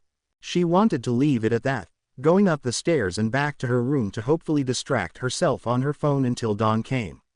But Midoriya had other plans. Can I just correct something you said? He asked. Inhaling a deep breath through her nose, Kyoko turned around. What? She asked impatiently, crossing her arms. I am far from a perfect hero. He explained. Midori, the punk girl rolled her eyes. Please, just listen. He held up a hand to silence her. I am all kinds of fucked up. Most nights I have nightmares of all the people that died because of me. Sometimes when I'm going about my day I stop and I think about the times that I nearly died. I think about how my mom would react if I did die. And then I think about all of the expectations that the whole world now has for me now, and this image of me they have in their heads, and how desperately I want to be that image for them. But I'm me and I'm weak and I feel afraid sometimes. Other times it's even worse. I learned that breathing technique I showed you because, well, I get panic attacks too. Kyoka stared at the boy, her mouth slightly agape, taken aback by his sudden confession. So, yeah, Midoriya looked away, rubbing the back of his neck. You should know that you aren't the only one who doesn't really know what they're doing. Why are you telling me this? Kyoka finally asked. Because a close friend of mine told me that I should find someone to confide in. He admitted bashfully, his cheeks burning red. Someone who's gone through something similar and can kind of relate to my situation. Saying it out loud now, I'm kind of realizing how selfish this all sounds. You didn't ask to hear my life story and now it feels like I'm making this all about me and, yeah. Sorry, but hey, at the very least now you've got dirt on me too, right? Kyoka took a step toward Midoriya, looking up at the taller boy. He was nervous and uncomfortable, having just spilled his guts out to a classmate whom he wasn't particularly close with. For all he knew, she could tell the whole world his secret and humiliate him publicly. News outlets would certainly pay for that kind of insider info.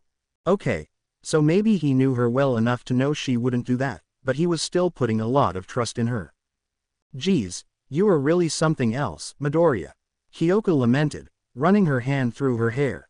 Yeah, I overstepped, didn't I? The green-haired boy asked, hanging his head. Looking up, he saw Kyoka approaching him. Am I about to get the Kaminari treatment? No, dummy, the girl scoffed. Though after that comment, it's not off the table. Then what? Oh, Midoriya was caught off guard when Kyoka suddenly wrapped her arms around his midsection, resting her head against his large chest. Kyoka had never hugged a guy before, or rather, a guy who wasn't her dad. But this was very different from that. She could see why Mina was always looking for an excuse to glomp onto the boy. He felt like a very firm pillow. It was nice. After a moment's hesitation, she felt his large arms come to rest on her back.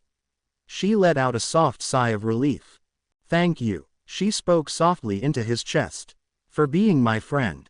Of course. Kyoka separated from the embrace and awkwardly turned to look away. She could hear the boy's elevated heart rate at the physical contact he'd received and couldn't help but feel a little embarrassed for the boy. So I guess I'll be going now. Kyoka pointed toward the stairs leading to the girls' dorms. Right, yeah, I should also be doing that. Midoriya nodded, pointing in the other direction. Good night. The pair walked their separate ways before Kyoka turned around and spoke a final time. Look Mido Izuku, the boy turned at the sound of his name. If you ever, I'm willing to listen, if you ever wanna talk about, whatever. Izuku looked at her, a smile forming on his face. He nodded. Same to you, and Jiro, I'm glad you're my friend too. As the doors to the 3A dorms creaked open, Minoru peeked his head outside. Cautiously observing his surroundings, once he assessed that the coast was clear, he began to tiptoe down the steps and into the courtyard. Pulling the hood of his jacket over his head, it did comically little to hide his prominent hairstyle from view. It was early in the morning, perhaps too early to even call it morning as the sky was still dark without a trace of sunlight. While it wasn't necessarily to his taste, Minoru's client had requested this time specifically, so he had no choice but to meet their demands, especially given how much cash he stood to make from this deal. Spotting one of the campus security bots doing a sweep of the area, the small boy dove into a nearby bush to escape from its sight. When it finally rolled past him, Minoru rolled out onto the school's lawn, quickly dashing across the courtyard as fast as his legs would take him, the bag at his side slapping against him as he ran. When he finally reached the other side of the yard, he let out a sigh of relief. You're late, an annoyed voice spoke up, causing the boy to flinch. Whirling around, he saw a figure approaching him, their face obscured by the shadow of Class 3B's dormitory. TCH, I'm here, aren't I? Minoru replied, reaching for the bag at his side. I've got your order. You got the money. Rather than reply, the figure reached into their pocket. Minoru, prepared for anything, took a defensive stance, one hand reaching for his head in case the deal went south. His fears were unfounded however, as the figure held out the stack of cash they had promised him. Nevertheless, the boy quickly snatched the cash away before thumbing through the bills. When he determined it was the amount they had agreed upon, Minoru nodded his head before pocketing the money. You know, I ought to charge you extra for the trouble of getting here. I hear there's talk of upping campus security. Might make your future purchases more difficult, he explained, handing over the bag at his side. The figure simply nodded in response, not really paying him much mind. Pulling free the contents of the bag, they carefully looked over everything inside. A towel, a t-shirt, a water bottle, and several Polaroid photographs. When the figure tried reaching for more, only to discover nothing else inside, their head whipped around toward Minoru. In a flash, the boy was dangling off the ground, hoisted by the collar of his jacket. Where is the rest, little man? They demanded. Sorry, I'm sorry, I forgot. Minoru quickly reached into his pocket, pulling out a toothbrush with a green handle. I had to grab it last minute. I forgot to put it in the bag. After handing the item over, the small boy was promptly dropped to the ground. By the time he pulled himself up, the figure was already gone, along with all of the items that Minoru had brought. Geez, he muttered to himself. Watch yourself, Midoriya. The boy brushed off the dirt and dust on his clothes. Even I wouldn't mess with that crazy broad. Thank you for meeting with me on such short notice, Toshi. Izuku Midoriya bowed her head, the steam from her coffee cup warming her face. To be honest, I'm surprised you managed to meet with me at all with your new job. Don't you have, I don't know, forms to sign or something? I'll always make time whenever you need it. Otherwise, how could I ever call myself a hero? Toshinori Yagi waved away her concerns, taking a sip from his own coffee. Besides, my position in public safety isn't as demanding as you might think. They really only wanted me as a figurehead. They were more concerned with optics than actually making any concrete changes, but I still have enough friends in the department that they can't shut me out of decisions entirely. Izuku smiled at that, always the hero. The pair were chatting in a hole-in-the-wall cafe near Mustafa. Outside, the sun was just beginning to rise over the horizon, and inside, the cafe staff were still opening up shop for the day. Izuku had called the man in front of her late last night, hoping to slip some time into his undoubtedly packed schedule. To her surprise, he had been more than willing to meet with her whenever she pleased. So, what was on your mind, Izuku? Have you spoken with young Izuku about, well? Toshinori sucked on his teeth, wincing at the memory from the other night. Izuku blushed before looking down again, tapping her fingers against her cup to distract herself. And no, I haven't really had the chance to speak with him since, well, then. She furrowed her brow before taking a sip of coffee. He's been too busy with schoolwork and training to take most of my calls. But between us, I think he's been trying to avoid me, or rather, avoid having that conversation. Are you worried how he'll react? Toshinori reached a hand across the table, but Izuku was hesitant to reach out her own. I don't know, Izuku admitted with a sigh. You know Izuku, he's the sweetest boy in the world. He cares for me so much and he admires you more than anyone. Part of me thought he'd be ecstatic and another part thought he might feel betrayed. Honestly, right now I have no idea what's going on in his head. With everything else going on with him, I feel like I should just give him some space right now. Give him some time to think, you know. Toshinori seemed to think for a moment before nodding his head in understanding. So then this isn't about him, I take it? The blonde man asked. Can I assume then that this is regarding our other conversation? Izuku didn't say anything in response, she simply nodded her head while looking intently at her rapidly cooling beverage. I see, and young Izuku still doesn't know yet. Toshinori set down his cup, giving Izuku a serious look. Well, it isn't my place to lecture you on parenting, your credentials far exceed mine on that front. But as someone who has experienced numerous failed relationships, both professional and personal, I can tell you that the cause behind nearly all of those has been a lack of communication. If you truly want my advice, speak with them. Soon. Either tell Izuku that his father wishes to meet with him, or tell Hisashi that you don't wish to see him. Waiting at a crossroads will only cause more pain for all parties involved. I wish it were that simple, Toshi. Izuku lamented. Hisashi, well, he doesn't exactly need my permission. Seeing as how we aren't technically divorced, at least in the eyes of the law, I can't actually prevent him from visiting Izuku. You two are still married, Toshinori stated with some surprise. It was just easier for us both that way. Financially, socially, emotionally. The green-haired woman looked away. It happened a long time ago, and the two of us haven't even spoken to one another since. I doubt Izuku even has any memories of his father. Do you think? The retired hero paused, as though debating his words in his head. Why do you think he's choosing to return now of all times? Could there be incentive for him? You think he's after money? Inko spoke plainly, interpreting the man's words. Grimly, the blonde man nodded his head. Money, fame, any number of things he could leech from young Izuku and you. Forgive me for the accusation, but I've seen men perform truly heinous acts in my time. It doesn't sound like the man I knew. Hisashi was never too ambitious or concerned with wealth. All he was ever concerned with was the happiness of others. He was truly kind and cared for his family above all else. At least, he did at one point. The pain in Inko's voice was apparent. Memories of their time together flashed through her mind and her heart felt like a stone in her chest. Izuku, he reminds me so much of him. Tears began to race down the woman's cheeks. Inko, Toshinori tried to find the words. I'm so sorry. This must be so difficult for you. I don't know what to do, Toshi. I don't know what to tell Izuku. I don't even know what I think about all of this. Hisashi he was my whole world. I loved him so much, I couldn't imagine being without him for a single day. And then he was gone, and it was just Izuku and I. Inko confessed. And I'm afraid, Toshinori. Afraid how Izuku will react, afraid how I'll react when he gets here. I thought I had moved on.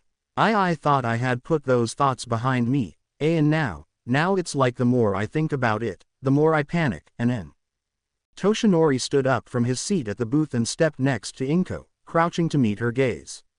Placing his hands on her shoulders, he looked the woman in the eye with a serious expression. Inko, you know I care for you and young Izuku as though you were my own family. So long as I live, I will not let anyone hurt either of you.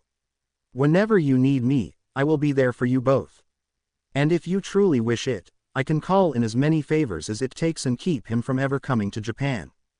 Inko appreciated the offer. It was nice to know that she had friends willing to go so far for her.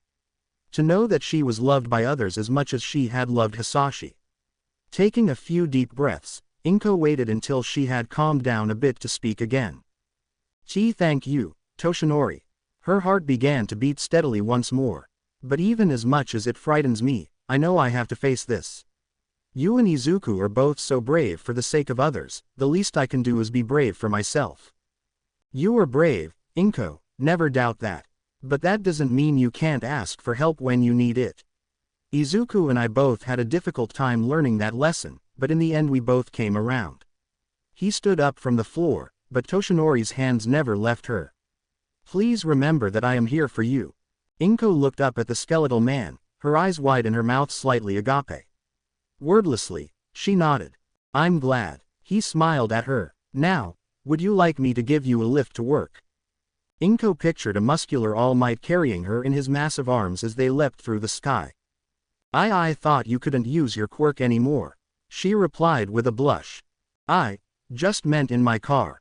Knock knock. Itsuka Kendo was completing her morning stretches in her room when a surprise knock sounded at her door. Checking the time, the orange-haired girl saw that it was 6 in the morning and the sun was barely up. Who could need her this early in the day? The girl looked at herself in the mirror, making sure that she was at least presentable. Her hair was down from its usual side ponytail and she was dressed in a white t-shirt and black boy shorts. Quickly, she decided to slip on her UA track pants before opening the door, on the off chance that it was one of the boys of her class. Dorm rules were pretty strict about that kind of thing though, and none of the guys would risk it with the class representative of all people. Opening the door, Itsuka was surprised to find no one there. Who? Ahem. A soft voice cleared their throat. The tomboy glanced down to see a bob of brown hair staring up at her. Kanoko Komori was dressed in a pink nightgown and wearing a pair of slippers with small teddy bears decorated on the front. At a glance, most people would not assume that the tiny brunette was 17, especially given her choice of wardrobe and general demeanor. If Itsuka hadn't spent the past 2 years getting to know her, she would probably assume Kanoko to still be a pre-teen. "Oh, Kanoko. Hey," Itsuka greeted the short girl. "Can I help you with something?" "Hello Kendo-san. How are you this fine morning?" Kanoko waved nervously. "Did you get much sleep last night?" "All right, which is it?" The class representative crossed her arms, furrowing her brow. Whatever do you mean, Kendo-san? I was just. You guys only address me formally whenever you did something against the rules or you're planning to do something against the rules. So which is it? She asked again, her green eyes narrowing at the smaller girl. The latter, Kanoko finally admitted. All right, that's the better of the two options, I guess. Itsuka rolled her eyes. On a scale of 1 to Monoma, how bad are we talking? Itsuka enjoyed her role as Class B's big sister. She liked having others look to her for guidance and support through their hardest times. It made her feel needed. What she didn't enjoy, however, was when the other students would ask her to cover for them when they did something bad. She was by no means Tenya Iida, a stickler for the rules to a fault, but she would still rather not be complicit in anyone's schemes. Not bad at all, I swear. Just. The mushroom girl tapped her fingers together. Bringing a boy over past curfew. What? Itsuka's face lit up with alarm. Quickly leaning out into the hall, she checked both directions before yanking the smaller girl into her room and slamming the door shut behind her. Bed. Now. The tomboy pointed Kanoko toward the bed before taking a seat across from her on a sit-up bench, one of the various pieces of exercise equipment sitting in Itsuka's room. Kanoko wordlessly nodded before hopping up onto Itsuka's bed, her feet dangling off the edge while she resumed tapping her fingers together. Explain, Itsuka demanded, crossing her legs as she stared down her classmate. I promise, it's not what you think. Kanoko shook her head. I just want a guest for my show and Midoriya already agreed to. Midoriya, Itsuka slapped her hand against her forehead. Why is it that every time something goes on around here, he's involved somehow? I just want to feature him on the show, which will hopefully net me some new viewership, which I could really use because at the moment I've only got. Look, I don't need all the details. Itsuka raised a hand to silence the girl. It's not that I don't care. I do. But this is just a bad idea, one that's likely to get you both in trouble with the school. If anything goes wrong, I'll take the blame. Besides, Midoriya's a celebrity, the most they would give him is a slap on the wrist.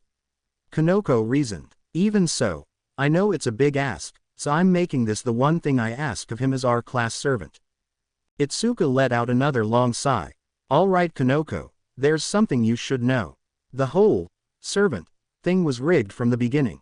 One of the students in our class set things up so that Midoriya would win the vote. Oh, Kanoko seemed to take a moment to process the information.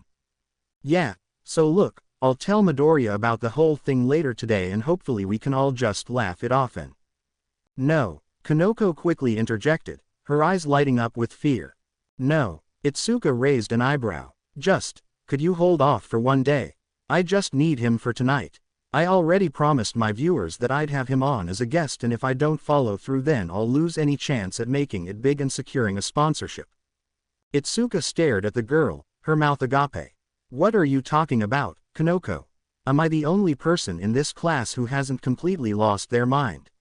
We're supposed to be hero students. We don't use our friends. I know, Kanoko admitted shyly, looking away from the girl before her. But I just really need Midoriya to help me out this one time. The brunette stared up at Itsuka with wide eyes. Kanoko. Itsuka crossed her arms.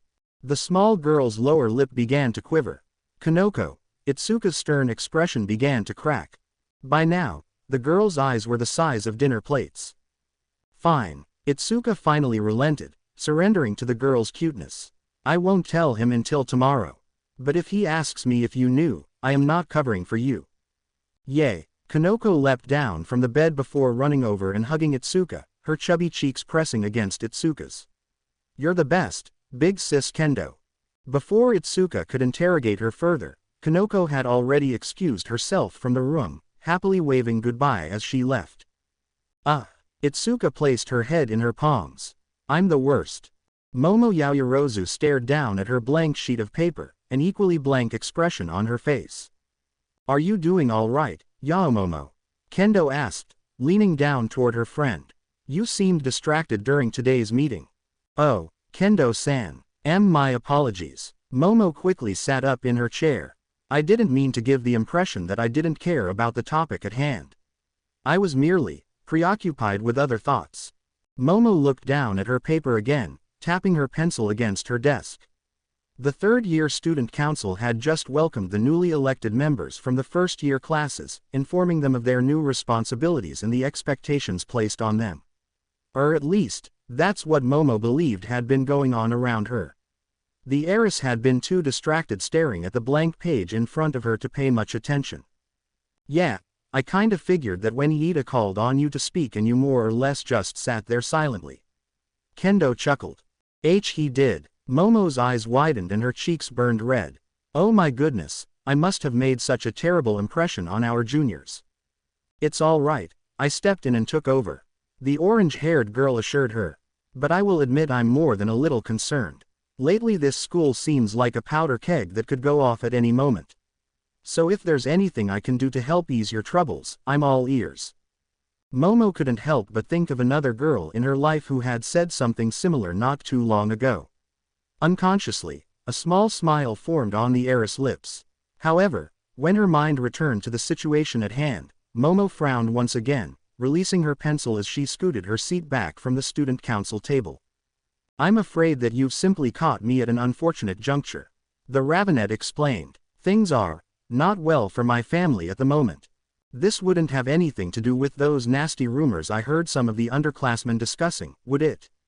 About the Yaoyorozu conglomerate. Kendo raised an eyebrow, leaning her hip against the table.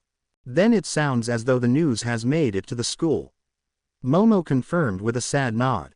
I'm afraid that it's no simple rumor. As ashamed as I am to admit it, my family has played no small part in the suffering of this country. Oh man, Kendo's expression fell, and here I thought I had problems. Momo, if you need anything. It's quite all right, Kendo-san. The heiress assured her. You've simply caught me in the middle of a brainstorming session. I've been trying to think of a way to help allay public concern regarding our company's recent history. Isn't there a department for that at your company? Yes, Momo nodded. We do indeed have a public relations department, and they are working hard to mend the situation as best as they can. However, seeing as I have a much more public image than my father, being a prospective hero and whatnot, the public at large has chosen to direct their ire primarily toward me. So if a change in our reputation is to be made, I must be the one to spearhead it. The heiress stated her unfortunate situation so matter-of-factly that it seemed to throw off Kendo, who had a shocked expression on her face. How could someone do something so cruel? Blaming you for something that was completely out of your control. I ought to kick their ass. Kendo-san. Momo glanced around, making sure the room was empty. Don't say something so crass out loud. One of the first years could hear you. How are you so calm about this, Yaomomo? If I were in your position, I don't even want to think how I would react. Well, I was certainly upset when I heard the news. And even now, it still pains me to think about. Momo admitted. However, simply crying over the situation at large will not help to resolve it. I must take action. That is why I've been so distracted as of late. The Ravenet held up her blank sheet of paper. I'm afraid I've made little progress in trying to find a realistic means of mending the gap between myself and the people. She lamented. How long have you been at it? Since Monday. 4 days. Kendo's eyes widened again and she grabbed Momo by the hand, leading her out of the room. Geez, come on. You need a break from this. Let's go grab some lunch and I'll try to help take your mind off this. I hardly think that will be a productive use of time. The heiress argued. Taking care of your mental health is absolutely a productive use of time. Kendo contested. And if you've been at it this long, I severely doubt you're about to make any serious breakthroughs. Kendo-san, come on, I'm sure you're eager to think about something that isn't this, right? We can chat about something fun instead. The orange-haired girl suggested. How about the sports festival? Island, huh? Who would have thought? It'll be my first time there, but you guys in Class A have all been before, right? Well, yes, we have. I've actually visited it several times. My family has stock in several support companies there. Momo explained. Ooh, so you must know all the must-see spots. You'll have to give me a tour when we get there. Well, actually, the island changes its layout on an annual basis. So I'm afraid that I won't be much help at navigating. Apologies. No problem, Kendo assured her. Did you hear that we'll be facing off against the other hero schools this year? It'll be just like the licensing exam. Oh, Mr. Aizawa failed to inform us of that, though at this point, I shouldn't be surprised. Yeah, no offense, but I'm kinda relieved I don't have that guy as my homeroom teacher. From what I've heard, he's an awesome hero, but as a teacher, well, he seems intense. I mean, our Mr. Vlad is also intense, but in a different way. He just cares a lot. Momo laughed at the statement. A good, genuine laugh. As thoughts about her current situation faded to the back of her mind, she soon found herself instead looking forward to the future. What had she done to deserve such great friends? Boom, boom, boom, asterisk. Focus up, damn nerd. If I were actually trying to kill you, you'd be dead. Sorry Kachan, I'll do better, Izuku replied as he quickly shifted in midair, narrowly avoiding one of Bakugo's AP shots. The two rivals were currently training in Gym Gamma. Katsumi was attempting to blast Izuku out of the air while the latter dodged using float and air force. It was nothing the pair hadn't done plenty of times before, only now there was a major emphasis on speed as Izuku tried to shorten his reaction time. Alright Deku, Katsumi frowned as she wiped the sweat from her brow. Cupping it in her palm, she swung her arm out and released the gathered sweat. Here comes a cluster. Boom, boom, boom, asterisk. A sudden series of detonations midair caught Izuku by surprise, causing him to fall from the air, dropping onto the gym's cement floor. Ow, the green-haired boy grunted, rolling over onto his back before clutching his side. Oof, tot smarts. Deku, Katsumi quickly ran over to the injured boy. Damn it, what the hell, that should have been easy for you to dodge. Sorry sorry, Kachan, I'm not really in peak form at the moment. My bad. Izuku looked up at the blonde girl and gave his best reassuring smile. Idiot. Katsumi looked down at him before averting her eyes and blushing. Quote. You okay? Yeah, he nodded. Yeah, I'm alright. I think I'm just gonna sit down for a sec. Izuku sat up on the floor, propping up one arm behind him while the other remained on his injured side. The explosion had singed the side of his gym uniform, but didn't burn completely through, meaning it was only the shockwave that had hurt him. That was good, the last thing the boy needed was another mark on his body.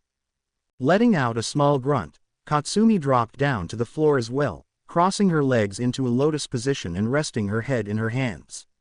A stray lock of her ash blonde hair fell in front of her face, which she promptly blew to the side with a quick breath. Turning her gaze back to Izuku, she could tell he was debating something in his head, most likely literally. So, the girl exhaled. The old geezer's arguing again. While the existence of One for All was now public knowledge, the exact details of how it worked were not. As far as Katsumi knew, besides All Might and maybe the principal, she was the only one privy to the exact details of Izuku's quirk, more specifically that he had 8 other passengers in his mind constantly sticking their noses in his business. Izuku looked confused for a moment. Oh, why yeah, I mean, we're just talking about what I can improve on. TCH, what are you doing taking advice from a bunch of C-lister nobodies when you've got the future #1 hero in front of you? Katsumi scoffed. Kachan, don't say that, it's mean. The vestiges give me helpful advice and guide me to being a better hero. Izuku reasoned. The blonde rolled her eyes. You're so damn focused on pleasing everyone, it's obvious that you aren't giving yourself an opportunity to figure shit out on your own. Izuku tried to formulate an argument. All you've done since you got back is try to help everyone else with their crap. You can't even say no to the dumb shit those Class B rejects are putting you through. Katsumi reached over and lightly punched Izuku's shoulder. You're one person trying to take on the burden of 100. You're bound to fail, so stop trying to be a goddamn martyr and just be you, stupid Deku. A spark suddenly flashed in Izuku's eyes. Almost instantly he leaned forward on his hands, nearly touching noses with the girl. Katsumi's cheeks flared and she leaned away from him, nearly falling onto her back. What are you? She began, but Izuku cut her off. Say that again. Stop trying to be a martyr. No, just before that. He clarified, leaning even closer. Katsumi could feel his breath against her face. Her face felt like it was about to explode with how much heat was building up on it. You're one person trying to take on the burden of 100. Oh my god. Izuku sat back, pushing back his bangs with a scarred hand. Oh my god. Clearly, he was catching on to something that Katsumi was not.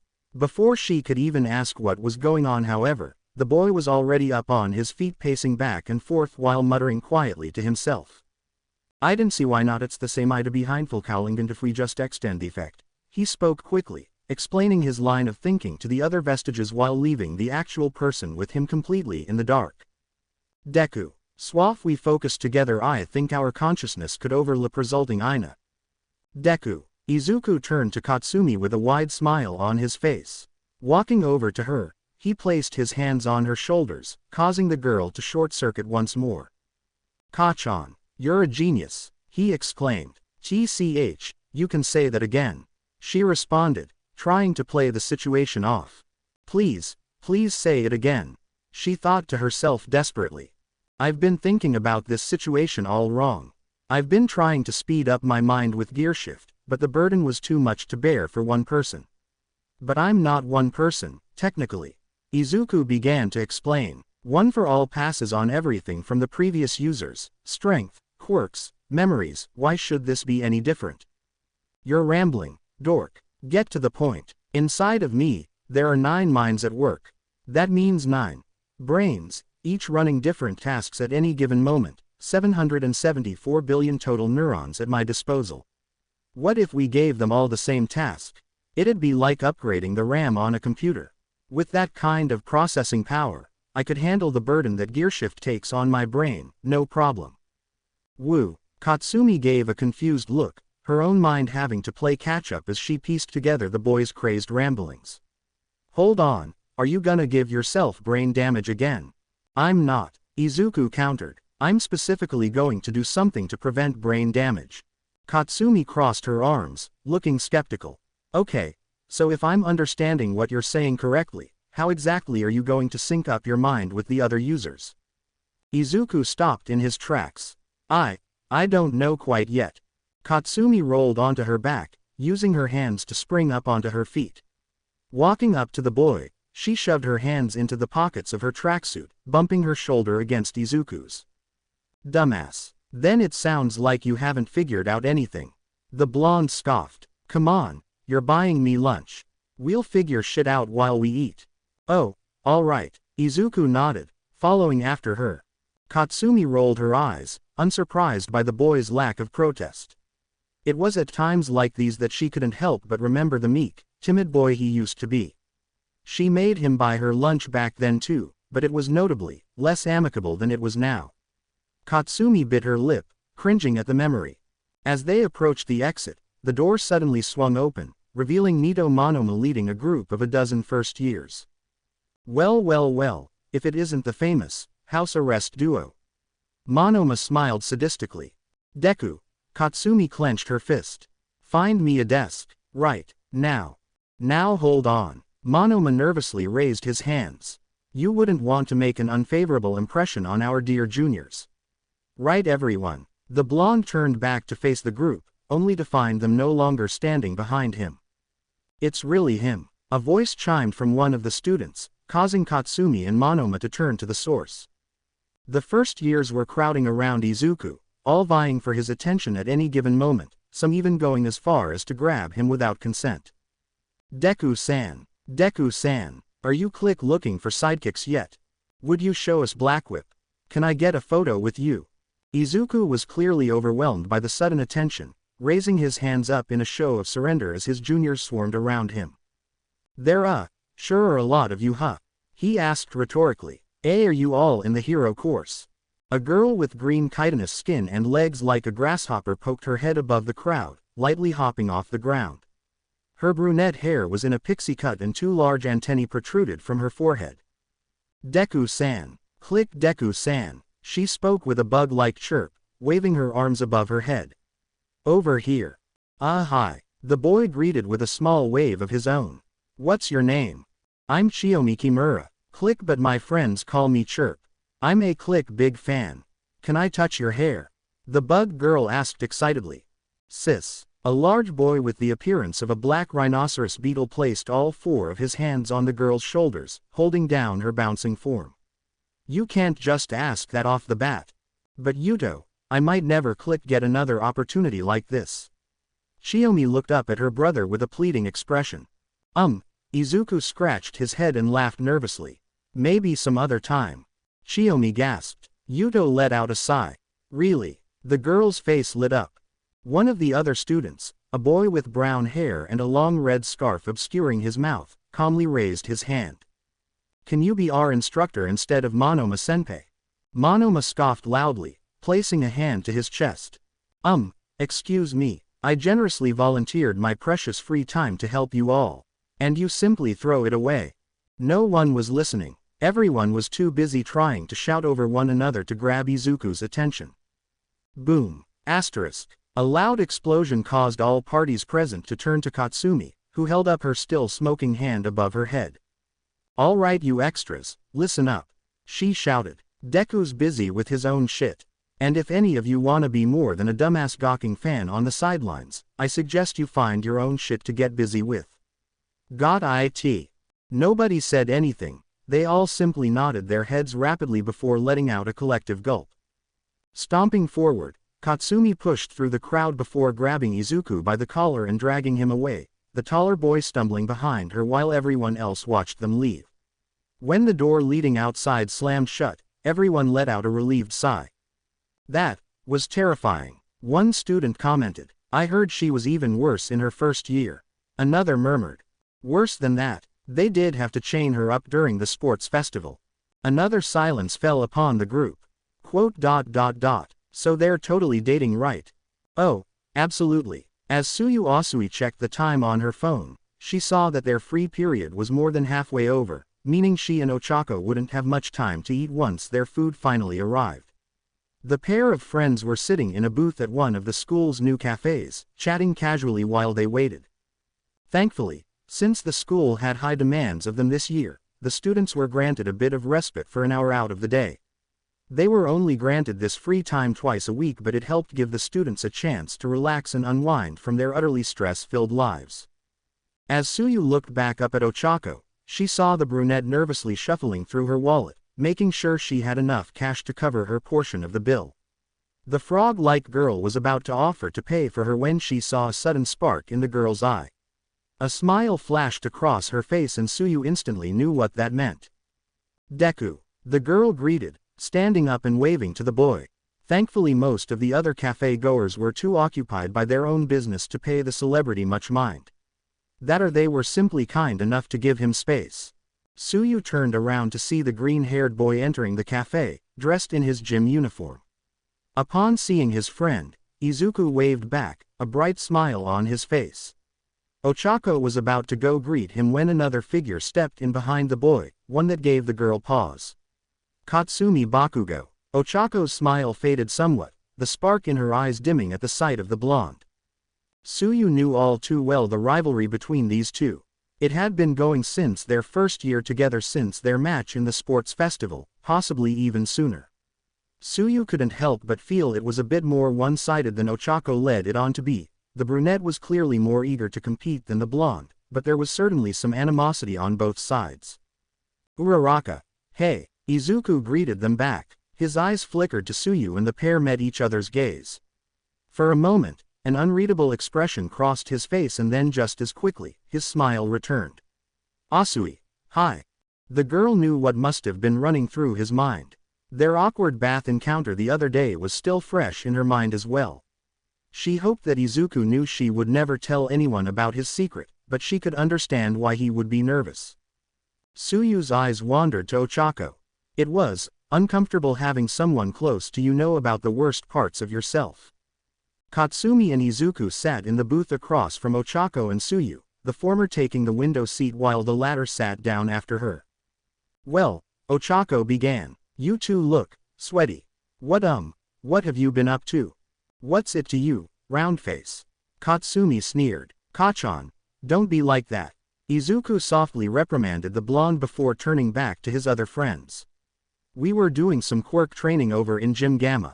I haven't really had much time to workshop my ideas lately, so we've been doing it together, training together that is. He quickly clarified. Oh, what kind of training? Ochako asked curiously. Hard to imagine you getting much stronger than you are now. Well, the kind of training that you don't go blabbing about to every wannabe extra who asks. Kachan. Izuku turned to the girl, flabbergasted by her rude behavior. How Katsumi Bakugo being mean to someone was still a surprise to him, Tsuyu would never know. Granted, she had really gotten her act together lately, but since Izuku had come back from his trip, she had notably regressed somewhat. HMPH, well, is it anything like the private training you and I did while you were mastering float? Ochako sent a challenging glare Katsumi's way. We went at it for hours back then. GRRRH. Oh, I just realized. Izuku quickly stood up. We haven't actually ordered anything since coming in here. Kachan, what did you want? Kimchi soup. The blonde replied, her sour gaze never leaving the brunette across from her. As spicy as they'll make it. Sure. Izuku's eyes darted between the two rivals. Can I get you guys anything while I'm up? Order 37. A voice called from behind the front counter. Order 37. That's us, Hiro. Tsuyu spoke for the first time since the other two entered. I could go grab it for you. Izuku offered. No thanks. Tsuyu shook her head, standing up. I'll grab them myself. As the pair walked together toward the counter, Izuku leaned down to Tsuyu, whispering in her ear. Is it the best idea to leave those two alone? He asked, nodding his head toward Ochako and Katsumi. Ochako can defend herself, Hiro. I'm really more worried for everyone else here. Izuku subtly gestured to the rest of the cafe's occupants. Oh, well, hopefully I shouldn't be too long grabbing our food. The two reached the counter, and while Izuku began placing his order, Tsuyu grabbed her and Ochako's food before reaching for her wallet. Here, I'll cover it for you, Izuku stated, already handing the barista his credit card. You did offer us seats after all. You're too nice for your own good, Midoriya. Tsuyu pouted. Oh come on, what's the point of having money if I can't do nice things for my friends? Someone might get the wrong idea about your intentions, Hiro. Izuku's face flushed red. Excuse me, the barista interjected. If you're going to wait, please do so away from the counter. We have other customers in line. Right, sorry. Izuku bowed his head before grabbing his card and stepping aside. Tsuyu picked up her tray of food before walking past Izuku. I'm going to go join the others before things get out of hand, Hiro. Thank you for buying. You're very sweet. Why yeah, thanks. Izuku blushed, awkwardly avoiding eye contact. Tsuyu reached the table soon after, where Ochako and Katsumi were heated stare-down.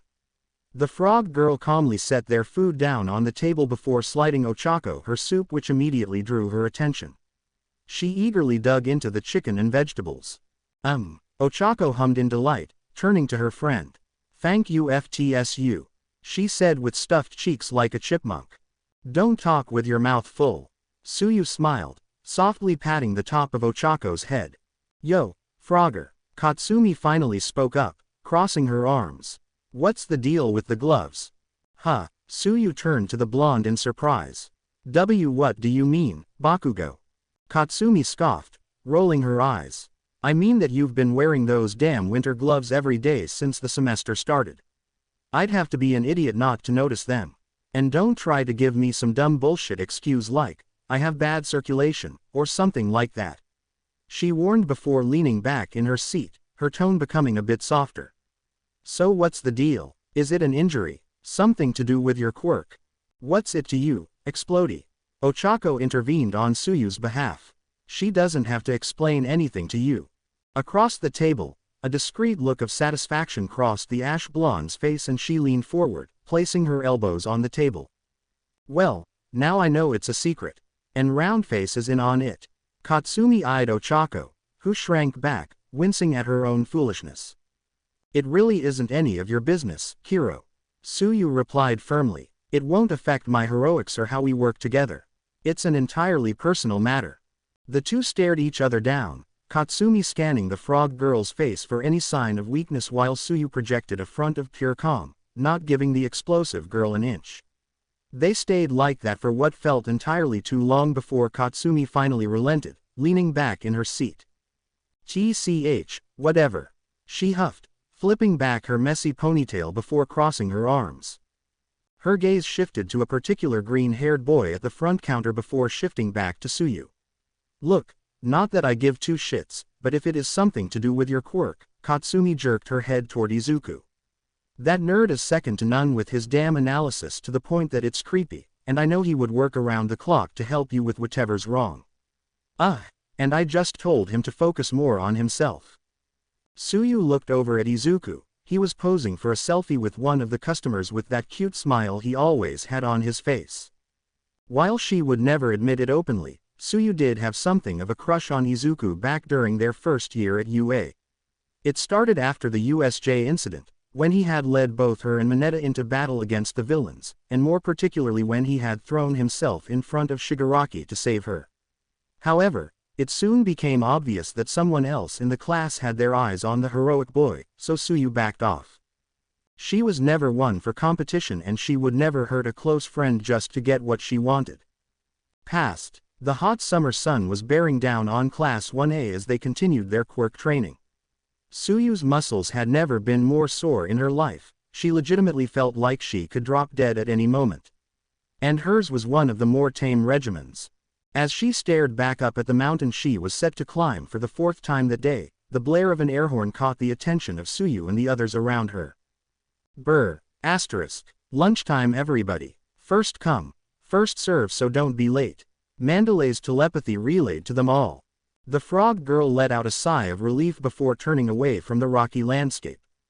Before she could leave however, a large plastic bubble rolling down the mountain grabbed her attention. Tsuyu turned just in time to watch the bubble bounce against a nearby tree and slowly come to a stop. The large bubble's occupant shakily managed to free themselves before unceremoniously collapsing to the ground, unable to stand on her feet. Then, after finally managing to push herself up and out of the dirt, Ochako Uraraka violently unleashed the contents of her stomach from her mouth. Tsuyu hopped over to her friend, placing a supportive hand on her back and rubbing in slow, small circles. "Oh *burp Tsu, hey." The brunette looked up, realizing that she was not alone. "You okay, Hiro?" Oh god." Ochako clutched at her stomach, seeming like she was going to hurl again, but only managed a dry heave and some spittle. When she finally looked back up at Tsuyu, her face was pale and weak. "I've been better. Maybe we can convince the pussycats to give you a break after lunch." Tsuyu offered a hand to the other girl. Ochako accepted and stood up, albeit on quaking feet. "Do you think you can walk? I might need some help," the brunette admitted. Tsuyu nodded and slung one of Ochako's arms over her shoulder before the pair began the trek back to the main campsite. It was difficult and slow going, especially in Tsuyu's case as her muscles begged for rest, but eventually they made it through the woods and saw the other UA students gathering in a crowd. Not everyone had made it back however. Out of the 40 students attending the camp, about 6 of them were still missing, including Midoriya and Tokiyami. Ochako was well enough to stand on her own now, so Tsuyu let her go.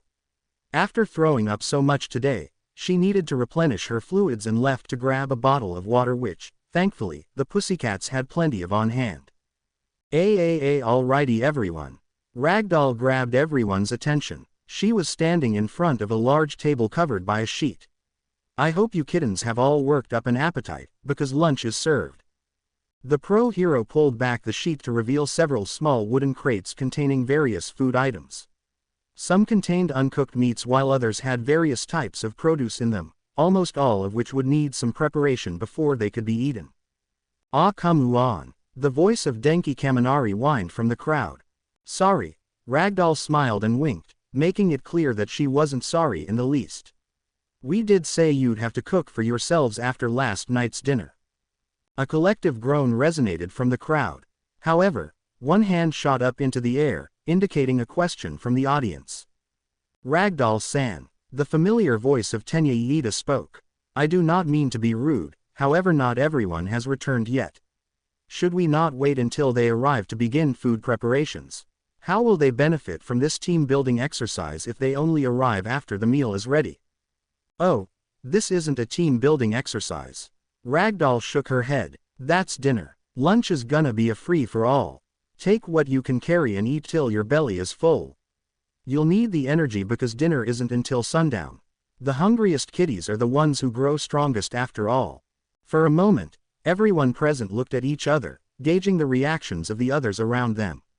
Then, in an instant, the relatively well-behaved students of Class 1A and 1B all became ravenous animals pushing past one another to be the first to grab their food. Nobody had eaten since the previous night, so their desperation was understandable. Even Tsuyu found herself giving her fair share of elbows to the Class B students around her. "Hey ya damn bug face." Katsumi Bakugo's voice cried out louder than the others. "Give that back." "No way." The tall mantis-like boy from the Class B Tsuyu hadn't picked up on everyone's names yet yelled back at the girl.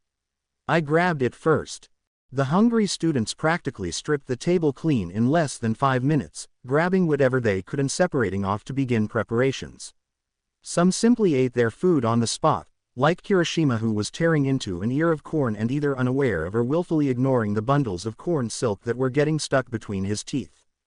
"Show MMPH. Gulp good," he cried out, his mouth full and tears in his eyes. Once the initial scuffle for resources ended, tempers gradually simmered down and nobody tried to steal anything from one another. On the contrary, actually, those who had gotten the lion's share ended up handing out their extras to the ones who hadn't received much at all. Except for Bakugo, of course, who would straight up growl at anyone who dared to even glance at her pile. The food was quickly cooked and eaten, but the majority of the students paced themselves toward the end, choosing to sit and socialize with one another before their break ended. "Are you really not going to eat anything, Kiro?" Tsuyu asked the tall ravenet across from her. "I thought your quirk works best when you have a full stomach." Momo Yaoyorozu smiled but shook her head. "I appreciate the sentiment, Asui." However, at the moment, Yaoyorozu placed a hand to her mouth, suppressing a gag. "I cannot even entertain the thought of eating." "Same here." Rikido Sato raised his hand in agreement. "I don't think I'll even be able to look at a pound cake again." Crunch. Asterisk. The three students turned to the source of the noise to find Ochako sitting atop a nearby table, eagerly biting into an apple in one hand while holding a kebab with cuts of steak on the other. Her pink cheeks were stuffed full, but she continued to eat regardless. "You know," the brunette began to speak, still chewing her food. "You'd think gulp I'd be more hesitant to eat gulp, even though I know I'm gonna end up throwing it all up again later." Ochako tore another bite of steak off her kebab. "But I'm just so hungry gulp that I don't even care." Sato and Yaoyorozu's faces turned green at the display and they quickly excused themselves from the table. Before Tsuyu could say anything to her friend, another figure dropped down at the table, wheezing heavily as he desperately tried to catch his breath. Deku. Ochako nearly fell from her perch atop the table. Quickly she tried to hide her food behind her back, not to keep it from the boy, but rather so he wouldn't see her eating like a slob. Where have you been?" Unhuff Huff unconscious. Midoriya breathed out. "Tiger-san, Huff hit me pretty hard. I only woke up Huff a few minutes ago. Then I Huff ran back here as fast as I could." Tsuyu reached a hand over to the boy's shoulder before pausing, looking at her hand for a moment, and quickly taking it back before it touched him. A light dusting of pink cropped up on her cheeks as she took a series of cursory glances at her crush. He was, admittedly, a little plain-looking. The only things about his appearance that stood out were his fluffy green hair and freckles. However, Tsuyu was more attracted to personalities than appearances, and Izuku Midoriya certainly fit the bill in that category. He was kind, patient, hard-working, and above all else, heroic. Now that he had gotten a handle on his erratic quirk, he was quickly becoming a rising star in their class. "Have you gotten anything to eat yet, Kiro?" Tsuyu asked, ignoring the flutter in her heart. No, Midoriya shook his head. Didn't look like anything was left. Here. Ochako practically shoved her apple and steak skewer into the boy's face. Tsuyu watched them meet gazes and both blush before looking away shyly, before they each snuck another quick glance at the other. Inside her chest, Tsuyu felt her heart drop. They looked cute together. Finally, Midoriya looked at the food being offered to him for a moment before a small smile crossed his face. Gently, he pushed Ochako's hands back before shaking his head. That's very generous of you to offer, Uraraka-san, but I can't accept it. Please, enjoy your food. I wasn't eating it. The brunette lied. I was holding onto it. For you. Uraraka, the juices are still on your face. He pointed out.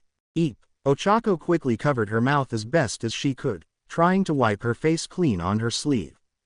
I'm gonna go grab some water and ask Ragdoll-san if there's anything left to eat. Maybe get her to sign my notebook. He quickly added before pulling said notebook seemingly out of nowhere and excitedly getting up and rushing over to the pro hero. Tsuyu looked over at Ochako. Seeing the girl wistfully staring at the green-haired boy as he ran off, the frog girl felt any hope of having something more with him get flushed down the drain.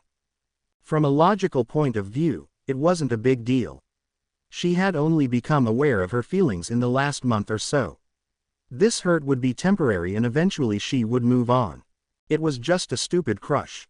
Present. As the sun dropped down on the horizon, Abara Shiozaki was busy stacking bales of hay inside the campus barn, her only company being the soft mooing of the cattle in their stables.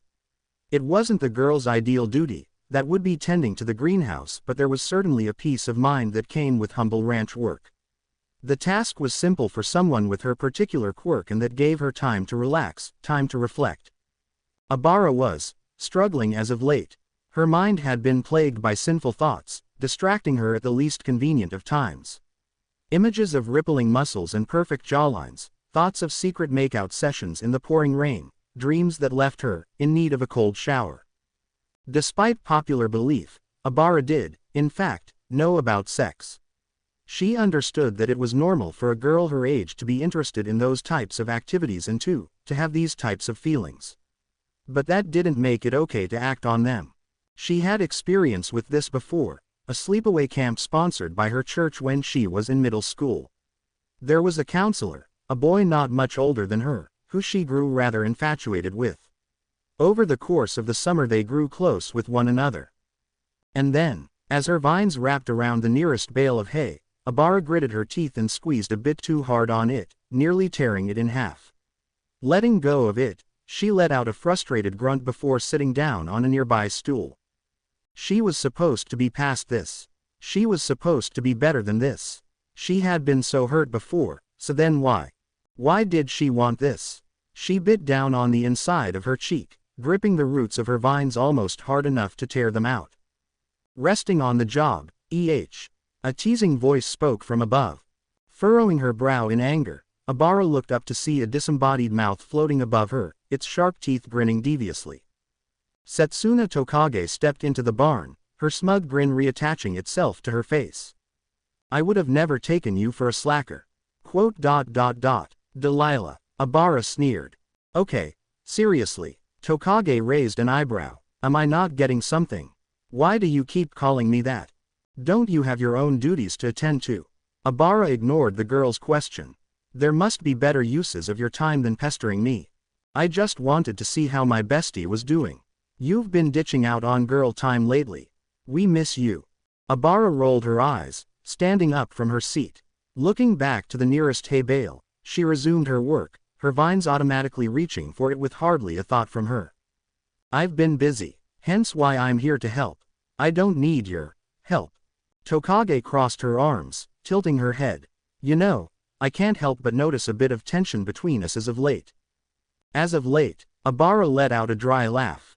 That's the first funny thing you've ever said. For once, the smug look on Tokage's face faltered.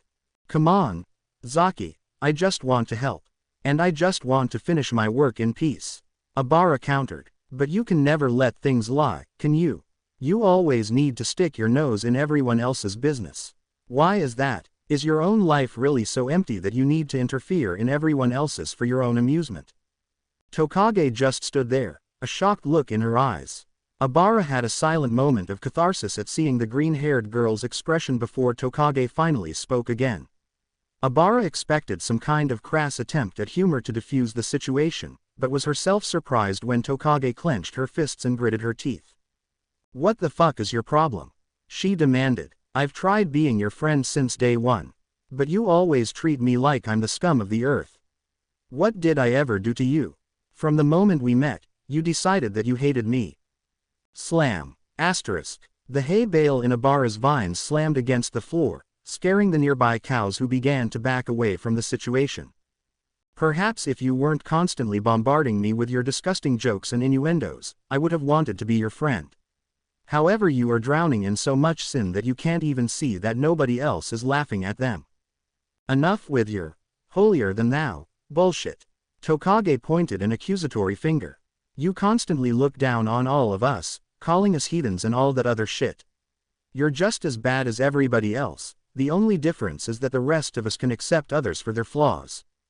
You are a vile sinner looking to drag everyone else down to your level. And you're just a crazy bitch." Quote. Abara's eyes went wide, her jaw going slack as memories flooded her mind. "What is wrong with that girl? Abara, what did you do? Let me go, you crazy bitch." Anger clouded Abara's mind as tears clouded her vision. The vines on her head began to move erratically. Before she even realized it, one of them was swinging out in front of her. Crack. Asterisk. The vine struck Tokage's face like a whip, sending the other girl tumbling to the ground with a cry of pain. For a moment, everything stood still. There was no sound, no feeling, nothing. Abara stood frozen, a blank expression on her face, before the reality of what had just occurred set in. Abara's stomach felt as though a block of lead had just dropped into it. "Chi Tokage," she managed to weakly speak. "Tokage, I." Abara tried to take a step forward, but her legs wouldn't move. She saw Tokage manage to pick herself up before turning to her attacker. Blood was pouring down her cheek from a wound just below her left eye. Whether it was the blank expression on Abara's face or the erratic movement of Abara's vines, Tokage turned without a word and took off running. When Abara tried to follow, tried to explain herself, tried to do anything, nothing happened. Instead, the vine-haired girl's legs buckled beneath her and she dropped down on her hands and knees. Still struggling to cope with the situation, all Abara could manage was to clasp her hands together and shut her eyes. "Our Father who art in heaven, O our Father who art in heaven, our Father who art in heaven." Reiko Yanagi let out a sigh of relief as she finished setting up the recording equipment in Kanoko's room. Her best friend loved being on camera, however she wasn't particularly good with technology, so she left that work to Reiko, who was more than happy to help out. Kanoko had started doing these livestreams shortly after they moved into the dorms in their first year, more so as a video diary than anything else, and continued doing them shortly following the Villain War. With Reiko helping her on the technical side, the two had upped the production quality of her content, and over time she had gained a steady following of almost 4,000 viewers, not nearly as high as she would have liked, but she was still appreciative nonetheless. "Alright." Reiko turned to Kanoko and nodded. "You're all set." "Oh thanks, Rei." The brunette smiled as she looked out from her closet. "Honestly, I don't know how I'd manage without you. I've offered to teach you." Reiko shrugged. "I know, but it just doesn't stick." While Reiko was bussed on the technical side of things, Kanoko was busy picking out her outfit for the stream. The silver-haired girl peeked her head over at her friend and saw her debating between two different tops while clad in only a white bra and panties. For a girl her size, Kanoko had a very generous build. Wide hips, a perfectly sized bust, and a pear-shaped butt. Everything Reiko didn't have. When the brunette caught her staring, Reiko quickly looked away, blushing red in embarrassment. Smiling to herself, Kanoko spoke up once more. "You know, if you want to join in on the stream, I'd be glad to have you. The viewers have certainly been asking to see the girl behind the camera with the cute voice. I really think they'd love you." Reiko blushed harder at the compliment. I appreciate it, but no thank you." She shook her head. "I'm camera shy and I'd just be a disappointment," she added softly. Kanoko clicked her tongue, putting her hands on her hips. Rei, I wish you would stop talking about yourself like that. The smaller girl scolded. You are great, you are wonderful, and you are beautiful. Reiko awkwardly scratched her arm trying to look away. It was nice to hear and all, but it was just words. She knew her friends wanted to see her in better spirits and would give her compliments to encourage her from time to time, but she could never take their words to heart. It was just too hard to believe. I'm gonna go grab some water before we start. Reiko quickly tried to excuse herself. Can I get you anything? Kanoko sighed, seeing that she wouldn't be breaking down that brick wall anytime soon. No, I'm good. Just get back soon, alright. Midoriya should be here any minute. Reiko nodded before exiting the room and heading down to Class B's kitchen. When she reached the bottom of the stairs, the poltergeist user was surprised to see someone else sitting at the kitchen counter.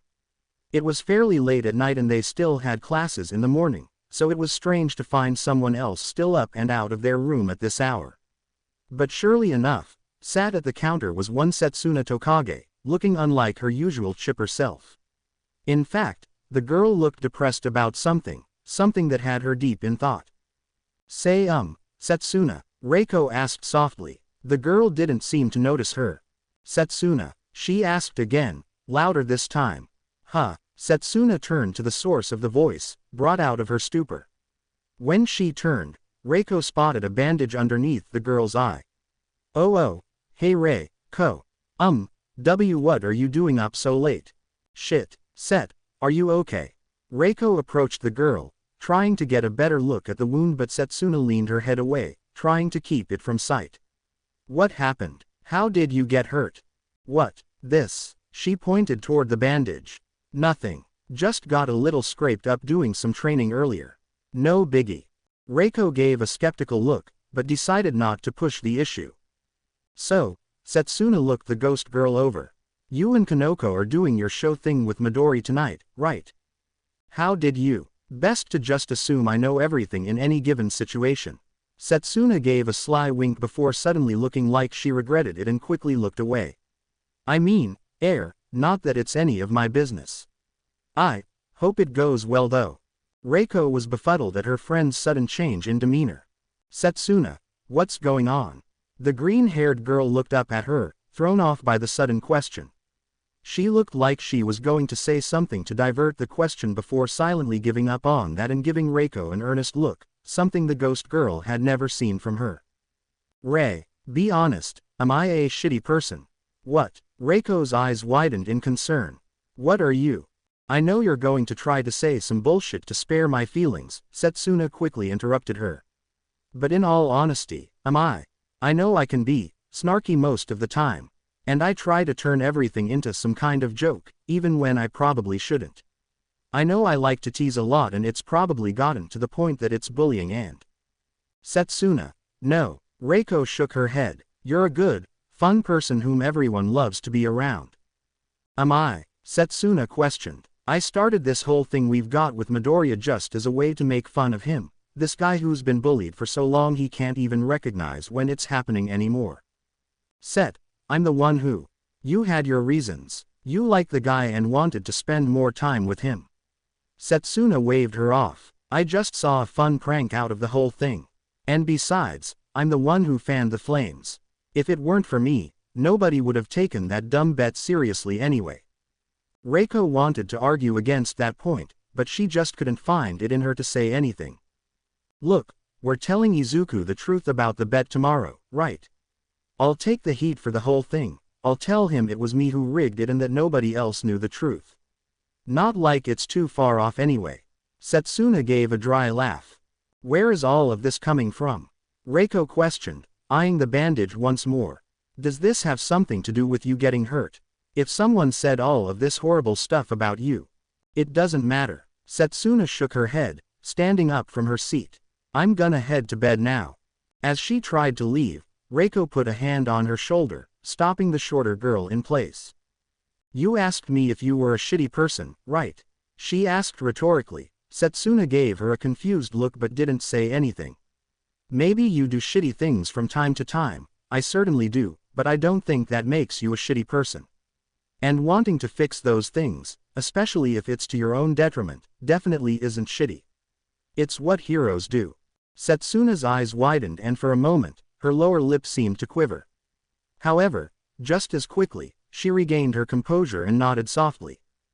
Thanks, Rei. The silver-haired girl nodded, releasing her grip on her friend's shoulder.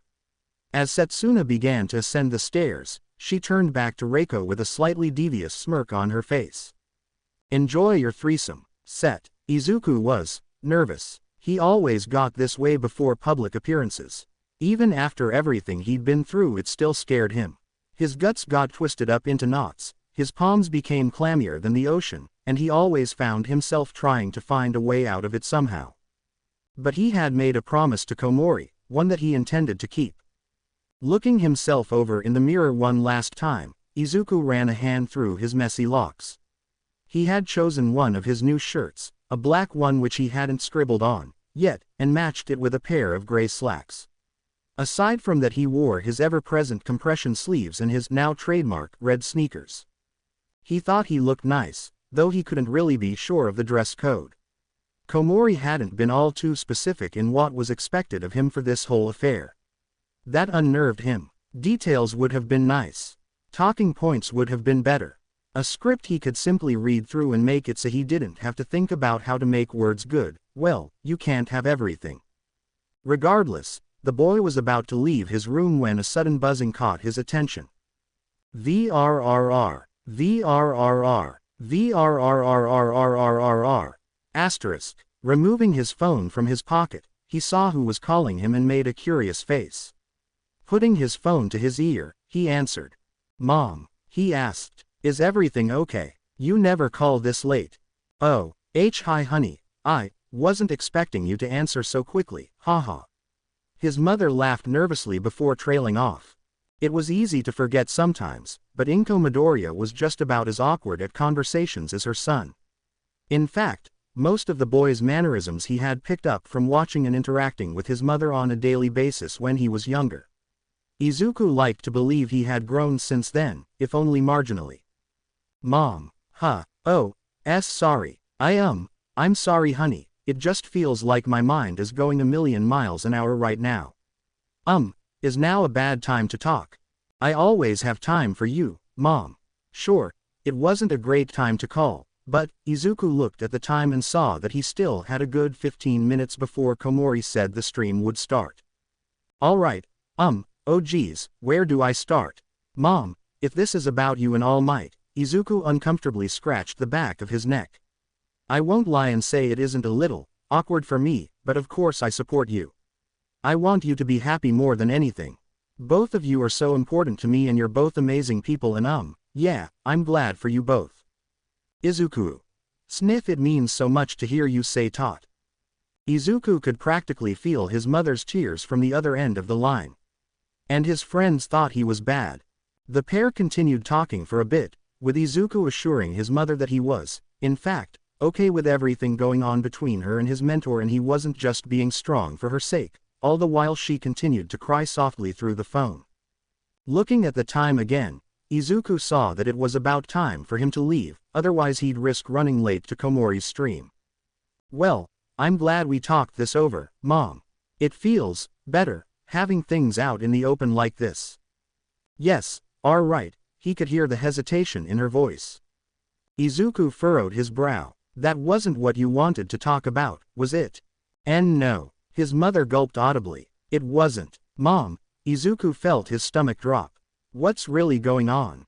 Izuku, it's about your father. Past. Beep. Asterisk. You have one new message. Hi honey, it's me. Just calling to remind you that Izuku's birthday is coming up next month. 5 already. God, where does the time go? You'll never guess what theme he picked out for the party. Give up. It's All Might. Big shocker. Anyways, I know you're busy, you did just get that big promotion after all, but it would mean a lot to him if you could make it back in time for the party. I'm looking into buying us tickets for the new All Might movie that weekend. And should I buy 3? I think I'll buy 3. If you can't make it, I guess we can just invite Katsumi to come along. She's just about as invested in this whole hero thing as Izuku is.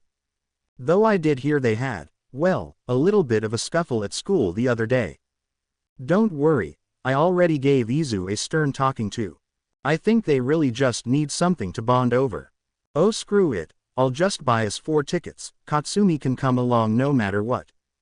Alright, I think that's I almost forgot. I scheduled that doctor's visit that I was telling you about the other day. We're gonna find out more about that little issue Izuku's been having with his quirk coming in late. You know, I read online that sometimes kids' diets can actually suppress the development of their quirk factors. Might be something to think about.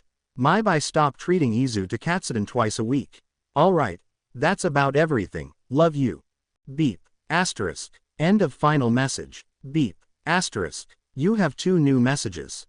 First message. Hi honey, I just wanted to remind you that Izu and I are headed to the doctor's office today. I'm waiting outside of his school to pick him up right now. He's been so excited to find out about his quirk all week. I caught him watching that video again last night. 10 o'clock on a school night and he's jumping around shouting, smash, at the top of his lungs. Phew, I'm nervous. Should I be nervous? My mind feels like it's been going a million miles an hour all day. I can hardly think straight. I know it's his dream, but I don't even want to think about our baby being in harm's way. What if he gets your fire and ends up burning down the apartment by accident? What if he gets a really strong quirk and ends up being fast-tracked into a hero school? I've heard that happens to some kids. I want him to stay our baby for a little while longer, you know. Sayo.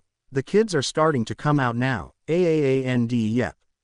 There's little Izu. God, he's so precious. Oh, he sees me now. He's running over. Alright, I'll call you afterward. Wish us luck. Beep. Asterisk. Final message. Hisashi, please I need to talk to you. It's Izuku. We just got back from the hospital. The doctor, he said sniff Izuku's not going to develop his quirk. Ever. It was something about his pinky toe and the joint and, he's devastated. HICC asterisk honey, I don't know what to do. He's just sitting in the other room right now, watching that damn video over and over again. He hasn't spoken a word to me since we found out.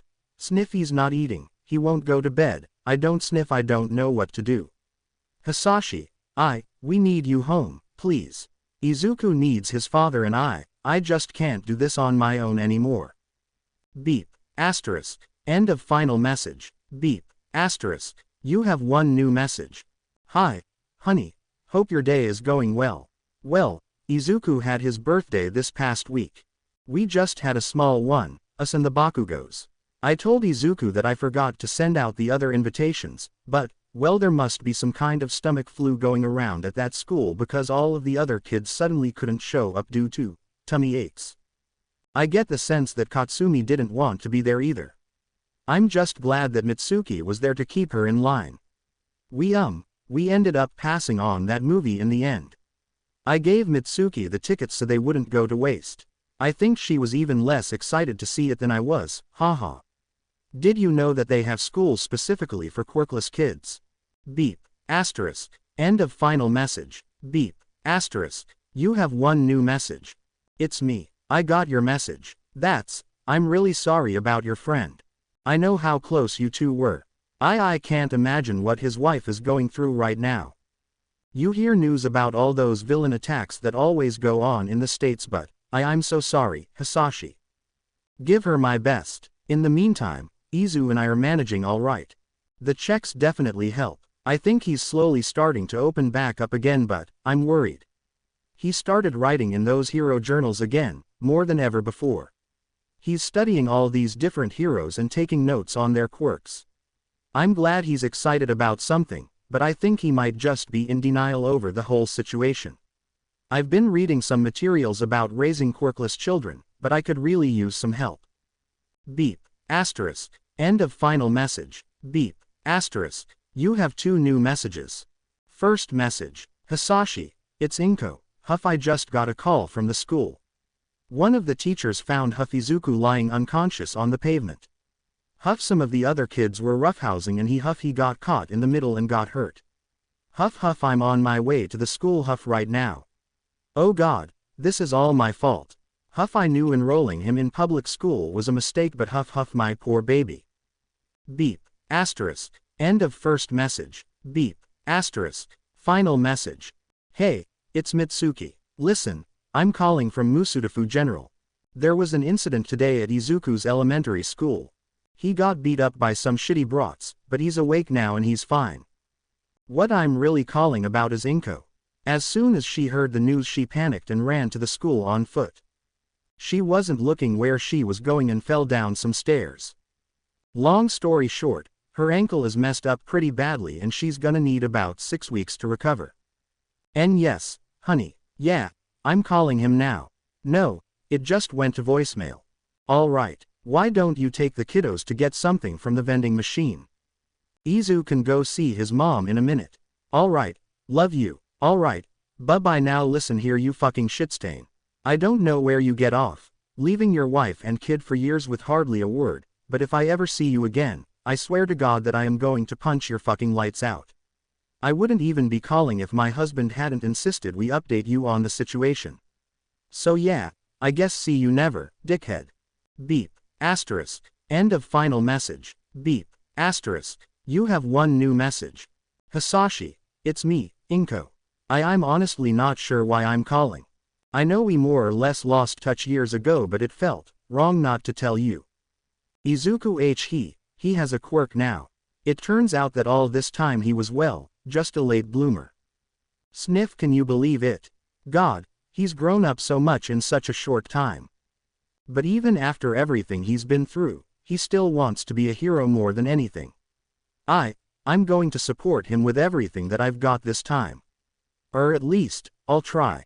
I'm still terrified at the thought of him getting hurt, but I'm even more scared of him giving up on his dream. So yeah, I just wanted to let you know that we're doing okay, Izuku and I. You don't have to worry about us. Goodbye, Hisashi. Beep. Asterisk. End of final message. Present. Izuku Midoriya let out a shaky breath as he sat down on his dorm's bed, the wooden frame creaking under his weight. Leaning his head back, there was a loud thud as his skull made contact with the wall. Ow, he winced, shooting forward, his hand clutching at the sore spot. Damn it. Izuku removed his hand from his head, checking to make sure there was no blood. Seeing that it was fine, he let out a sigh before clutching his fist. Why now, he thought to himself angrily. All of these years, his father had wanted nothing to do with him or his mother. And now he wanted to meet. What do you even say to the man who left before you could even form memories of him? Izuku didn't think of himself as the kind of guy to hold a grudge, but this case may be the one exception to that. Checking his phone, he saw the time and realized that he had missed his meet-up with Komori. Her stream must have already started by this point, and Izuku was in no state to be in front of a camera right now. Some hero he was. With a sad sigh, he opened his messages before typing up an apology to the girl. He felt awful, and he would definitely make it up to her, but for now he just couldn't. Looking around his room, it suddenly felt so cramped, so small. He needed some air. Standing up, he stumbled as he walked forward to the door. When he made it down the stairs and into the kitchen, Izuku heard a series of strange noises that caught his attention. Bonk. Asterisk. Ding. Asterisk. Ah. Izuku turned his head to see the living room television was on, despite the fact that he couldn't see anyone in the room. On the screen, an animated cat was chasing after a mouse with a giant wooden mallet and accidentally smashed its own tail trying to hit the mouse. The cat clutched its own tail in pain while the rodent grabbed the mallet and used the opportunity to smash the feline's foot, causing another shriek of pain. Stepping into the room and turning his head, Izuku saw the tiny form of Eri sitting on the couch and, more notably, Shoko Todoroki lying on her side, her head in the smaller girl's lap. Eri was absent-mindedly playing with the white half of Todoroki's hair while the older girl seemed content to let her do so. Both were in their pajamas. Eri had on a white t-shirt decorated with rainbows and unicorns and comfy purple pajama bottoms beneath that. Meanwhile Todoroki was wearing long red sweatpants and an oversized navy blue hoodie. The hoodie had shifted slightly, giving Izuku a small peek at the ice and fire user's well-toned belly. Hey guys, he greeted awkwardly. Hey, Todoroki responded softly, her mismatched eyes glancing over at him before returning to the screen. Eri nodded. She didn't even glance at him. What are you doing? He asked, looking between the pair and the television.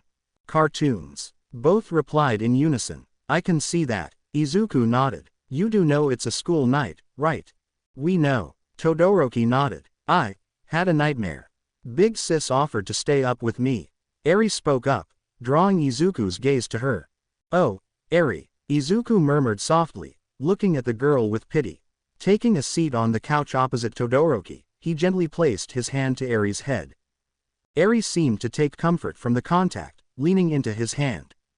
I found her curled up on the couch when I came down for some water. Todoroki explained. Neither of us were all that tired, so we decided to kill some time. I see. Izuku nodded, slowly retracting his hand from Eri's hair before the small girl grabbed it and placed it back on her head.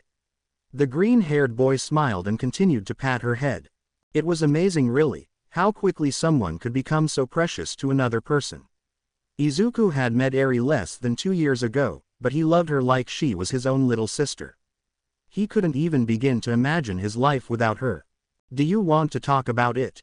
He asked. Eri shook her head, turning her gaze back to the screen.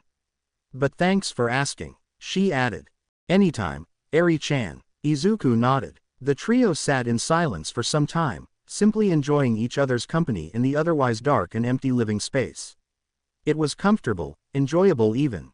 Izuku couldn't remember the last time he had gotten to just sit down and turn off his brain like this. After a while, Izuku turned his gaze downward toward Todoroki, curious to see if the girl had fallen asleep yet. His gaze was met with 2 heterochromatic eyes staring back at him. Shoko Todoroki's face was dimly illuminated by the soft glow of the television, just enough for Izuku to barely make out her features. Her one bright blue eye almost seemed to glow as it stared up at him, her expression was one of intense fascination. The girl's lips were parted ever so slightly, as if she were just on the cusp of whispering something to him, but no noise ever escaped. Izuku took note of everything about her, the softness of her long flowing hair, the sharp contours of her face, the slight indentation of her cheekbones, the gentleness in her eyes. She was beautiful. Izuku had sketched her many times before, as he had done with all of his classmates in his piles and piles of hero notebooks. And while he'd be the last person to give himself a compliment, even Izuku had to admit, he wasn't half bad at this point. But nothing he could make could ever compare to the genuine article.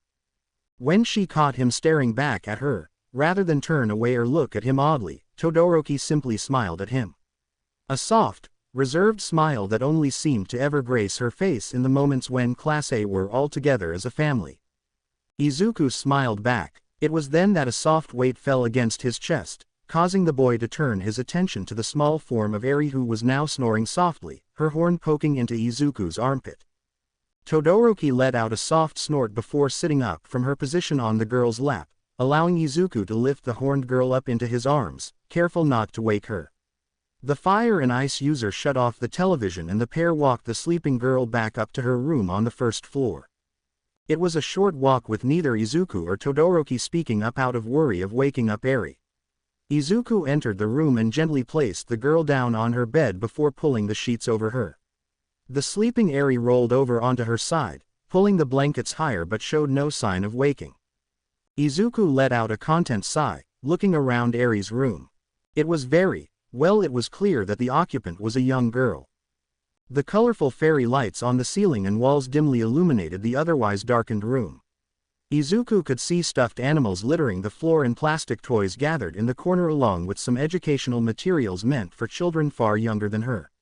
Eri had long since learned how to read and write, picking it up quickly following her liberation, but it seemed that she held onto her early study materials as treasured keepsakes. She was sentimental like that. Seeing it all made Izuku smile. He was glad to see that the girl was growing comfortable with her new life.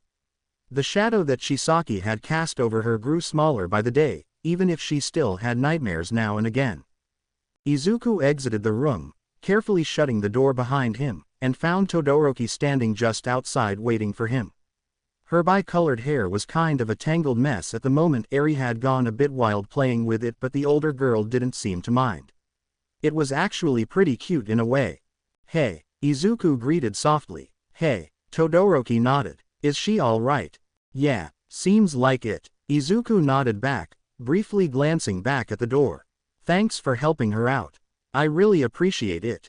The pair slowly began to walk away from Eri's room, making their way down the hall. You aren't the only one who sees her as a little sister, you know. The girl noted. We all love her. Yeah, you're right. I just worry a lot. I probably get it from my mom. The girl hummed quietly, staring up at Izuku. She continued to study him for a few more seconds before finally speaking again. You never mentioned what you were doing downstairs in the middle of the night. Oh, Izuku stuttered. I was just grabbing some water. Just like you were. Quote. Do you remember the lead up to your mission to rescue Eri? Todoroki suddenly asked. What? Izuku raised a confused eyebrow. You were a mess for days. Your grades dropped, you started making mistakes in training, you even started crying in the middle of lunch. I have sensitive tear ducts. What I'm trying to say is that if something's going on, you can always talk to me. The girl placed her hand on his shoulder. I understand better than most that hearing the right words at the right time can make all the difference. Quote. Geez, Izuku shook his head. I really wear my heart on my sleeve, don't I? Izuku, it's complicated, alright. I just got some news and I don't know how I should feel about it. All Might got your mom pregnant. What? No. Izuku looked at the girl in horror. Why would you think that? I mean, we all saw how they were looking at each other at the party. Todoroki pointed out. He even drove her home.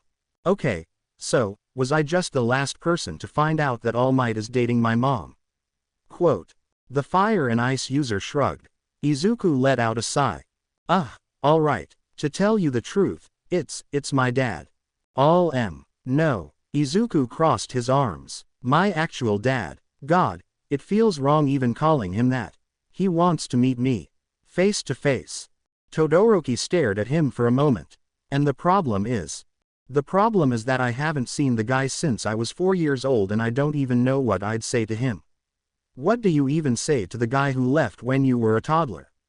Izuku sighed. Izuku, I know what you're going to say, alright. I know that this makes me seem like a huge hypocrite after everything I said with you and your dad. Izuku, and then there's your mom who you also didn't see since you were little, but you reunited with her later on in life and now things are great between you. Izuku, the girl repeated, much more firmly this time. The green-haired boy winced, finally turning his head down to face the heterochromatic girl's gaze. Quote. Yeah, he asked quietly, preparing for a berating. You seem like you need a hug. She stated plainly. You aren't. There are some things that I'd like to say, sure. The girl admitted, but my main concern is you and your well-being. Everything else is secondary compared to that. May I? Todoroki spread out her arms, her hands obscured by the long blue sleeves of her oversized hoodie. Oh, okay. Izuku nodded. The girl stepped forward, wrapping herself around his chest, the top of her head scraping the bottom of his chin. The first thing that struck Izuku was just how pleasant of a temperature she was. The perfect mix of warm and cool. The second was that hugging girls was really therapeutic. This was the second hug he'd gotten from one of his female classmates and it did wonders to calm his nerves.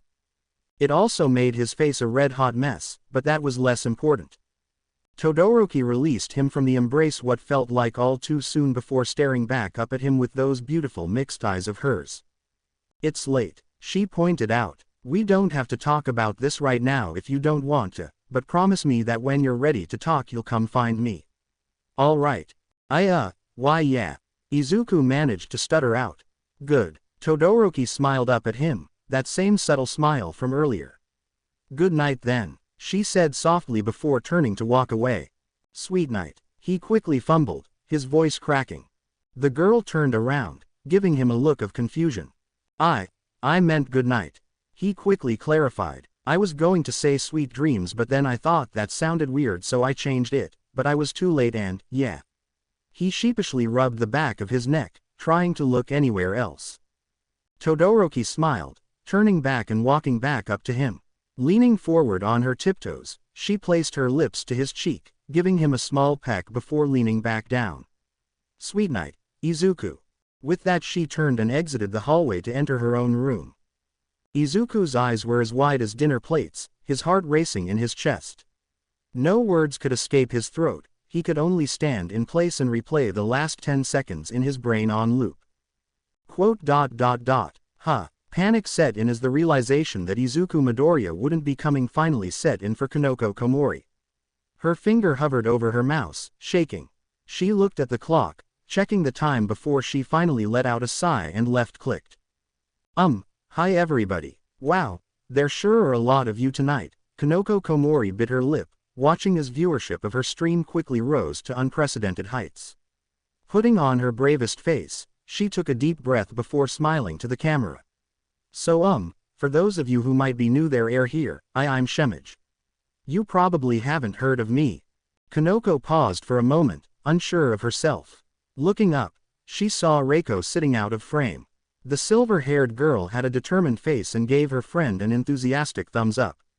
Nodding to herself, Konoko turned back to face the camera with a confident smile. But I'm an up-and-coming hero at UA.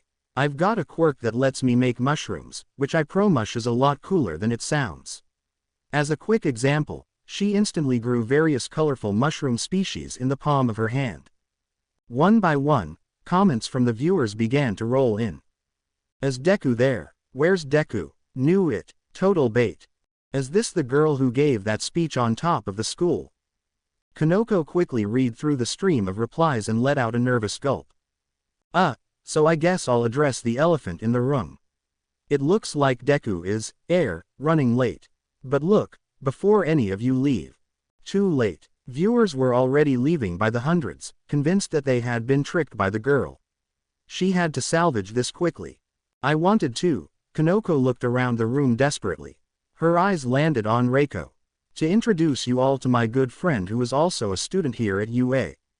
Reiko's eyes widened and she quickly began to shake her head, mouthing the word, no, and crossing her arms.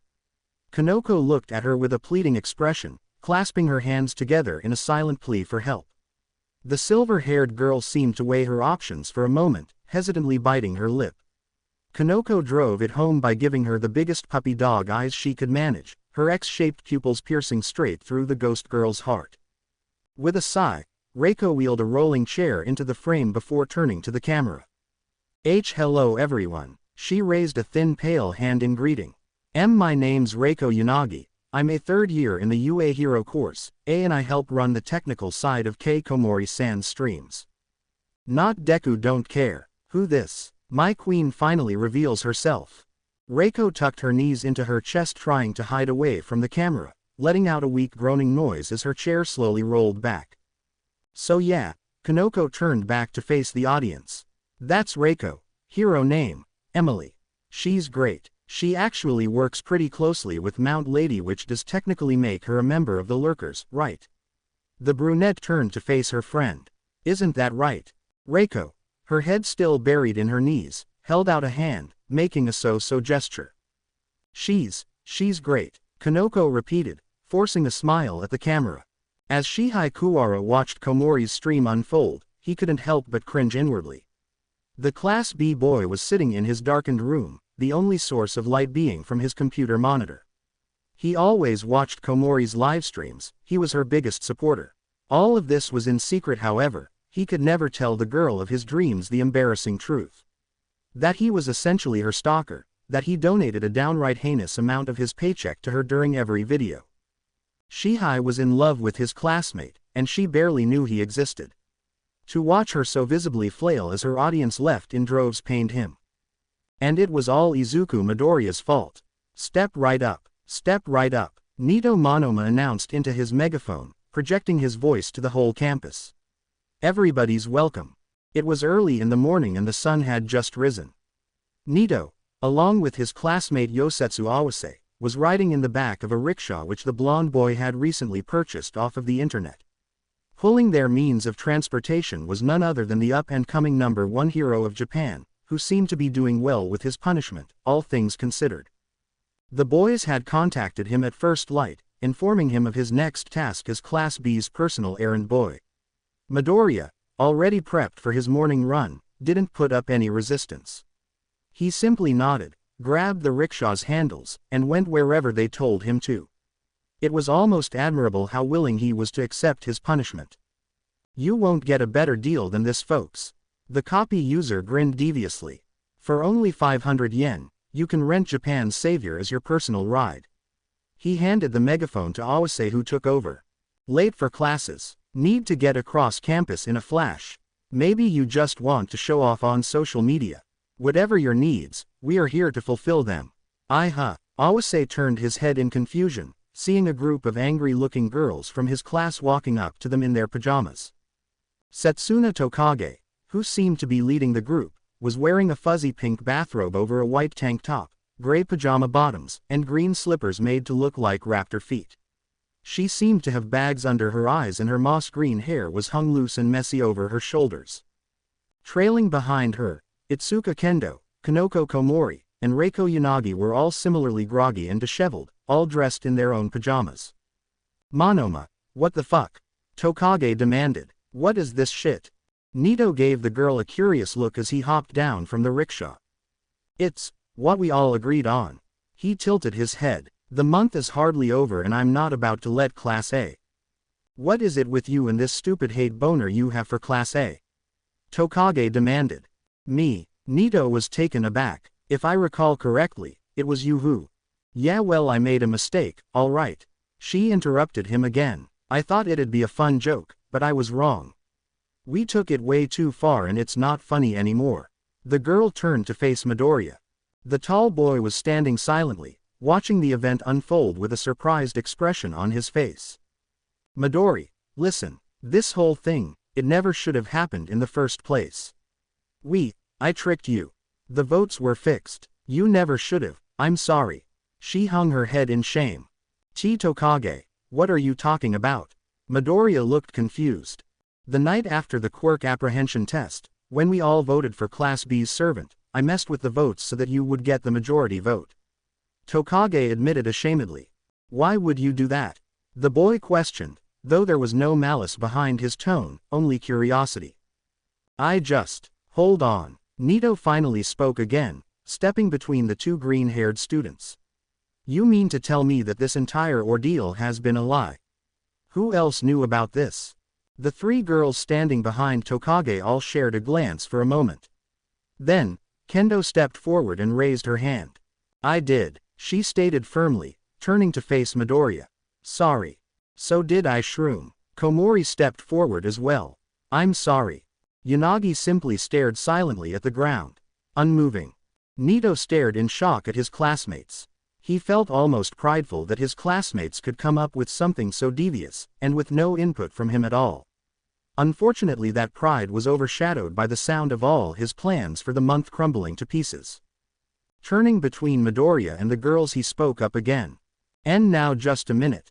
Regardless of the circumstances, we came to an agreement. You can't just. What is going on here? A gravelly voice suddenly cut into the conversation. Class 3A's homeroom teacher hobbled forward on a set of crutches in his sleepwear, a black long-sleeve shirt and sweatpants. In his rush to come outside, it seemed that he'd neglected to put on his artificial leg. His empty eye socket was obscured by his long hair. Mr. Aizawa. Nito quickly bowed to his professor. I apologize, we were merely having a slight disagreement between students. We didn't mean to cause a disturbance. Is that right? The man looked at him skeptically. You woke up half the student body with a megaphone, but you didn't mean to cause a disturbance. Nito and Awase exchanged a nervous glance. Looking around at the other buildings around them, they saw students from all the other classes gathering in front of their dorms. If you would just give me a moment to explain, sir. Oh, you'll have plenty of time to explain what all of this is. To me, to Vlad, to the principal, all of us. Aizawa looked at the group of 7 standing in front of him. Everyone here will be reporting to Principal Nezu's office before classes begin today. I suggest you all get dressed immediately. The man looked out at the crowd who had gathered to watch. And to everyone else out here, I suggest you all begin preparing for class as well. Now. Without a word, everyone rushed back into their dormitories, nearly tripping over themselves in the process. None of them were eager to be the new target of Aizawa's ire. Well, I certainly wasn't expecting to see you back in my office so soon, Mr. Monoma. Principal Nezu stated, his usual smiling expression on his face. Somehow that was far more unnerving than if he were angry. The small white mammal hopped down from his desk. Walking over to the shelf nearby, he grabbed a small porcelain cup and began fixing himself a cup of tea. After your confrontation with Ms. Bakugo only a short time ago, one would think you would think a student with your intelligence would try to err on the side of caution going forward. However, if anything, you seem to have been emboldened by this experience, creating such a spectacle. Why is that? Principal Nezu, I can assure you that I never intended to create a spectacle or anything of the sort. The principal was silent, slowly dipping the tea bag in the steaming water, his eyes never leaving Nito's face. What are your thoughts on bullies, Mr. Monoma? Nito hesitated. I wouldn't consider myself a bully. Nor did I accuse you of being one. Nezu assured him, taking a long sip from his cup. I simply asked for your thoughts. Nito shifted uncomfortably in his seat, initially crossing his legs before deciding against it. He had some thoughts on bullies. He had plenty of thoughts on bullies. I think that they can be cruel. Nito began. Of course. Nezu nodded. I think that they act out of jealousy. Naturally. And I think that they are inevitable. Oh, Nezu looked intrigued. Do continue. All men are not created equal, that much is clearer than ever. Just look outside and you can see how the acts of a small few with power can change the world. He gestured toward the window. There is no means of evening the playing field. All anyone can do is try to avoid hitting the bottom of the hierarchy, and more often than not that means pushing someone else down. And would you call those who do push others down bullies? I would call them normal. I think bullies are the ones who enjoy the process. Do you not think that it's the job of a hero to elevate others up? To ensure that no one hits the bottom you've described? Nezu questioned, leaning forward in his seat. Certainly. Nito nodded. Then what, pray tell, would you say incentivized your actions this morning? Do you believe that attempting to humiliate Mr. Midoriya is elevating him in some manner? Nito sighed. Izuku Midoriya is the most beloved hero in the world right now. I'm fully aware of his past as a victim of the very system I've described, but I do not believe that means that he exists outside of it. In the eyes of everyone, he can do no wrong. I simply think that it is important that he not lose himself and forget what it feels like to be, and pardon my phrasing, sir, the little guy. Aha, I see. Nezu let out a small chuckle, clapping his paws together. How truly altruistic of you. I'm fully aware that my approach hasn't earned me any friends, sir. But I believe that it is entirely necessary in order to create a generation of heroes who can understand and empathize with those who don't possess power for themselves. Nito knew the experience well. He came from a very well-off family, not Yaoyorozu conglomerate rich, but still upper class. Growing up, he'd had everything he could have asked for: loving parents, a stable home, plenty of toys, and not to mention a quirk that allowed him a free trial use of anyone else's quirk. Looking at all of those factors, it was no wonder he became a complete ass of a human being. Nito had a habit of flaunting his good fortune for all to see. Copying his classmates' quirks and showing them just how much better he could use them after only a few minutes of practice. It was for that reason that the other kids began to pick on Nito, singling him out, telling him that he was a side character, unable to accomplish anything by himself. At first it became a way to dismiss him anytime that he showed off. Then the others began doing it preemptively anytime he was near them. Eventually, kids he had never even met before would mock him. It became such a fun pastime for them. By the time he graduated middle school, Nito had no friends to say goodbye to. However, despite all of that, he was grateful. If he hadn't been so thoroughly humbled by his peers, he may have turned out much worse than he was now. Well, Nezu tapped his empty teacup against the table. I must say that our conversation has been quite enlightening for me. Thank you for your time, Mr. Monoma. Nito raised an eyebrow. That was it. Nezu hopped down from his seat, walking back to his desk before tapping a button on his desk phone. Send the others in now, please. He asked politely. Soon after, the doors behind Nito opened and the other 6 students involved in the incident that morning stepped into the office. All of them stood silently, looking just as nervous as Nito felt. Unsure of what to do, Nito decided to stand up as well, moving next to Kendo, who stood nearest to him. The orange-haired girl shot him a glare, but Nito simply cleared his throat and adjusted the tie on his uniform. "All right then," Nezu spoke, now seated behind his desk. "Thanks to all of you, I believe that I now have a good picture as to the events that led to our current situation. And while I cannot say that I condone such behavior in my students, I believe that most of you aren't troublemakers and do regret your actions." Nito let out a soft sigh of relief, the tension in his shoulders easing. "Now, regarding your punishment." On there it was again. All parties involved ended up receiving a fairly light sentence, all things considered. The 7 students involved in the disturbance were all instructed to write an essay on the importance of being a good role model, and all of the third years, regardless of their department, had to attend an assembly on the dangers of pranks, which would have been fine if it didn't take up their entire Sunday. Nito and the others kept their heads down following the incident, simply attending classes and training without causing any further disturbances. Before they knew it, weeks had flown by and suddenly it was time. The sports festival upon them. I hope you guys enjoyed this video. Please make sure to like and subscribe to the channel. Now we will see you in the next video.